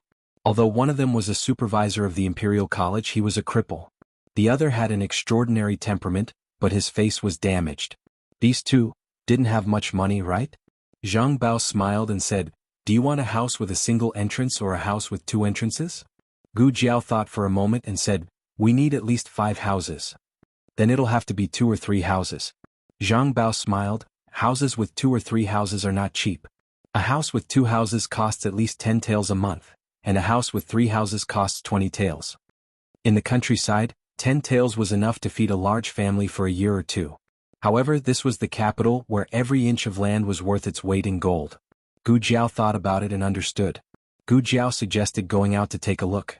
No matter how Zhang Bao looked at them, they didn't look like they could afford it. He was worried that he would make a wasted trip. Although they were supervisors of the Imperial College, was there a shortage of supervisors in the capital? The capital was a place where a falling plaque could kill 3 officials. Zhang Bao really didn't think much of Xiao Lulang. However, he hadn't opened for business for several days. Since he had nothing to do, he decided to take the two of them. Gu Jiao and Xiao Lulang looked at more than 10 houses. There were 2 and 3 houses, but they were not satisfied with any of them. The two of them returned to the relay station. Zhang Bao followed them. "Do you want to decide today? If it's any later, the students from all over the country who are coming to the capital for the exam will arrive. Even if we want to rent it, we won't be able to. Moreover, the price won't be this high." Gu Jiao said, "It's too small and too secluded." Although it was said to be near the Imperial College, in reality, it was not the residences on the 2 streets, but the most remote alleys at the end of the street. Not only was it dark and damp, it was also very close to very noisy shops. If it was not a smithy, then it was a carpentry shop. There was even a coffin shop.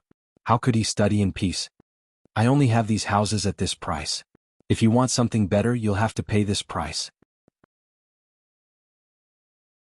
Zhang Bao gestured. 30 taels? Gu Jiao asked. "A house," Zhang Bao said. "The first entry cost 30 taels of silver, not to mention the second and third entry." It seemed that regardless of the dynasty, the school district housing was extremely expensive. Alas. Zhang Bao sighed and said, "All right, I'll just tell you the truth. The houses in the capital are priced at this price. The good locations and good houses have already been bought by the nobles in the capital. Those nobles don't lack money, so they won't rent out their houses. Even if you change 100 guarantors, you'll only be able to rent those houses just now." Gu Jiao asked, "Didn't you say that there are good houses, just that the price is higher?"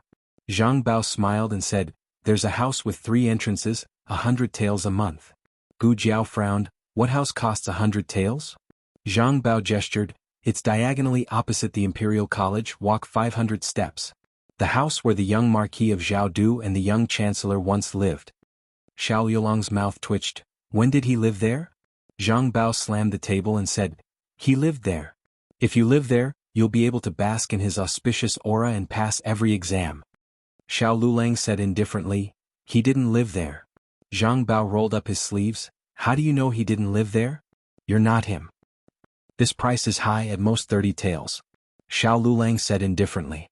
Of course, Zhang Bao knew that his price was high. In the past, he could buy a house with 30 taels, but wasn't the Imperial College about to reopen? The area was expensive again. He was sure that the lowest price was 50 taels. If this family wasn't willing, he would find someone else. He didn't believe that he couldn't rent out a house near the Imperial College. "Jiao Jiao, what are you doing?" Little Jing Kong woke up from his afternoon nap. He rubbed his eyes and came to the lobby of the courier station to look for Gu Jiao. Gu Jiao carried him over and rubbed his little head. His hair had grown out a little. He wasn't bald anymore but had a buzz cut. "We're looking for a place to stay." Gu Jiao said, "Did you sleep well?" "Yes, where are we going to stay?" Little Jing Kong leaned in Gu Jiao's arms and enjoyed her rubbing his little head. "I don't know yet." Gu Jiao shook her head. Little Jing Kong looked at the drawings on the table and asked, "What are these?" Zhang Bao smiled and said, "These are house deeds." He was worried that the child would break his things, so he quickly put away the house deeds. Little Jing Kong said, "I have this too." The 3 of them were stunned. Little Jing Kong ran back to the carriage and took out a small box from his small box. He took the small box back to the lobby and put it on the wooden table in front of the 3 of them. The table was a little high, so he couldn't reach it and open it. "Let me do it." Gu Jiao reached out her hand. Gu Jiao had seen a few small boxes like this when she was packing up little Jing Kong's things at home, but she had never opened them. Okay. Jiao Jiao, do it. Little Jing Kong nodded decisively. Gu Jiao opened the small box. There were a few thumb-sized seals and a few documents inside. They were not ordinary documents but house deeds. The three of them were very surprised. Let me see, Xiao Lulang said. Okay. Gu Jiao took out the house deeds and handed them to Xiao Lulang. Zhang Bao also came over to take a look. It was fine if he didn't take a look, but when he did, he was almost scared out of his wits. The houses on Chang'an Avenue, Xuanwu Avenue, and even Vermilion Bird Avenue. Did he go all the way to the Imperial Palace? Is this a real house deed? Gu Jiao asked Xiao Lulang. It's real, Xiao Lulang said. Jing Kong's name is written on the house deed, so it's his house deed. Gu Jiao looked at little Jing Kong in her arms. How did you get these? Little Jing Kong looked at the house deeds in Xiao Yulang's hands, counted with his fingers and said, Jiao Jiao, are you talking about these papers? Master gave them to me. He gives me one every year on my birthday. I have celebrated 3 birthdays in total, so there are 3 of them. Gu Jiao, Xiao Lulang, Zhang Bao. Gu Jiao suddenly couldn't look at the big box of junk in little Jing Kong's eyes. The locations of the 3 houses were better than the previous one.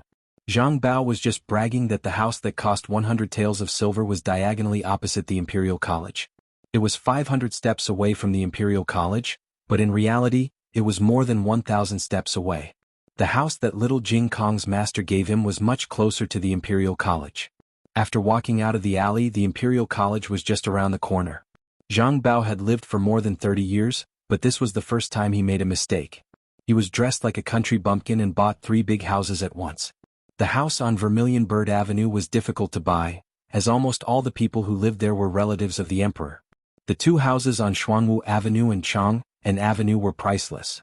Where did this group of people come from? Little Jing Kong didn't understand what a house deed was. Gu Jiao explained to him that it was a very precious thing, and it was proof that he owned a house. He decisively put all the house deeds in front of Gu Jiao. Give them all to Jiao Jiao. Little Jing Kong's home was wherever there was a Jiao Jiao. Gu Jiao had already accepted his zither, so she couldn't accept his house deed anymore. In the end, Gu Jiao proposed to rent the house in Little Jing Kong for 30 taels of silver a month. Little Jing Kong said seriously, I don't want Jiao Jiao to pay me. Gu Jiao patted his little head and said, your brother-in-law will pay you. Little Jing Kong thought seriously, if my brother-in-law pays me, I'll pay Jiao Jiao. There's nothing wrong with that. Both parties asked Zhang Bao to be the guarantor and signed a house rental contract. This was little Jing Kong's first time doing business, so he took this matter seriously. Not only did he sign the contract, but he also put a stamp on it. The premium was 30% of the first month's rent, which was 9 taels of silver. This was a lifetime guarantee, and he had to come to the site to terminate the contract after the lease ended. We'll pay half of the premium, Zhang Bao said with a smile. Do you have any money? Xiao Lulang looked at little Jing Kong calmly. Little Jing Kong was in a dilemma. He didn't have any money. This was a story that was even sadder than sad. But soon he thought of a solution. I'll deduct it from your first month's rent. Xiao Lulang was annoyed and amused at the same time. The little monk was quite smart in business. It was a 2-section house with a front yard. There were some bamboos planted in the yard. There were 2 rooms in the first row, a study room and a kitchen. After passing through the hall, there was a backyard. There was an osmanthus tree in the backyard, and behind the osmanthus tree were 3 rooms. Just like when they were in the village, little Jing Kong and Xiao Lulang shared a room, and the rest of them each had their own room. The house wasn't very big, but it had good lighting. Most importantly, it was not only close to the Imperial College, but also to several private schools. This undoubtedly solved the problem of Gu Yan and the rest of them going to school. Hearing that they still had to go to school, Gu Yan and Gu Shaoshan were a little dumbfounded. Didn't we drop out of school? The 2 asked in unison. Gu Jiao opened a suitcase and said, we did drop out in the county town, but we have to continue after coming to the capital. You are still young, what are you going to do if you don't go to school? The 2's faces were ashen. They were happy all the way, but were they happy for nothing? Also, what do you mean by we are still young? You don't seem to be old either. The furniture in the house was complete, but it had accumulated a lot of dust due to the lack of people living in it for a long time. The few of them simply cleaned up the few rooms and moved in first. The courtyard and the kitchen would be slowly cleaned up later. The pots and pans would also be bought tomorrow morning. Dinner was steamed buns bought from outside, and they ate them with the pickled vegetables brought by Gu Jiao. The capital was colder than the county town. Gu Jiao could already feel the coldness of the winter moon on an October night. This was not like the countryside where they could go to the mountains to chop firewood. They had to go to the market to buy firewood and charcoal. Everyone was exhausted from the bumpy journey. When they returned to their rooms, they fell asleep. Little Jing Kong was lying on his back next to Xiao Lulang, snoring evenly. Xiao Lulang was not sleepy at all. He finally returned here. Hing, Teacher Zhuang's class is too difficult. Let's go out and play, okay? Hing, this little rabbit is injured. Let's bring it home, okay? Hing, I want to eat dates. Can you go to the tree and pick them for me? Hing, can you go and buy osmanthus cake for me? Hing, can you die for me?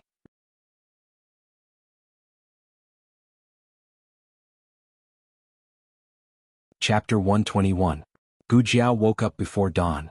After washing up, she went to feed the chickens and little Jing Kong. The chicks had grown into big chickens and would occasionally crow. If no one woke up, they would stop crowing. There was a small market nearby.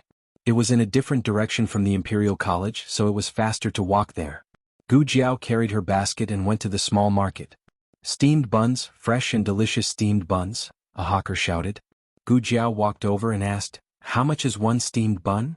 The hawker saw the birthmark on her face, but he didn't show any strange expression.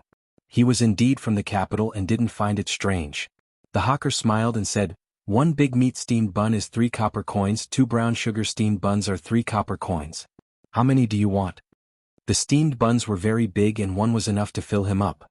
Gu Jiao took out the food box from the small basket and said, 8 meat steamed buns and 4 sugar steamed buns. They ate the meat steamed buns and the sugar steamed buns in little Jing Kong. She didn't know if 4 steamed buns could fill him up. The little guy's appetite was a bit shocking. "Okay. That's a total of 30 copper coins. I'll give you a steamed bun." The hawker packed the steamed buns and steamed buns for Gu Jiao. "Thank you." Gu Jiao paid and went to buy pots, bowls, ladles, basins and other kitchen utensils. Then she bought firewood. The firewood in the capital was not cheap. A bundle of firewood cost 10 copper coins. According to their firewood burning speed, they could burn for about 2 to 3 days. Gu Jiao asked for 2 bundles of firewood and asked how much charcoal was sold. The hawker selling firewood said, "Do you want black charcoal or silver charcoal? Black charcoal is 5 copper coins per caddy and silver charcoal is 20 copper coins per caddy." "Silver charcoal is so expensive?" The hawker selling firewood laughed and said, "Silver charcoal is very useful." This was the truth. Black charcoal was not only not resistant to burning, but it was also very smoky. In comparison, silver charcoal was more resistant to burning and didn't smoke. In the end, Gu Jiao bought 100 caddy of silver charcoal for 17 copper coins per caddy. The peddler drove the mule cart and personally delivered the firewood and silver charcoal to the door. Xiao Lulang had already woken up and cleaned the kitchen. He was now cleaning the backyard. His movements were very light and did not wake anyone up. "Morning," Gu Jiao greeted. "Morning." Xiao Lulang nodded. Gu Jiao directly asked the peddler to move the firewood and silver charcoal to the kitchen. After the peddler left, Gu Jiao walked over and took the broom from Xiao Yulang's hand. "I'll do it. You go and tidy up the box." This time Gu Jiao, Old Madam, Gu Yen and Gu Shaoshan didn't have much luggage. On the contrary, Xiao Lulang and little Jing Kong had several big suitcases full of luggage. Xiao Lulang mainly brought books while little Jing Kong brought back things from the temple. Of course there were also his 7 chicks. "Okay." Xiao Lulang turned around and went to the study. After a while, Gu Jiao brought 2 steaming big meat buns to him. "You eat first. I'll cook some millet porridge." "Have you eaten?"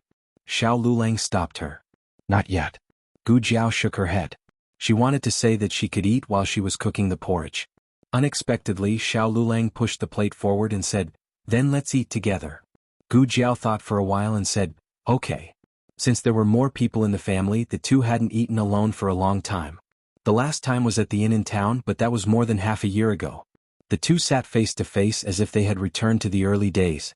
Gu Jiao laughed. "What are you laughing at?" Xiao Lulang asked. Gu Jiao held the big meat bun in her hand and said, "I'm laughing at the first time I asked you to eat. Did you think that I poisoned it and didn't dare to eat it?" "I didn't." Xiao Lulang flatly denied. Gu Jiao suddenly leaned over and stared at his handsome face. "Now you're not afraid that I poisoned it?" Is it because you trust me too much? While Gu Jiao was feeling complacent, she saw Xiao Lulang looking at the bun in his hand with a complicated expression. Then he took Gu Jiao's bun and gave his bun to Gu Jiao. Gu Jiao was speechless. After the two finished eating breakfast, the rest of the family was still asleep. Xiao Lulang had to report to the Imperial College. Gu Jiao estimated that they would sleep until noon, so she sent Xiao Lulang to the Imperial College. The Imperial College officially started school in late October. Nowadays there were many supervisors coming to report. Some were from the capital, while others like Xiao Lulang had come from other places. The regular supervisors of the Imperial College didn't need to pay tuition. All expenses were paid by the Imperial Court, including the supervisors' dormitories and meals. These were all paid for by the Imperial Court. Xiao Lulang could go back today after reporting to the Academic Affairs Office. Of course, if he wanted, he could stay at the Imperial College to study. The Imperial College had the largest library in the entire Zhao Kingdom. Otherwise, it wouldn't have become the holy land that all scholars dreamed of. Gu Jiao was waiting for him outside the Imperial College. Gu Jiao felt that the heavy traffic in front of her was very refreshing. So this was the capital. It was really different from the county town.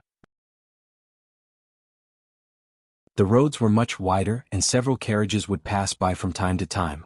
Most of the girls on the road were wearing veils. There were very few girls like Gu Jiao who showed their faces in public. Gu Jiao was engrossed in watching when the crowd suddenly surged in one direction. Everyone stood on both sides of the street and looked in one direction. Gu Jiao wasn't standing far from the street. She was pushed to the side and someone stepped on her foot. I'm sorry. The culprit hurriedly apologized to Gu Jiao. It was a boy dressed as a scholar, but whether it was her appearance or her deliberately lowered voice, it was clear that she was a girl. His features were delicate and pretty. I'm really sorry. I didn't do it on purpose. The girl dressed as a boy cupped her hands and bowed to Gu Jiao. Gu Jiao didn't take it to heart. She moved back to give way. However, the people behind her didn't give her a chance to move. She was stuck in the middle of the crowd and couldn't move forward or backward. The little scholar kept trying to squeeze forward, but she was too weak and couldn't get to the front. She gave up resisting and wiped the sweat from her forehead. She asked Gu Jiao, "Miss, what happened to your face?" Gu Jiao calmly said, "Birthmark." The little scholar hurriedly covered her mouth. "I thought it was rouge." I'm sorry." Gu Jiao didn't care about her unintentional offense. She felt apologetic. It was bad enough that she bumped into her, but she also stepped on her foot and said the wrong words that poked her sore spot. There wasn't a day that she didn't offend people. The little scholar looked at Gu Jiao and said, "Miss, you're not from the capital, right? Your accent doesn't sound like it." Gu Jiao replied, "Yes." The little scholar continued, "Did you also come here to see the crown prince consort?" Gu Jiao asked strangely, "What consort?" The little scholar's almond eyes widened. "The crown prince consort? You came here so early because you heard that the crown prince consort came back from praying and was going to pass by the directorate, right?" Gu Jiao shook her head. "I don't know the crown prince consort. I don't want to see her." The little scholar took a cold breath. Who came to see her because they know her? Can common people like us know the crown prince consort? Don't we all want to see her from afar because we heard of her and admire her? Gu Jiao said seriously, "I have never heard of her and don't admire her." "Are you from the Zhao Kingdom? You have never heard of the crown prince consort?" The little scholar's voice was unusually loud and caused the people in the surroundings to look at them. Everyone looked at Gu Jiao in disbelief. Clearly, like the little scholar, they found it strange that there was someone in the world who didn't know the crown prince consort of the Zhao Kingdom. As they spoke, someone in the crowd suddenly shouted, "The crown prince consort is here! The crown prince consort is here!" Following his exchange, the crowd became restless. Hundreds of imperial guards came on iron hooves. They formed an enormous formation and surrounded the crown prince consort's carriage. The common people didn't even see how many wheels the carriage had before the imperial guards escorted the crown prince consort's ceremonial procession down the street. The crowd dispersed. The little scholar looked at the disappearing figures of the imperial guards and stomped his feet in anger. I wasn't looking. Was it easy for me to come out? What a waste of waking up so early." Leaving the dense crowd, Gu Jiao sighed in relief. She really wasn't used to being so close to strangers. The little scholar saw that Gu Jiao wasn't upset or angry at all and asked curiously, "You really didn't come to see the crown prince consort?" Gu Jiao said calmly, "I said I wasn't." The little scholar asked, "Why?" Gu Jiao said, I also said that. The little scholar said, you really haven't heard of her? Gu Jiao looked speechlessly at him. The crown prince consort was the person that the little scholar admired the most. He would not allow anyone in the world to not hear of her. The little scholar explained to Gu Jiao seriously, do you know who the crown prince consort is? She is the most outstanding woman in the entire Zhao kingdom. There is no man in the world that doesn't like her, no woman that doesn't envy her. Do you know the great scholar of the Zhuang family Zhuang Xianji? He was once the crown prince consort's teacher. Do you know who went to school with him? The young Marquis of Zhaodu. Gu Jiao looked calmly at him. The little scholar exploded. No way? Don't tell me you also don't know who the young Marquis of Zhaodu is. The young Marquis. The young chancellor. Gu Jiao thought for a moment. Oh, I've heard of him. It was a long time ago. Young Master Qin got a painting from somewhere and said it was the young Marquis calligraphy, but Xiao Lulang said it wasn't. This was the only time she had heard of the young Marquis of Zhaodu. The little scholar slapped his forehead. Oh my God, did you jump out of a rock? How can you not know the young Marquis and the crown prince consort? One of them was the #1 genius of Zhao Kingdom and the other was the #1 genius of Zhao Kingdom. They were childhood sweethearts and even had an engagement. After the young Marquis died, the crown prince consort kept her chastity for him for 3 years. This year she accepted the emperor's bestowment of marriage and married the crown prince. You actually haven't heard of such a legendary event?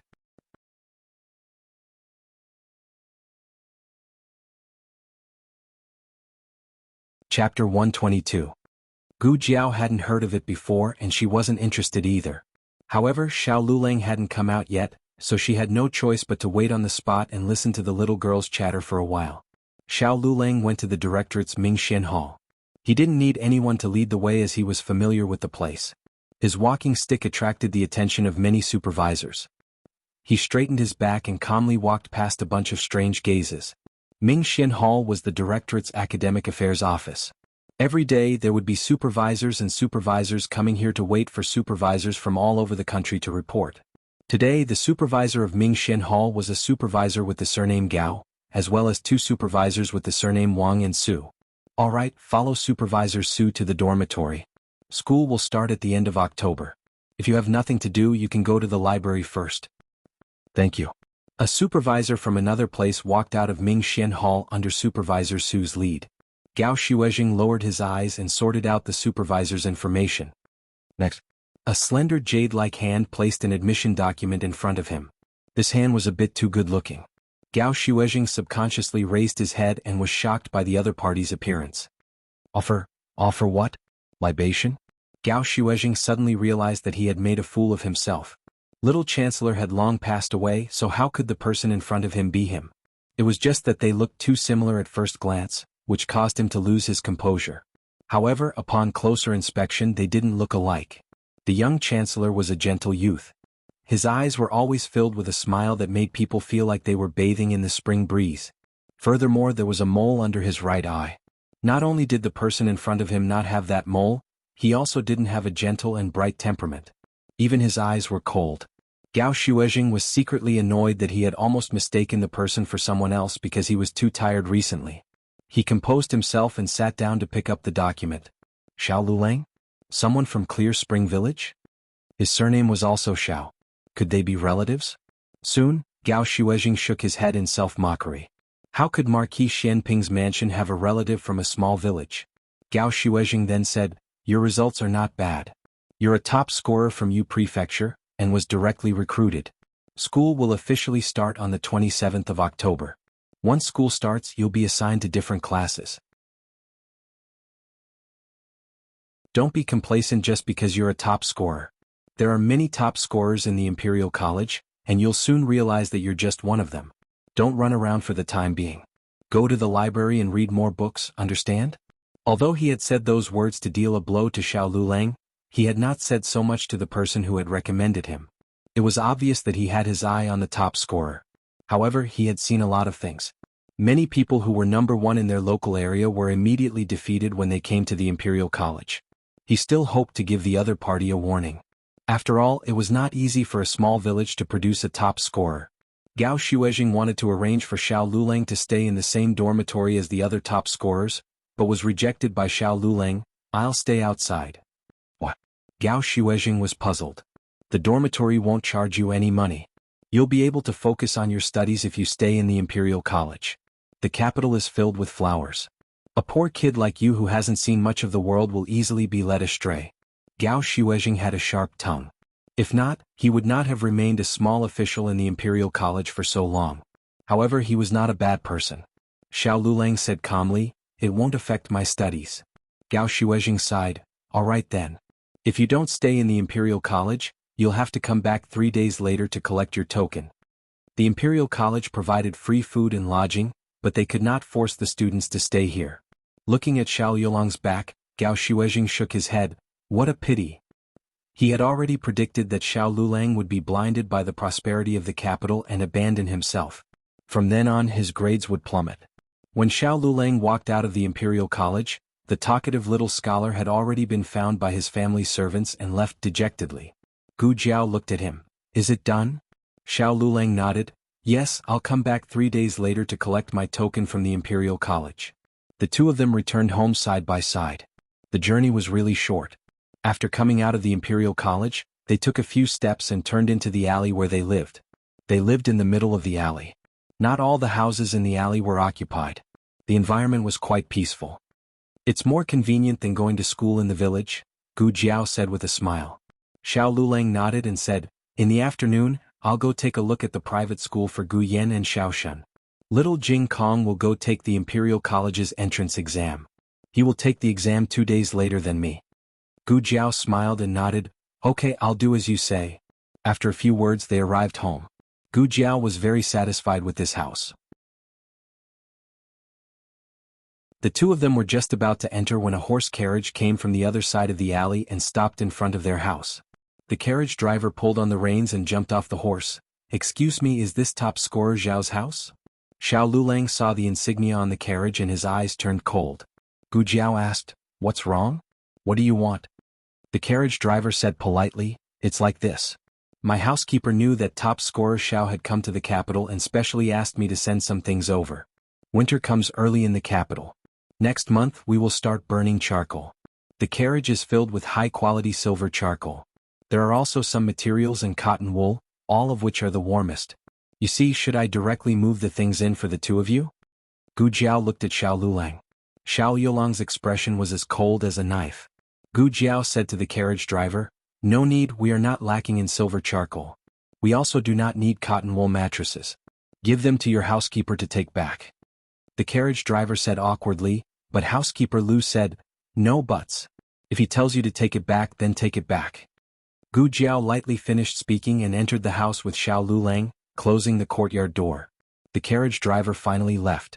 Gu Jiao looked at Xiao Lulang. "We just moved here yesterday. Only the Ding and Marquis carriage driver and Zhang Bao know where we live. That housekeeper Lu's information is very fast." Xiao Lulang lightly said, "No need to pay attention to him." Saying this, he turned around and went to the study to organize the books. Gu Jiao rubbed her chin. It couldn't be that someone had set their sights on them, right? Who would have the courage to set their sights on her people? The carriage driver drove the carriage out of the alley and came to a corner on the other side. Housekeeper Lu had been waiting for a long time. "How is it?" Housekeeper Lu asked. The carriage driver said, "Young master is not willing to accept it." Housekeeper Lu smiled. "This young master is more stubborn than I imagined." The carriage driver asked, "Should we tell the Marquis?" Housekeeper Lu faintly smiled. "No need. There is no need to trouble the Marquis over such a small matter. Just wait.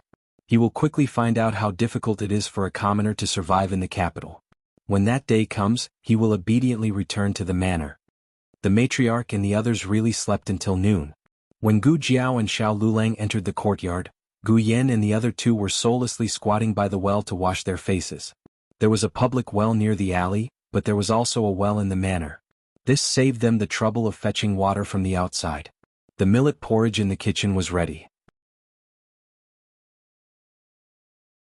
Gu Jiao heated up the steamed buns and stir-fried a plate of shredded bamboo shoots and black fungus, a plate of green vegetables and bean sprouts, and a large portion of chives and eggs. Little Jing Kong was not allowed to eat eggs, so Gu Jiao stewed a small pot of tender tofu soup for him. Although Little Jing Kong's dishes were all vegetarian, the plate presentation and utensils were more exquisite than other dishes. Gu Jiao pretended that he could not afford to eat them. Little Jing Kong was particularly arrogant to show off his dishes. The people at the table were not greedy at all, but they all pretended to be envious. After the meal, little Jing Kong valiantly went to wash his small bowl. This was a habit cultivated in the temple. He washed his own alms bowl. The others were not idle either. The matriarch went to pick corn cobs, and Gu Yin sat over to pick corn cobs with her. They were the least able to do physical work in the family. They used to be the most pampered people, but they still took the initiative to share the housework within their ability. Gu Shaoshan went to chop firewood. Xiao Lulang tidied up the kitchen and Gu Jiao tidied up the 2 courtyards. She had thought about it. One courtyard was for planting vegetables and raising chickens and puppies, and the other courtyard was for the whole family to move around. There was a laurel tree in the backyard, and little Jing Kong could practice martial arts on the tree. Gu Jiao took a hoe and went to the front courtyard to plow the ground. Little Jing Kong came over with the chickens. Jiao Jiao, I'm going to walk the chickens. Okay. Gu Jiao nodded, don't go too far. Okay. Little Jing Kong responded. Little Jing Kong used to walk the chickens from the front of the village to the back of the village. Here he decided to walk from the front of the alley to the back of the alley. Gu Yan's puppy was very envious and it also wanted to go out for a walk. However, its owner was too lazy to die. After picking the corn cobs, he lay on the rattan chair like a corpse. The puppy swung its butt and followed little Jing Kong out. Little Jing Kong took 7 chickens and a puppy to the end of the alley and was about to turn back. At this time, 2 beggars nearby stared at his dog. The puppy was no longer a baby dog during its confinement period. It had a small fat body and its meat looked very fresh and tender. The beggar's saliva flowed out. The 2 beggars exchanged glances, and one of them took out a meat bun from his pocket, broke it open and shook it at the puppy. The puppy was a little stupid and it was immediately fooled. It eagerly ran over and was immediately put into a sack. Oh, the puppy barked. Little Jing Kong turned his head. Where's Xiaoba? That's right, little Jing Kong named Gu Yan's dog Xiaoba. After the beggars caught the dog, they stared at little Jing Kong's chickens. 7 chickens. It was enough to eat for a few days. The beggars used the same trick to lure the chickens with big meat buns, but the 7 chickens didn't move. The 2 beggars simply grabbed the chickens with their hands. Little Jing Kong was only a 3-year-old child, so no one paid any attention to him. Even more so, no one paid any attention to the 7 half-grown chickens. But when the 2 beggars rushed over, the 7 chickens suddenly flapped their wings and jumped up. They were no longer little chicks that couldn't even jump over the threshold. They could jump as high as half a person, and it was only because the 2 beggars were short. The 7 chicks jumped onto their shoulders and pecked at their heads. The 2 beggars let out a miserable cry. The sack containing the puppy fell from one of the beggars. Little Jing Kong walked over and opened the sack. Xiaoba. Xiaoba was angry that the beggars put a sack over his head, so it decided to fight back. Xiaoba opened its big mouth and bit down. It bit its own tail. Little Jing Kong covered his eyes. He couldn't bear to see it. The 2 beggars fell to the ground after being pecked by the 7 chickens and they ran away. The 7 chickens fluttered their wings and chased after them. They chased them for half a street until little Jing Kong called them. Only then did they come back valiantly and spiritedly. However, just as they were crossing the street, a carriage sped past. The 6 carriages in front of them all stopped. Only little 7 did not stop the carriage. Little Jing Kong ran over with his short legs. The coachman might not notice a chicken, but he could still see a child. The horse carriage was too fast and it was too late to tighten the reins. Seeing that the child's belly was about to be trampled by the horse's hooves, a long whip came, wrapped around little Jing Kong and pulled him out of the carriage. The coachman breathed a sigh of relief and continued to move forward. Little Jing Kong was dizzy, and when he came back to his senses, he was sitting in a cold and broad embrace. He looked at the ground. It's so high. The man was sitting on a tall horse, wearing a black brocade robe, holding the reins with one hand and the whip with the other. He held little Jing Kong in his arms with the other hand. Little Jing Kong blinked his big eyes and looked at him. Thank you. The man looked at the chicken in his arms and said coldly, It's just a chicken. Don't do that again. It's called Little Chi. Little Jing Kong handed the chicken to the man. Where are your parents? The man asked. Little Jing Kong didn't have parents. He was abandoned in the temple when he was a few months old, but Jiao Jiao had parents. He thought for a while. My parents passed away. Orphan. The man frowned. Little Jing Kong shook his head like a rattledrum. I have a Jiao Jiao. The man asked, "Where do you live?" Little Jing Kong pointed, "There." The man sent little Jing Kong home. Gu Yan and the others were in the backyard and Gu Jiao was in the front yard. She had just finished plowing the ground and was using the firewood that Gu Xiaoshan chopped to make a fence. She was wearing the clothes that she used to work in the village and it was very simple. "Jiao Jiao. I was almost hit by a horse carriage just now, and this big brother saved me." Little Jing Kong held the man's hand and walked into the yard. Gu Jiao put down the firewood in her hand and raised her sweaty head to look at the man. The man was tall and strong, and his facial features were cold and resolute. His aura was somewhat unapproachable. However, Gu Jiao didn't know if it was her illusion, but she felt that he looked familiar, as if she had seen him somewhere before.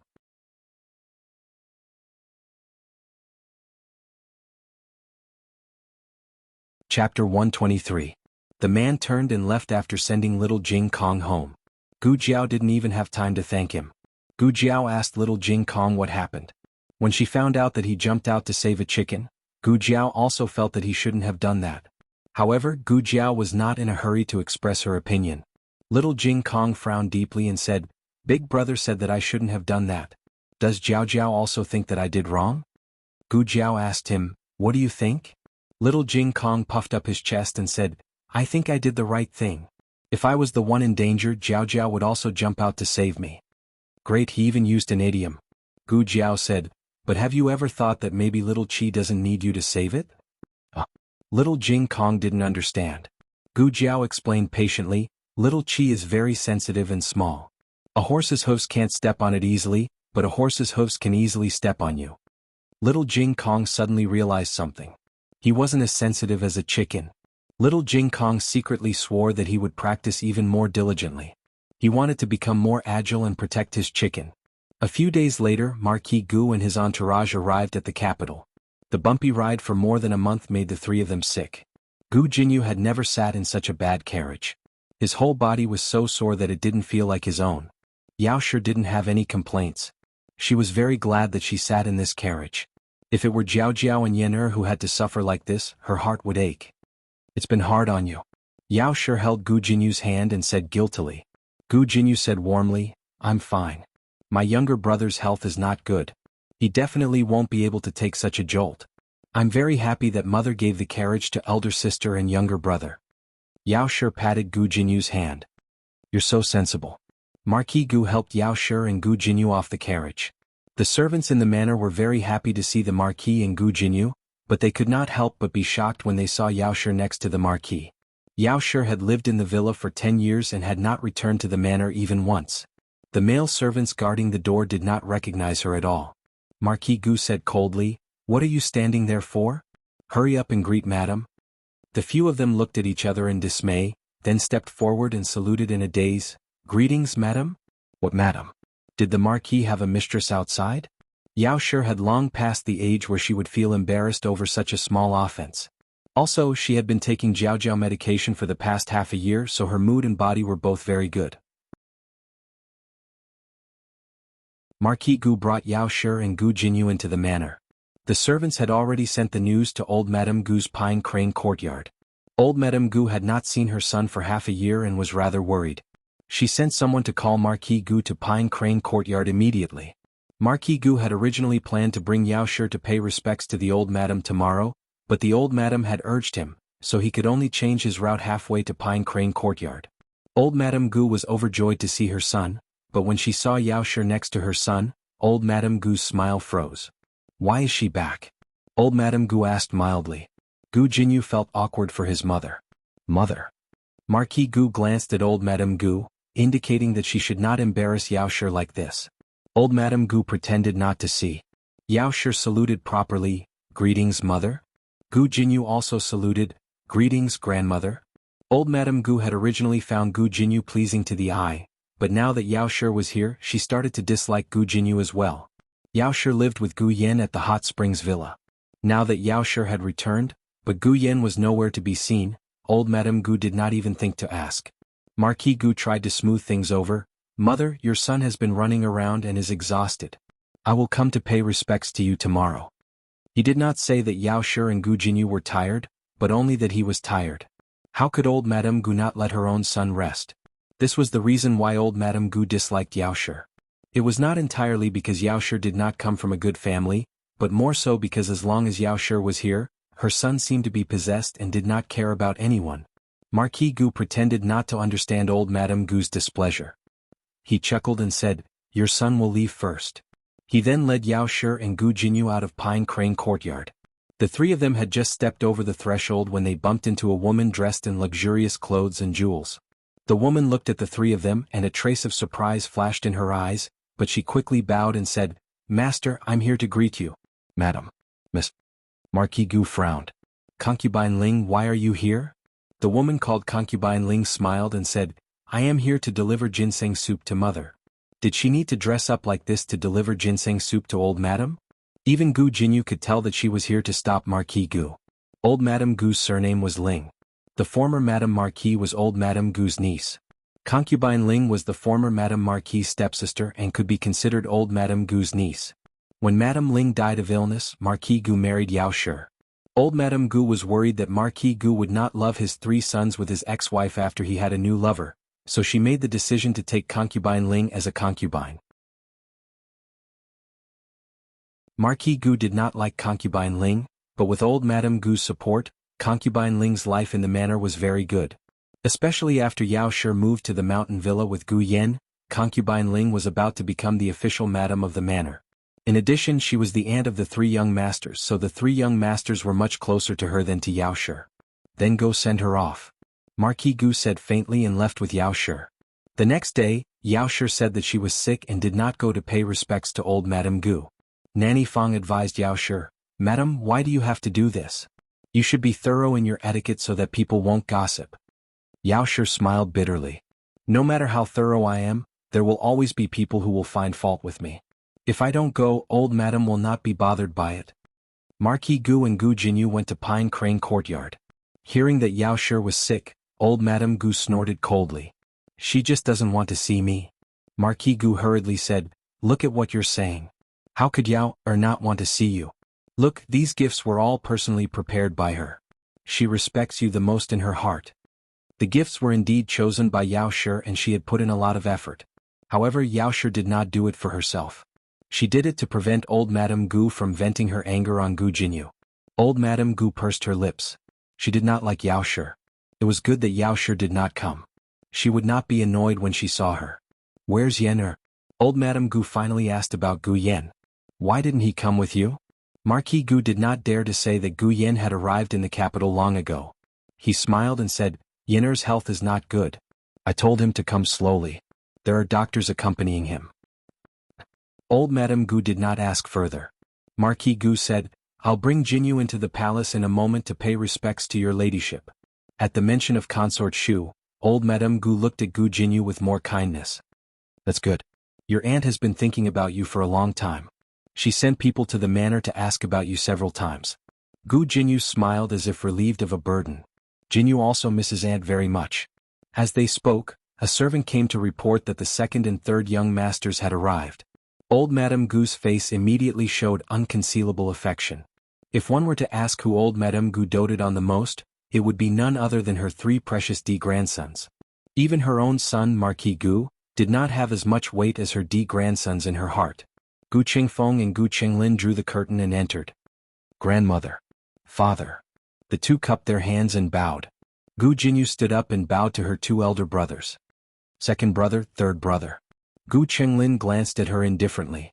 Gu Qingfeng said, "No need to be so courteous." His words were polite, but his tone was very distant. Gu Jinyu was used to it. Her brothers did not target her, but her mother. As long as it was her mother's child, her brothers would not like them. "Where's your eldest brother? Why don't I see him?" Old Madame Gu asked. Gu Qingfeng said, "Eldest brother came back very late last night. He went to the army camp early in the morning."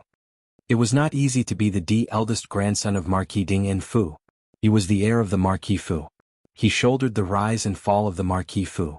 It was harder than other children. Old Madame Gu's heart ached for her grandson, but she could not really drag him back from the army camp. Marquis Gu saw that it was about time to cut to the chase.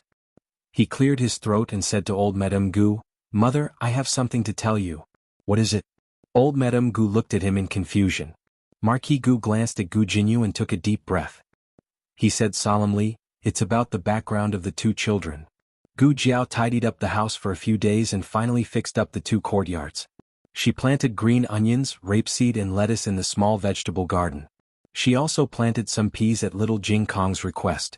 The small vegetable garden only took up half of the courtyard on the left side. Gu Jiao was thinking of building a grape trellis on the right side and planting some gourds. Next year she would plant some grapes and loofah during the sowing season.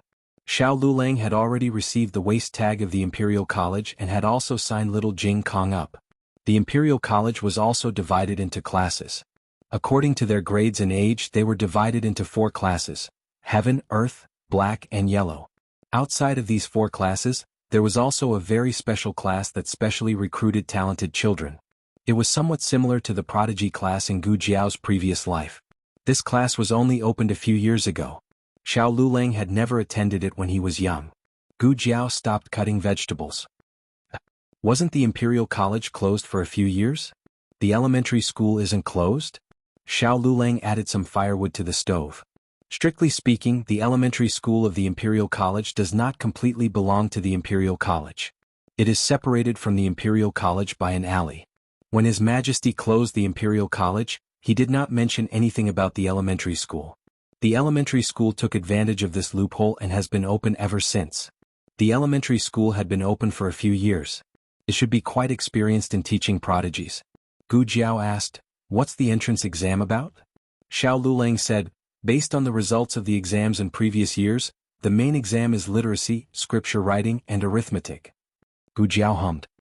"There's no problem with these small clearances." Xiao Lulang nodded. However, to be safe, the two of them still spent a lot of money to buy the exam questions from previous years for little Jing Kong to do. Little Jing Kong's accuracy was very high, but his handwriting was slow and ugly. It was extremely ugly. Thus, Little Clear Sky's daily schedule had an additional item: writing calligraphy. Little Jing Kong was not happy. He suspected that his bad brother-in-law was depriving him of the joy of being a child. Xiao Lulang said to him, "Jiao Jiao also practices calligraphy every day. You two can practice together." Little Jing Kong happily agreed when he thought about being alone with Jiao Jiao. Gu Jiao had not dreamed for a long time. The last time she had a dream was before Xiao Lulang went to the provincial urban and rural examination. It had been 4 months since then. She had almost forgotten that she could dream. However, that night, when she returned to her room after practicing calligraphy with little Jing Kong, she soon fell into a strange dream. The reason why it was strange was because the person who appeared in her dream was neither Xiao Lulang nor herself. It was the man who saved little Jing Kong, whom she had almost forgotten. The man was wearing green armor and a blood-red cloak. He was sitting on a majestic warhorse. When the man passed by a secluded alley, he was ambushed. The assassins were all first-class masters. Even so, they were still no match for the man. Just when the man was about to win, one of the assassins suddenly threw out a child and stabbed the child with his sword. In order to save the child, the man's right arm was cut off by the assassin. The assassin's sword was highly poisonous. Although the man's life was saved, his right arm was crippled. Strictly speaking, this assassination had something to do with little Jing Kong. This group of assassins had been secretly watching the man for a long time. They did not dare to make a move until they accidentally saw the man giving birth to a defenseless child. They decided to do the same thing, which led to the subsequent assassination. When Gu Jiao woke up, she had a strange expression on her face. She was getting more and more confused about her dream. Could she dream of people who were not related to her? However, no matter what, he had saved little Jing Kong's life. Moreover, the assassination was inspired by him saving little Jing Kong. She could not sit back and do nothing. The assassination would take place tomorrow evening. As for the location, she remembered that there was a lucky cloud near where the man was assassinated.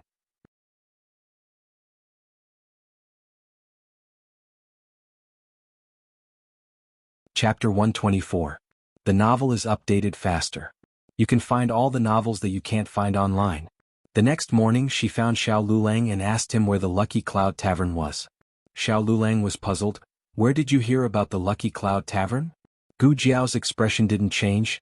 "I heard about it when I went to the market yesterday." "Isn't the food in that tavern delicious?" Xiao Lulang said seriously, "It's a shady tavern."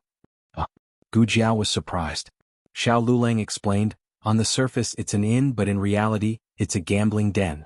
Many people have been fooled there so don't be fooled. Xiao Lulang firmly believed that Gu Jiao was fooled by someone with ulterior motives. He refused to tell her where the Lucky Cloud Tavern was. Gu Jiao scratched her head and had to think of another way. After breakfast, Xiao Lulang went to find a suitable private school for Gu Yan and Gu Xiaoshan. Gu Jiao went to the market with the excuse of buying groceries. She directly hired a carriage and said, "Go to the Lucky Cloud Tavern." The carriage driver said, "The Lucky Cloud Tavern is quite far. Miss, are you in a hurry? If you're not, please wait for a moment. I'll get another customer." "I'm in a hurry," Gu Jiao said. "Then it'll cost 200 copper coins." The carriage driver said. The Lucky Cloud Tavern was on the other side of the capital. His horse was not a good horse. It would take him more than half a day to go there and back, so he might not be able to get another customer. Okay. Gu Jiao agreed.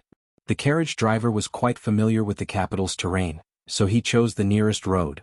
However, he didn't know what day it was, but there were two important people on the road, so all the people had to avoid them.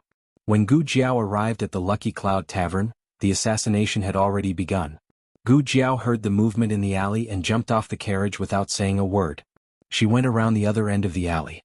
Both sides were in the midst of a fierce battle and did not notice that a thin and small figure had sneaked behind them. Gu Jiao found the sack hidden in the corner and carried the unconscious child out. Then she found a large stone and put it inside. The assassins were no match for the man. They exchanged glances with each other and were about to start their dirty tricks. One of them picked up the sack with his sword and threw it at the man. The huge sword chi split open the sack and the things hidden inside flew out. The assassins were all dumbfounded. Wasn't it the child's? How did it become a rock? The man was also puzzled. What kind of move was this? Was this the latest bewitching technique? Using stones? The man effortlessly split the rock into two halves.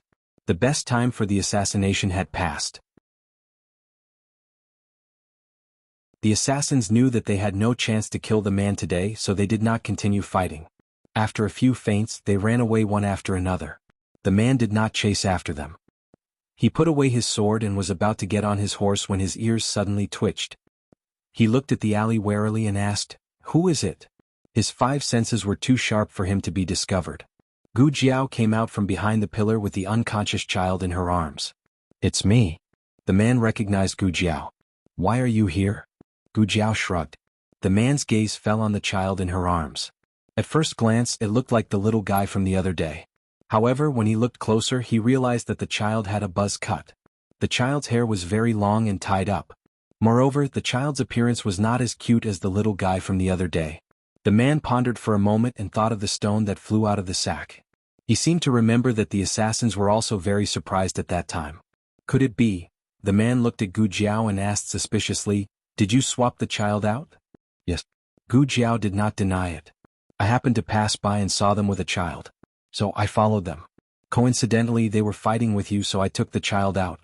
She said it casually, but the man knew that the group of assassins were not ordinary. It was very difficult to follow them without being discovered. He looked at Gu Jiao with even more suspicion. "If I remember correctly, you live near the Imperial College. This place is in the east and the Imperial College is in the west. Why did you pass by here? What are you doing here?"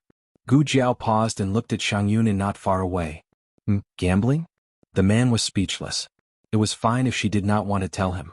Of course, the man did not know that Gu Jiao came specially to save him. While the two of them were talking, the child's parents caught up with them. My son. My son." The woman burst into tears. Gu Jiao returned the child to her and said, "He took a little knockout drug. It's not a big dose, so he'll be fine. He'll wake up when it's dark." "Thank you, miss. Thank you, miss."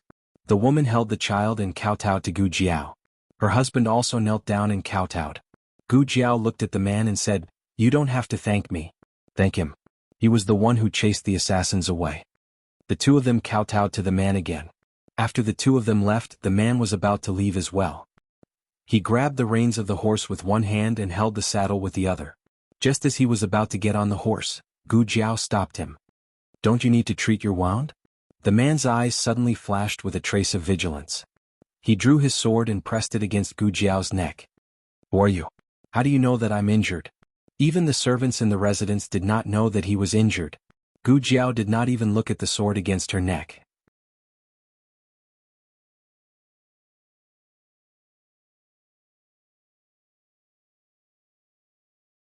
They were calm and cold, filled with a flash of killing intent. Gu Jiao pulled out the dagger at his waist. With a sudden swing, she threw it at the assassin's chest. The assassin groaned and fell from the roof. His bow also fell to the ground. The man turned around in disbelief. Gu Jiao calmly squatted down and continued stitching up the man's wound. "It's done," Gu Jiao said. The man looked at Gu Jiao in a daze. He was still in a state of great shock. Gu Jiao blinked her eyes and looked at him. She suddenly realized, "Yes, I almost forgot about this." As she said this, she took out a bottle of medicine that she had concocted and handed it to him. "It's better than your medicine." Gu Jiao was not in a blindfolded contest. She had smelled the medicine when she was stitching up his wound. She carefully identified the ingredients and confirmed that it was not as good as her medicine. The man still had a look of disbelief. Was it not over yet? Gu Jiao looked at the assassin not far away. "He's not dead. We can still capture him and interrogate him. Or do you want to arrest me?" "No." The man finally came back to his senses. "You were defending yourself. If you want to arrest someone, you should be arresting them." "Well, then I'm leaving." Gu Jiao clapped her hands and carried the small basket on her back. She walked out of the alley with a calm expression. Gu Jiao had given the man too much shock. Even the assassins could not cause a ripple in his heart. He hesitated for a moment, but still urged his horse to catch up with her. "I'll send you home." Gu Jiao tilted her head and looked at him. The man paused.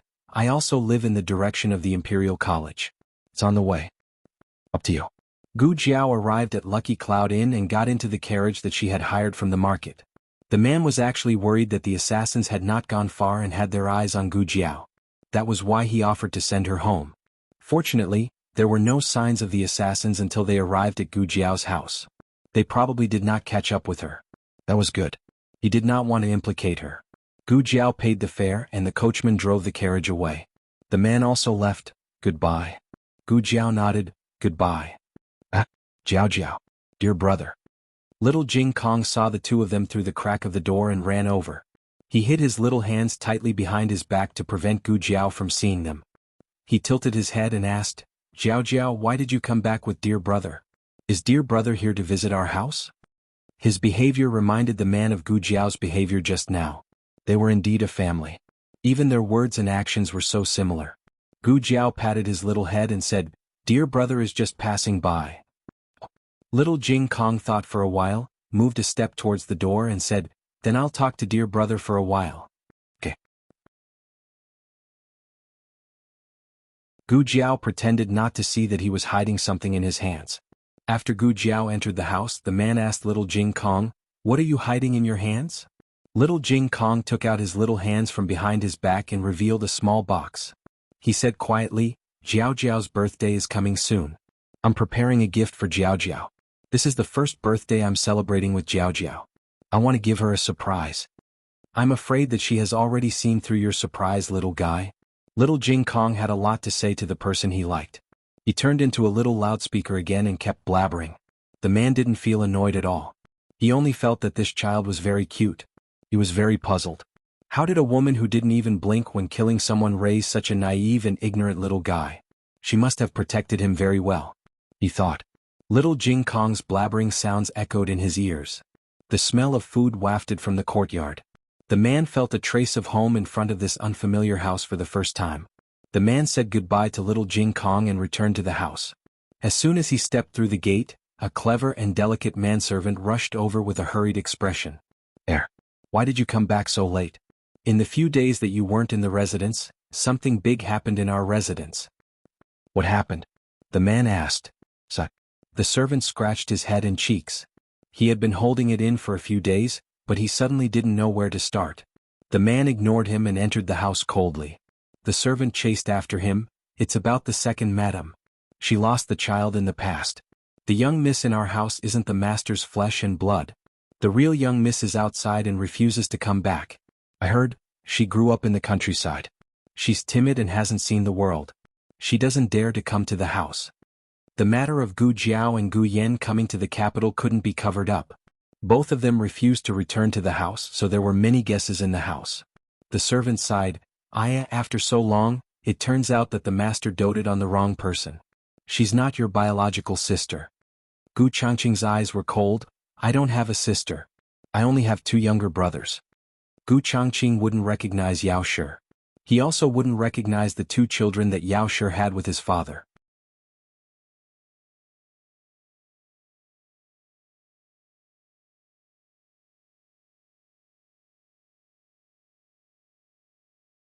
Chapter 125. Gu Changqing's body was injured. After returning to the manor, he did not alarm anyone.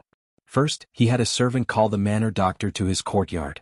The manor doctor was already accustomed to Gu Changqing's injuries. The heir was a person who did not care for his life. It would be abnormal if he didn't have some injuries when he came back. However, after examining the condition of the wound, the manor doctor was shocked. "Heir, may I ask who stitched it up for you?" Gu Changqing asked. "What is it?" "The military camp doctor stitched it up once and the doctor outside stitched it up once. Is there a problem?" The manor doctor said, "No, it was stitched up very well. I have never seen anyone who could treat a torn wound so well." "Which doctor was it?" Hearing the manor doctor say this, Gu Changqing had an idea. "You can withdraw. Don't spread the news of my injuries. This small one understands." He had been the manor doctor for a few days and understood this heir's habits. He did not like to make a big fuss and cause the entire manor to panic. After the manor doctor withdrew, the servant brought over a basin of hot water and a set of clean clothes. Earlier, in order to not attract attention, he had used a cloak to cover the wound. Now even the cloak was stained with blood. The servant helped Gu Changqing take off his clothes while muttering, "Heir, how did you get injured this time? Ever since you were transferred to General Ran's command, you have been injured more than before. Is General Ran especially scary? How can there be no injuries when practicing martial arts? General Ran's rule is strict. This is a good thing. It is Zhao country's fortune. Don't say these words again in the future." "Oh." The servant muffled a response. He put the blood-stained cloak into the basket and began to take off his outer and inner robes. "That's right, heir. Did you call the manor doctor over because you were worried? In the past, after you were treated in the military camp, you would not let the manor doctor see you a second time. Since you were worried about that person's medical skills, why did you let him treat you?" "That's right, why did he let her treat him?" Gu Changqing couldn't answer either. She did not look very old and seemed to be about the same age as Gu Jinyu. It would be good if a girl of her age did not cry out in fright when she saw such a hideous injury, but she could still calmly stitch it up for him. Not only that, she had also killed an assassin. After killing him, she continued to stitch him up as if nothing had happened. He had lived for 20 years, but this was the first time he had seen such a strange woman. His small body seemed to contain a great amount of power. "Your Highness, concubine Ling wants to see you," a maid outside the door reported. The manservant looked at him and said, "Your Highness is injured. Why don't I go and help her?" "No need." Gu Changqing changed into clean clothes and went to the flower hall to see concubine Ling. Concubine Ling was Madame Little Ling's younger sister. She did not look much like Madame Little Ling. She was more beautiful than Madame Little Ling, but unfortunately, neither she nor Madame Little Ling could compare to Madame Yao. Perhaps it was not only because concubine Ling had the same bloodline as Madame Little Ling, but also because concubine Ling had some of Madame Little Ling's desolation back then. Gu Changqing was still polite to her. Gu Changqing said, "It's so late. Concubine Ling, haven't you slept yet?" Concubine Ling smiled, "I'm old now. I don't always feel sleepy like when I was young. It's enough to sleep for 6 to 4 hours a day. These days you always go out early and come back late. I haven't seen you for a long time, so I wanted to come and see you." Gu Changqing said, "I've made you worry." Concubine Ling said earnestly, "Don't be too tired. You still have to take care of your body. There will be a long way to go in the manor, but you can't let anything happen to your body." "I know." Although he said so, Gu Changqing didn't dare to forget the old duke's instructions before he left. He was the eldest grandson and also the eldest brother. He had the old madam, younger brothers and sisters, and the manor's 100 years of history. He had to support the entire manor even if he had to kneel. After the greetings, concubine Ling didn't have the intention to leave. Gu Changqing asked, "Is there anything else, concubine Ling?" Concubine Ling twirled the handkerchief in her hand and smiled embarrassedly. "It's like this. Madam has returned to the manor. You must have heard about her." Gu Changqing looked at concubine Ling. "Concubine Ling, are you talking about the two children being swapped?" Concubine Ling was slightly stunned. "You know?" Gu Changqing said, "I just found out." Concubine Ling glanced at the manservant standing behind Gu Changqing and understood. She said, Although Jinyu isn't your father's biological child, she has been raised in our manor for many years. We have developed feelings for her. If we send her away, not only will your father and madam be reluctant, even the old madam will be reluctant. Gu Changqing didn't think much about this matter. He didn't care, so he didn't fuss about it. Concubine Ling smiled warmly. Jinyu's birthday is coming soon. Do you need me to prepare a birthday gift for her? Gu Changqing said. Concubine Ling, just arrange it like in the past. Although he didn't recognize Gu Jinyu as his sister, he wouldn't deliberately embarrass her. He didn't have the hobby of bullying a young girl. Concubine Ling continued. Yin also came to the capital. As for Yin and that child, should we also send a birthday gift to each of them? Gu Yin moved to the villa before she was 4 years old. They hadn't seen each other for 10 years. Gu Changqing actually couldn't remember what Gu Yin looked like. He nodded. If you can send it, then send it together. It was just a matter of face. Concubine Ling smiled. Okay, I'll prepare the gift for your father and let him bring it over. Gu Changqing didn't have any objections. Concubine Ling, you can make the decision for such a small matter. Concubine Ling reminded him to take care of his body before leaving. Gu Changqing knew how badly injured he was. The pain wouldn't go away for 3 to 5 days. However, he slept for a night. When he woke up the next day, he didn't feel much pain. He applied some of the medicine that Gu Jiao gave him. It was cool and the pain in his wound lessened. Gu Changqing felt that it was very magical. Where did that girl's medical skills come from? She was actually better than the medical officer in the military camp. There was no training for the next 2 days, but Gu Changqing still decided to go to the military camp. When he passed by Chuehua Pavilion, he happened to bump into Gu Jinyu accompanying Yao Shi for a walk in the garden. He saw the other and the other also saw him. The scene was slightly awkward.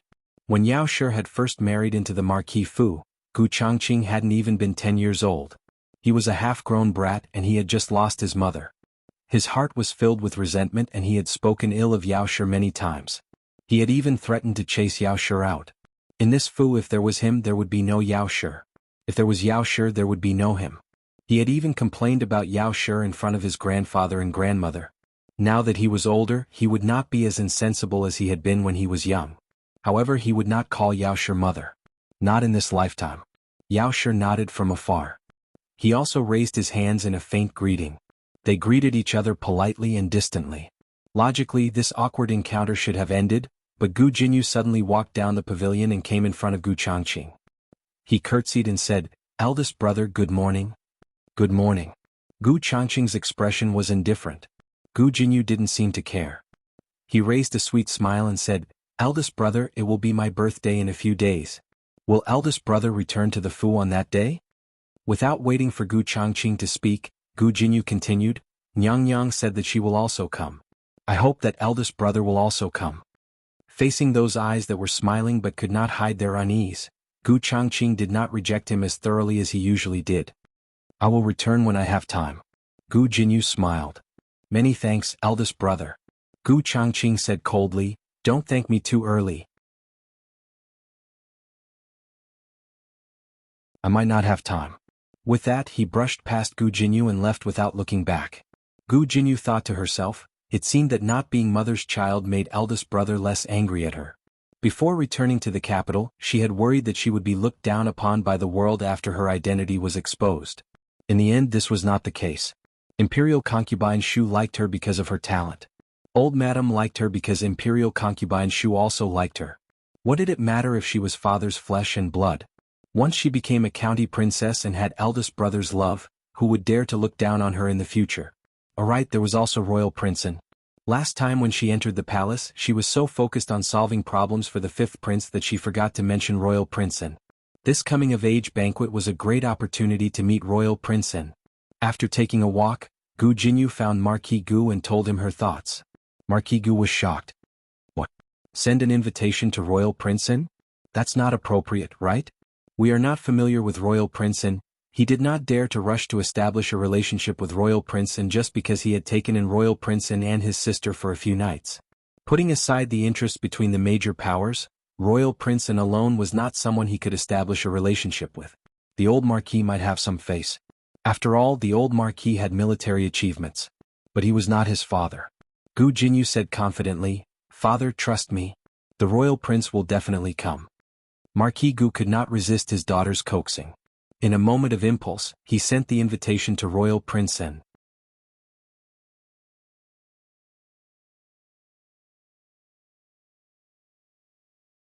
Chapter 126. The newest chapter of this book is not finished. That night, Jun Wang received an invitation from Marquis Ding in Fu. Ever since Jun Wang ended his life as a hostage in the country of Qin and returned to the capital, he kept a low profile. Other than studying for the imperial exams, he did not interact with anyone. Everyone in the capital knew this in Jun Wang's personality. Normally they would not take the initiative to interact with him. Thus, looking at the invitation in his hand, Jun Wang was surprised. In order to not appear rude, Marquis Gu's invitation was for Jun Wang and Zhuang Mengdai. Jun Wang was surprised, but seeing Zhuang Mengdai's name, he was not surprised. Marquis Gu really raised a restless daughter. He did not need to think to guess that it was done by Gu Jinyu, who had swapped places. However, Jun Wang did not expect that Gu Jinyu had misunderstood his words, causing Gu Jinyu to have thoughts that she should not have. He only thought that she was trying to win over Zhuang Mengdai and use Zhuang Mengdai to invite him to the Fu to bask in his glory. He sneered and threw the invitation on the table. Wu Yang asked, "Jun Wang, what is Ding and Fu thinking? Why did they send you and young Miss Kai Dai an invitation?" The relationship between the two parties was a bit complicated. Last time at the villa was an accident. It was late and there were no inns nearby. He could not see at night and was afraid that his illness would be exposed, so he stayed at Ding and Fu's villa. However, behind Ding and Fu was Imperial Concubine Shu. Behind Imperial Concubine Shu was the Emperor. They were too close to the Zhuang family. Were they not afraid of causing the Emperor's suspicions? Jun Wang sneered, "If someone really asks, it's just a relationship between two young girls. It can't be considered a faction." Wu Yang curled his lips in disdain, "Don't go to this kind of Fu's banquet." When the old Marquis was on the throne, he did not have the right to have relations with our Zhuang family, much less now. Jun Wang faintly said, "Don't look down on Marquis Ding and Fu. The old Marquis had outstanding military service in the past but suddenly had his military power taken away by His Majesty. He even had to hand over the loyalists that he had secretly trained. Do you think it's really like this?" "Isn't it?" Wu Yang asked. Royal Prince narrowed his eyes. "I've always suspected that the old Marquis had severed ties with His Majesty on the surface, but in reality he took the opportunity to leave the capital to secretly cultivate troops for His Majesty. If Xianping Marquis Fu is the open spear in Your Majesty's hand, then Ding and Marquis Fu is the hidden arrow behind Your Majesty."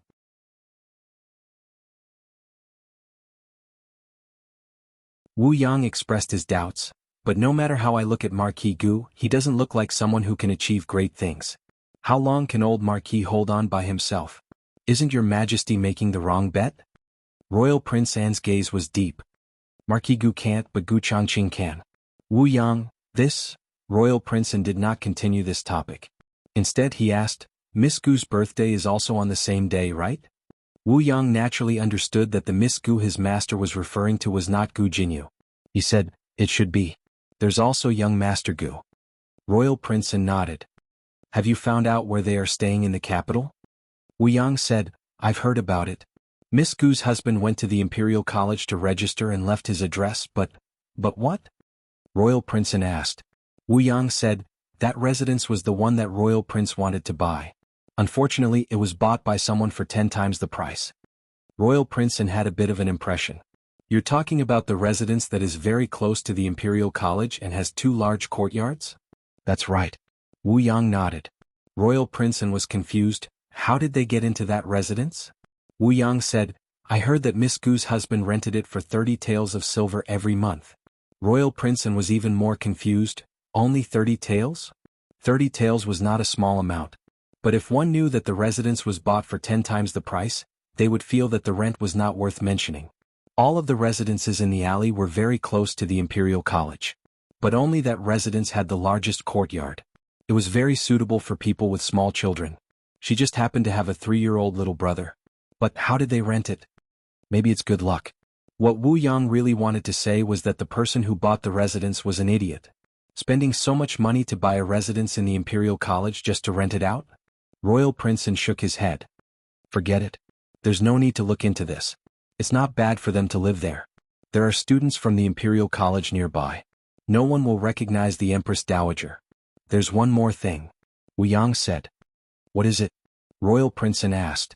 Wu Yang said with a strange expression. Does Royal Prince still remember the recommendation quota for the county? This subordinate asked around. Miss Gu's husband got 2 first places in the county exam. His total score is first in the county. Royal Prince said, I know about this. It's because his grades are good enough that I persuaded grandfather to think of a way to reopen the Imperial College.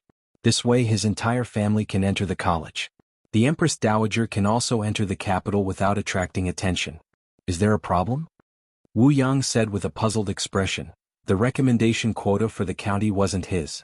He got in himself. Royal Prince gave a puzzled sound. It was unknown if he was more surprised that the other party got first place in the provincial exam or more surprised about the quota. Who was the quota given to? He asked. Wu Yang said, it was given to a friend of his called Feng Lin. This subordinate has checked. This Feng Lin has no background. He ranked 17 in the provincial exam. The provincial exam was taken in Song County. He didn't even get into the Imperial College. I don't know how he got the recommendation quota for the Imperial College. Royal Prince sneered, it's enough to bribe the county magistrate. Wu Yang frowned, but the quota for the Imperial College is handed in first. The results of the provincial exam will come out later. Could it be that Xiao Lulang was confident that he could get first place before the results came out, so he bribed the county magistrate in advance and gave the quota that should have belonged to him to his good friend? Isn't this too outrageous? It was indeed outrageous. After all, even Royal Prince didn't dare to make such a risky move. But Royal Prince didn't believe that there was a hidden reason. After all, Wu Yang had also checked Xiao Yulang's background. He was an orphan from outside the city. He lost his father when he was young. His mother raised him and his older brother, but died with his older brother. In the end he was the only one left. He fainted at the entrance of the village and was saved by Gu Jiao. After they got married he was registered in the village. He was appreciated by Principal Li. Principal Li even unilaterally announced that he was his direct disciple. He didn't say anything, but it was true that after he became Principal Li's disciple, his results improved by leaps and bounds. He was originally at the bottom of the class. Who would have thought that in less than a year, he would soar to the sky and become the provincial capital's top scorer? Royal Prince smiled faintly. Back then, Principal Li and my 4th uncle were listed as the capital's 4 great talents. My 4th uncle had always been unconvinced. Why is Principal Li ranked higher than him? Now we have an answer. Was it really Principal Li's credit? Why did Wu Yang feel that top scorer Xiao was the one who wasn't simple? But Wu Yang didn't say these words. He knew his Royal Prince's personality. He was resourceful and far-sighted. But at the same time he thought highly of himself. He didn't think that anyone in the world could be smarter than him. In the blink of an eye, it was the 18th of October. The autumn air was crisp and the clouds were light. The manor was busy even before the sun rose. Today was not only Gu Jinyu's birthday, but also her coming-of-age ceremony. Marquis Gu's original intention was for Gu Jiao and Gu Yen to return to the manor to celebrate their birthday, but the siblings heartlessly rejected him. Gu Jiao didn't return because she didn't think of herself as part of the Marquis's manor. Gu Yen didn't return because there weren't many people in the manor who truly welcomed him. His grandmother only had 3 older brothers in her heart. He was sickly and had bad luck. Ever since he was young, his grandmother didn't like him. As for his 3 older brothers, when he was young, he naively thought that they were really his older brothers. After being beaten a few times, he understood that they would never be a family. Gu Jinyu's background was only known to the masters and a few trusted servants in the manor. Outsiders didn't know that Gu Jinyu was the wrong daughter, nor did they know that Madame Yao and her children had returned to the capital. They just thought that it was the same as the previous years, that Gu Jinyu was the only daughter celebrating her birthday, so they didn't suspect anything. Madame Yao had given her present to Gu Jinyu last night. Early in the morning she had gone to the Imperial College to celebrate the twins' birthday. Gu Jinyu couldn't care less about her disappointment because she had too many surprises today. Consort Shu couldn't come to the Marquis's manor because something had happened at the last minute in the palace. She had asked the 5th prince to come in her place. The 5th prince even brought the emperor's imperial edict, officially conferring her the title of county princess with the title of Hui. This was the Marquis's manor's first county princess. Everyone felt honored. Old Madame Gu also felt honored and knelt down to thank the emperor for his grace. Grandmother. Gu Jinyu helped old Madame Gu up. Old Madame Gu patted her hand in relief, her eyes full of affection. I knew you were capable. His Majesty has conferred you the title of County Princess Hui. The word, Hui, shows how much His Majesty appreciates you. She was praising Gu Jinyu for her intelligence. Gu Jinyu bowed and said, It's all thanks to grandmother's good teachings. I've been under grandmother's influence since I was young. It's all thanks to grandmother that I have the knowledge I have today. Grandmother didn't favor one over the other just because I'm a girl. She hired so many outstanding tutors for me. Without grandmother, Jinyu wouldn't have the title of County Princess. Old Madame Gu was overjoyed when she heard this. Old Madame Gu did dote on Gu Jinyu, but she couldn't compare to her 3 grandsons. The tutors were all hired by Marquis Gu. Old Madame Gu just didn't object. However, Gu Jinyu was willing to give her all the credit, which showed her filial piety. She wasn't like that wild girl who grew up in the countryside. She had been in the capital for so long but didn't even kowtow to her. It was a pity that she wasn't her biological daughter. They were separated by a layer. Congratulations, old madam. Congratulations, County Princess. Concubine Ling presented her carefully prepared gift. Gu Jinyu didn't like Concubine Ling, but she knew that old madam liked Concubine Ling. She wouldn't disrespect old madam. She personally took Concubine Ling's gift. Thank you, Concubine Ling. Concubine Ling took out another gift. Your eldest brother prepared this for you. He can't leave the military camp, so he asked me to send this to you first. Gu Jinyu knew that this was actually prepared by Concubine Ling. She wasn't disappointed. She couldn't eat everything in one go. Her eldest brother's change in attitude towards her would take time. She already saw the signs. She believed that in time, her eldest brother would definitely accept her from the bottom of his heart. Gu Jinyu's coming-of-age ceremony was very grand. Many influential officials in the capital came. Even the Minister of Education of the Imperial College came. The Minister of Education was an official position second only to the Chancellor in the Imperial College. There were 2 ministers, 1 minister and 1 deputy. The one who came was the Minister of Education, Lord Zheng. The young Chancellor had passed away and the old Chancellor had resigned and left the capital. Everyone in the capital was saying that this Lord Zheng would be the next Chancellor of the Imperial College. Gu Jinyu felt extremely honored. All the grievances she had suffered in the villa for half a year had all disappeared. She indeed belonged in the capital. The capital was her place. Here she could shine. If Minister of Education Zheng's arrival made Gu Jinyu feel extremely honored, then the next person would make the entire Marquis' residence feel extremely honored. The person who came was the Crown Princess's trusted aide. The Crown Princess had sent Gu Jinyu her coming-of-age gift. Gu Jinyu simply didn't know what to say. The Crown Princess was the future Empress. Her status was second only to the Empress and the Crown Prince. Even Consort Shu didn't dare to put on airs in front of her. Such a powerful person actually sent someone to attend her coming-of-age ceremony? Gu Jinyu was overwhelmed by the favor. The eunuch smiled and said, Congratulations, County Princess Hui. The Crown Princess said that if County Princess Hui is free, you can visit the Eastern Palace and play chess with her to relieve your boredom. Yes. Gu Jinyu respectfully replied. The eunuch waved the horsetail whisk in his hand and smiled. It's getting late. The Crown Princess is still waiting for me to report back. I'll send you off. Please wait, County Princess Hui. After the eunuch left, old Madame Gu and Marquis Gu both felt that this was unreal. In one night they even had dealings with the Crown Princess? It might be an exaggeration to say that they had dealings. The Crown Princess had most likely sent a congratulatory gift on account of His Majesty. But no matter what, this was enough for them to be prominent in the capital for a while. Jinyu didn't disappoint grandmother.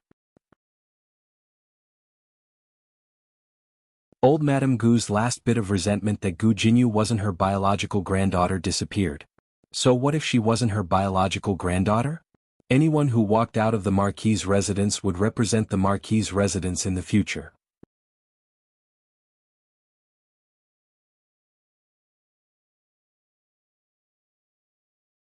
Chapter 127. Marquis Ding and Manor was not too far from the directorate, so Yao Shi arrived very early. Gu Jiao had just finished washing up when she heard a knock on the door. She opened it and saw that it was Yao Shi. She could not help but be stunned. Yao Shi gently smiled and said, I didn't disturb you, right? Gu Jiao shook her head. I didn't. I'm already up. Yao Shi smiled and said, You haven't eaten breakfast yet, right? I brought steamed buns and brown sugar steamed buns. The manor was preparing for Gu Jinyu's banquet. Yao Shi had bought breakfast on the way. It was from a famous steamed bun shop in the capital. Come in. Gu Jiao invited Yao Shi into the yard. Xiao Lulang had also gotten up and was drawing water from the well. Yao Shi and Xiao Lulang had met a few times in the countryside. Unlike Marquis Gu's pickiness, Yao Shi was very satisfied with Xiao Lulang. He was handsome. This was important. He also studied well and was diligent. Originally, because they had not consummated their marriage, Yao Shi was worried about the relationship between the two. But after observing a few times, she found that the two were getting along very well. It was just that they had not been enlightened. Madame Gu. Xiao Lulang politely greeted Yao Shi. Gu Jiao called Yao Shi Madame Gu. Xiao Lulang also called her this. Yao Shi did not care about the title and happily gave it to Xiao Lulang. Gu Jiao wanted to go to the kitchen to make porridge for the family, but she was rejected by Yao Shi. Yao Shi would let her do anything else, but today was her and Gu Yan's birthday. Yao Shi would not let her do anything. Yao Shi would occasionally make some pastries in the manor, so she was quite familiar with the kitchen. She first made the morning porridge and then began to prepare the next 2 meals. She sent Granny Fong to buy groceries. What to buy and how much to buy were all written down on the list. This was the first birthday that Yao Shi was celebrating for her daughter. She had prepared for a long time and had even practiced the dishes. Yao Shi was still very popular in the family. Even the strange-tempered matriarch had been won over by her pastries. With her coming, everyone was quite happy. Gu Yan had nothing to do after breakfast, so he went to pick the corn cobs. However, he was stopped by little Jing Kong. Little Jing Kong took the corn cob and raised his little hand to stop her. He said sternly, "Today is your birthday too. You don't have to do anything. I won't quarrel with you and let you have a day." Yao Shi made a table full of delicious dishes. Not only did she take care of Gu Jiao and Gu Yan's taste, she also took care of everyone else's. Gu Xiaoshen stared at the dishes that she could barely put down. She was so shocked that she was speechless. Was this the new year? Why are there so many good dishes? Braised pig trotters with soybeans. Gu Xiaoshuan's saliva immediately flowed down. This was his favorite dish. The pig trotters were shiny and oily. When you poked them with chopsticks, the skin was still springy. Gu Xiaoshen felt that he couldn't take it anymore. The pig trotters were first braised and then stewed in a clay pot. They were sticky and melted in the mouth. Xiao Lulang loved to eat fish, so Yao Shi made delicious crucian carp soup. The matriarch liked sweet things, so Yao Shi made brown sugar glutinous rice cake and only used half of the sugar. There was also a vegetarian meal for little Jing Kong. Yao Shi didn't forget to put it in little Jing Kong's exclusive small exquisite bowl. She had asked Gu Yan about these things. She remembered them one by one and prepared them carefully. This was also one of the reasons why everyone liked Yao Shi. She was always able to take care of people without making a sound. In addition to these dishes, Yao Shi also made a bowl of longevity noodles for the siblings. There were no extra ingredients for the longevity noodles. She only added a few green onions and drizzled a few drops of sesame oil. However, Gu Jiao felt that this bowl of longevity noodles was better than other noodles. There was an indescribable taste that warmed her heart and made her nose sour. She couldn't tell if this was her own feeling or Gu Yan's. After eating, everyone began to give Gu Jiao gifts. The first to give was little Jing Kong. He was the youngest and the most eager. He gave Gu Jiao and Gu Yan a small house made of clay. It was made of clay. After he made it, he asked his bad brother-in-law to help him roast it in the stove.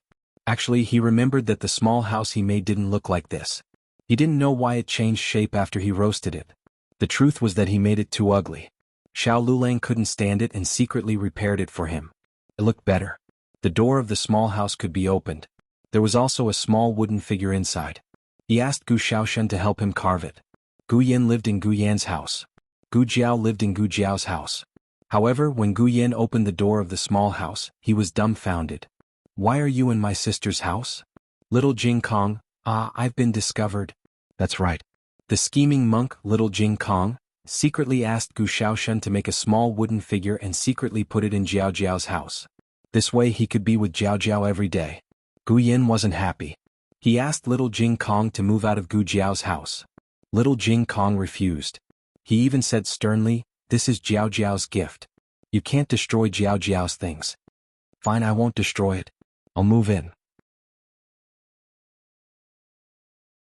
In the end, the 3 wooden figures, Gu Jiao, Gu Yan and little Jing Kong, all moved into Gu Jiao's small house. Gu Yan's small house was empty. Gu Xiaoshen gave 2 Buddhist scriptures that he carved himself. In exchange for helping him carve the wooden figures, little Jing Kong took out his attire, put on the prayer beads, put on the monk's robe, took out a small wooden fish, and performed a ritual for the Buddhist scriptures sincerely. So these were Buddhist scriptures that had been blessed.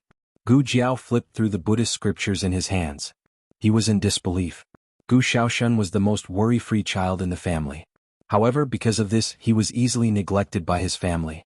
Gu Jiao didn't know that he could learn so many words in just a few months. Many of them were rare words. Can you read all of them? Gu Jiao asked. Yes, I can. Gu Xiaoshen nodded. Brother-in-law said that if he didn't know how to read them, he wouldn't know how to answer if someone asked him what he carved. Therefore, even though it was very difficult, he still tried his best to remember these words, including their meaning. Gu Xiaoshen saw Gu Jiao's thoughtful expression. He scratched his head. Sister, do you not like it? Gu Jiao looked up and smiled. I like it. I like it very much.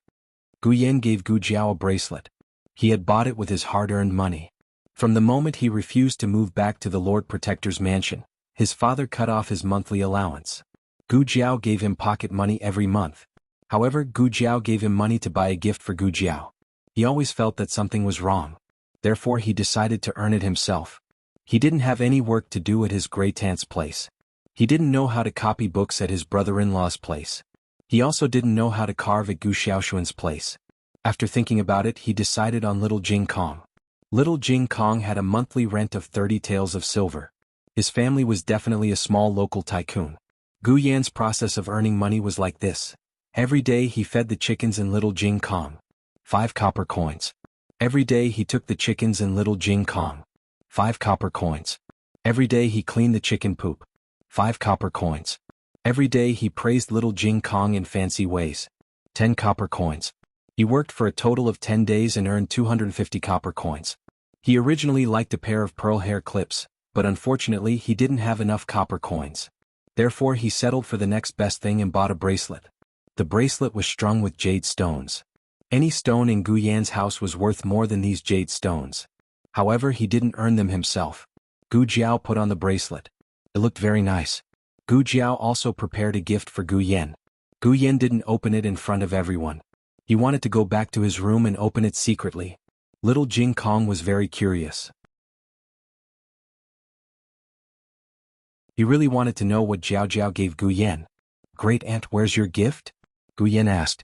I didn't. The old lady turned her face away. Gu Yan muttered, I clearly saw it. You secretly did it every day. Gu Jiao looked at the old lady. The old lady reluctantly took out a pouch and put it on the table. Then she looked up at the sky and ignored everyone. I did it blindly. Gu Jiao picked up the pouch. Little Jing Kong came over to take a look and said in surprise, Wow! Great aunt. You know how to embroider ducks.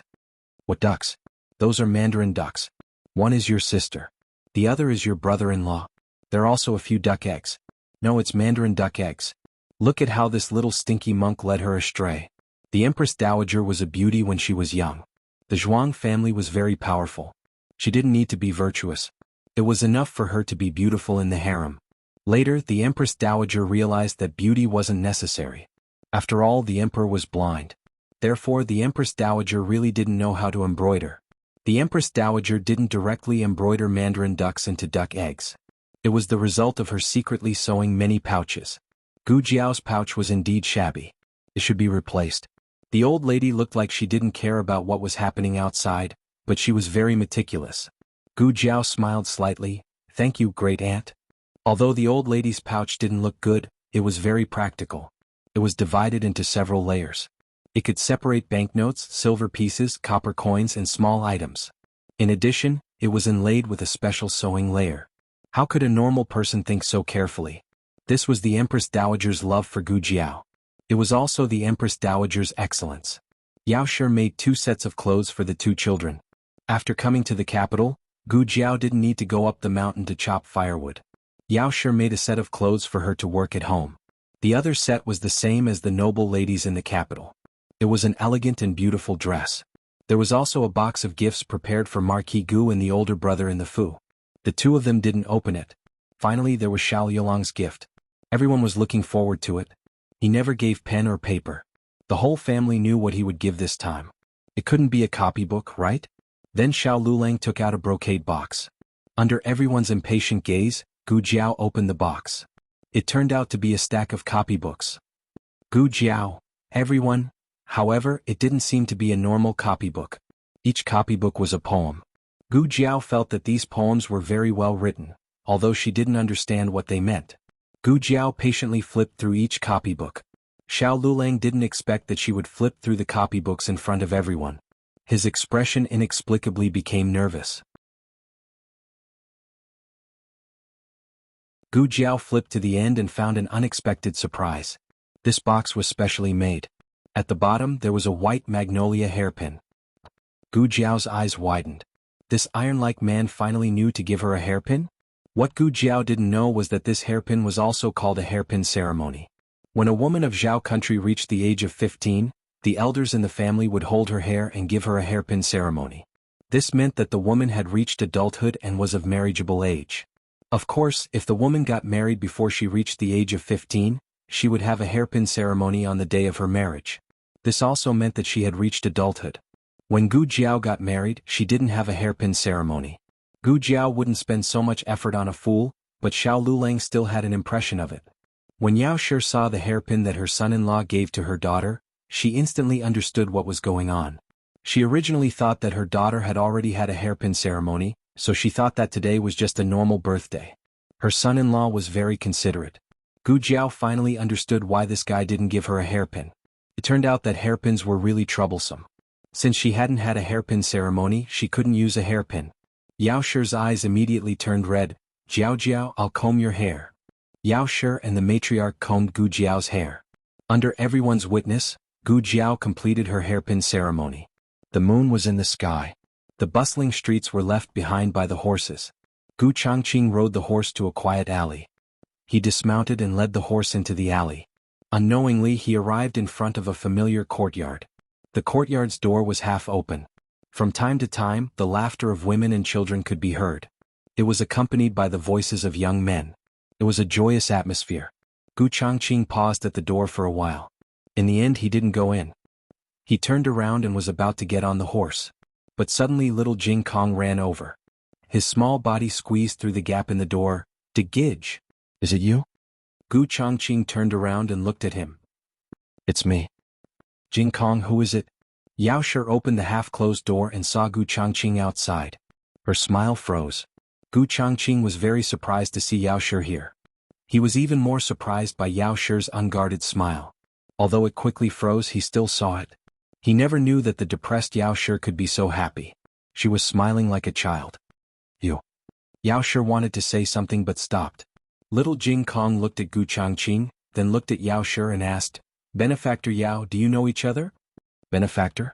Most people wouldn't call him that. Gu Changqing looked at him strangely. "Are you a monk?" Little Jing Kong explained seriously, "I was a monk before I came down the mountain. I'm not anymore." Benefactor Yao is a pilgrim of our temple. I see her often. I'm very familiar with her. De Gidge, are you also here to celebrate Jiao Jiao's birthday? Little Jing Kong said it based on his identity. But in Gu Changqing's ears, he thought that Yao Shi and the little monk's family were just old friends. It was really a coincidence that he and his stepmother knew the same friend. Gu Changqing said seriously, "No, I'm just passing by. Do you like birds?" Little Jing Kong tilted his head and thought for a while. "Yes." Gu Changqing handed him a bird cage covered with a cloth hanging from the saddle. "This is for you." After saying that, he got on the horse and left without looking back. Little Jing Kong looked at the back of the horse and waved his little hand. "Thank you, De Gidge."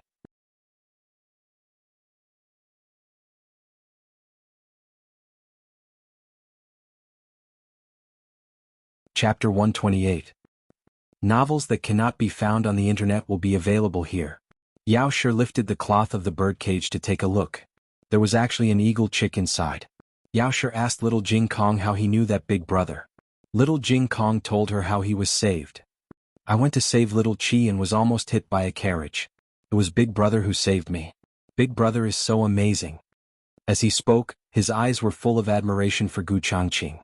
Yao Shi and Gu Changqing had not lived together for 10 years. Her impression of Gu Changqing was still from before he was 11 years old. At that time, Gu Changqing believed someone's slanderous words and believed that Yao Shi killed his mother. Gu Changqing did his best to oppose Yao Shi. His gaze towards Yao Shi was full of hatred. He also did not treat Gu Yan well. At first, Gu Yan did not understand and often went to find his three brothers. In the end, he always came back with bruises all over his body. Every time Marquis Gu found out, he would beat his three sons. But after the beating, someone would report it to the old madam. The ones who suffered losses were Yao Shi and Gu Yan. Yao Shi knew that Gu Changqing did not beat Gu Yan, but he also did not save Gu Yan from his two brothers' evil clutches like how he saved little Jing Kong. Yao Shi's heart was sour. He could be kind to strangers, but why couldn't he be kind to Gu Yan? Forget it. 10 years had passed. She had already let it go. Gu Yan had a Jiao. He lived a good life here in Jiao. He did not need to go back to the residence to look at anyone's face. He also did not need to suffer any unnecessary harm. Big brother is a good person. Little Jing Kong said as he hugged the bird cage. Yao Shi smiled bitterly but did not say anything. Gu Changqing was a soldier of the Zhao country. He had the duty to protect the people of the Zhao country. He was a good person to everyone, but to her and Yan, he was someone who wanted to eat their flesh and drink their blood. From little Jing Kong, Yao Shi found out that Gu Jiao had also met Gu Changqing, but the two of them did not know each other's identity. Gu Changqing didn't see Gu Yan. Even if he saw them, he probably wouldn't be able to guess each other's identities. Has Big Brother only come once? Yao Shi asked. Including today it's 2 times. Little Jing Kong said. The first time was when she saved little Jing Kong and sent him home. This time she was probably just passing by and thought that little Jing Kong was cute, so she brought him a bird. What else could he do? Could it be that he's here to celebrate Jiao Jiao's birthday? He was the one who saved Jiao Jiao's younger brother, not the Jiao Jiao who saved him. Moreover, no one would give a fierce little chick to a girl's birthday, right? That's right, Gu Changqing brought over a chick. It was even a gerfalcon chick that was known as 1 in 100,000 divine birds. Little Jing Kong didn't know what an eagle was, he only felt that this baby bird was very big. Okay, from now on you'll be called Little Jiao. Jiao Jiao Jiao Jiao. Big brother came just now. He gave me a bird. Little Jing Kong hugged the bird cage and went to look for Gu Jiao. Today the small alley was very lively. Not long after Gu Changqing left, Wu Yang came. He was ordered by Royal Prince An to send birthday gifts to Gu Jiao and Gu Yan. Royal Prince An's reason was very open and above board. My Royal Prince received Marquis Gu's invitation and originally planned to personally come and congratulate him. However, he has not been well these few days, so he asked me to send birthday gifts to Miss Gu and young Master Gu. Since Marquis Gu sent the invitation first, then it was reasonable for Royal Prince An to send gifts. However, Yao vaguely remembered that Marquis Gu wrote Marquis Gu's residence on the invitation. How did Royal Prince An find this place?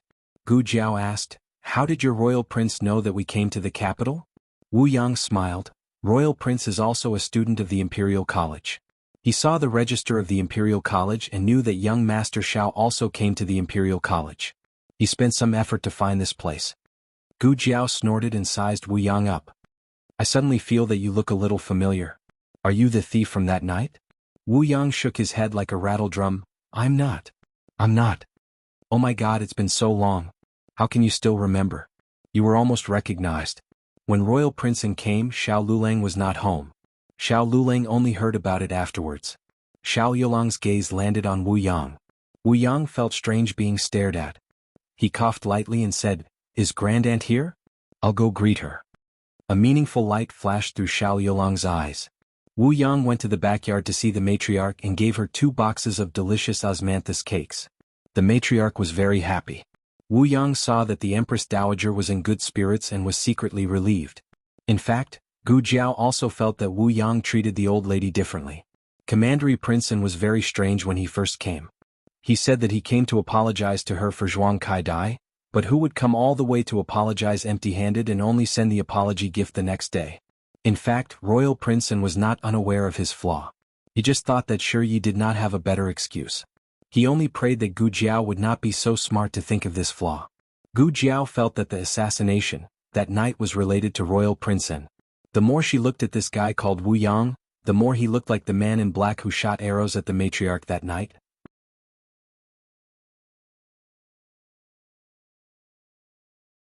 Gu Jiao did not know that Wu Yang missed and thought that they came to kill the matriarch. Therefore Gu Jiao was very cautious of Wu Yang. When he went to see the matriarch, Gu Jiao stared at him from the side. Wu Yang could not even whisper a few words to the Empress Dowager. Halfway through, Gu Jiao asked little Jing Kong to call him over. However, he came back quickly. Wu Yang sighed and left resentfully. Royal Prince. In another alley near the Imperial College, Wu Yang got on the carriage and reported to Royal Prince and, "Does she like the gift?" Royal Prince asked. Wu Yang was not sure. Wu Yang asked, "Royal Prince, why don't you personally give the gift to Miss Gu?" Royal Prince sneered, "There are many people in the capital who are watching this prince. This prince has to be careful with every move. If someone discovers this place, the Empress Dowager will not be able to hide." On the twins' birthday, the whole family had a fulfilling and happy day. When it was close to midnight, Madame Yao returned to the residence. The residence had been busy for a day and everyone was exhausted. The masters had gone to rest early. The servants still had unfinished work and yawned as they worked. When Madame Yao entered the courtyard, she was surprised to find Gu Jinyu waiting for her in the room. Madame Yao thought about how she had spent the birthday with the twins but neglected Gu Jinyu for an entire day. She felt very apologetic. She walked over and stroked Gu Jinyu's hair. She said, "Sorry mother came back late." She had originally planned to return after lunch, but she really could not bear to leave Jiao Jiao and Yen. She had stayed there for a few hours. If Nurse Fang had not reminded her repeatedly, she would not have known that it was already so late. Gu Jinyu's face did not show any grievance or anger. On the contrary, she was very happy. "Mother, do you know how many guests came today?" "Chem?" Madame Yao was stunned. Her daughter did not sleep in the middle of the night to wait for her. So it was not because she felt wrong that she came back late, but because the banquet was too lively and she was happy until now? Madame Yao sat down beside her. She endured her fatigue and said with a smile, "Did many come?" "Yes." Gu Jinyu recited the names of all the distinguished guests as if he was very familiar with them. He then emphasized the details of a few of them. "Sir Zheng from the Imperial College is also here. He is the Minister of Justice, the next Chancellor of the Imperial College." "That's great." Madame Yao smiled and nodded.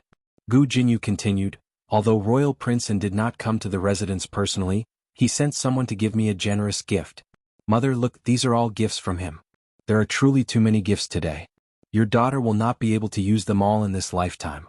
Elder sister is not willing to return to the residence, so your birthday must be very shabby. Tomorrow I will choose some valuable gifts to send to elder sister." Madame Yao thought that there was no need. Turning her head, she saw that Royal Prince had indeed given her daughter a valuable gift, but it could not compare to what Royal Prince had given the Jiao Jiao siblings. This time there really was no need. Gu Jinyu continued to show off. "The Crown Princess also gave your daughter a birthday gift." This was something that Gu Jinyu was most proud of. However, Madame Yao remembered something. When Wu Yang was talking with the matriarch, he seemed to have called out, "The Empress Dowager." His voice was a bit soft, so the matriarch did not hear it clearly. Madame Yao happened to walk past him and accidentally heard it. She should have heard wrong, right? How could Liulong's grandaunt be the Empress Dowager? The Empress Dowager had not only personally made a pouch for her daughter, but also personally combed her daughter's hair for her coming-of-age ceremony? Even the princesses of the imperial family did not receive such treatment. I must be overthinking. Madame Yao shook her head. Mother, what did you say? Gu Jinyu did not hear clearly. Madame Yao returned to her senses. Nothing. I was saying that since these are gifts from guests, then you should keep them well. Gu Jinyu insisted. How can that be? I want to share them with elder sister. Madame Yao was very tired. She patted her hand. No need. You can keep them for yourself. She doesn't have many rooms and can't fit them all. Gu Jinyu still really wanted to give them to Gu Jiaojiao. She wanted Gu Jiaojiao to know that even if she was a daughter that had been brought back, she would still have limitless glory. No one could look down on her. Thinking of something, Gu Jinyu sighed. The only regret is that eldest brother was at the military camp the entire day and could not come back to attend my coming-of-age ceremony. Madame Yao could not bear to tell her that her eldest brother had just gone to Jiaojiao's home. The directorate was not far from Marquis Ding and Fu.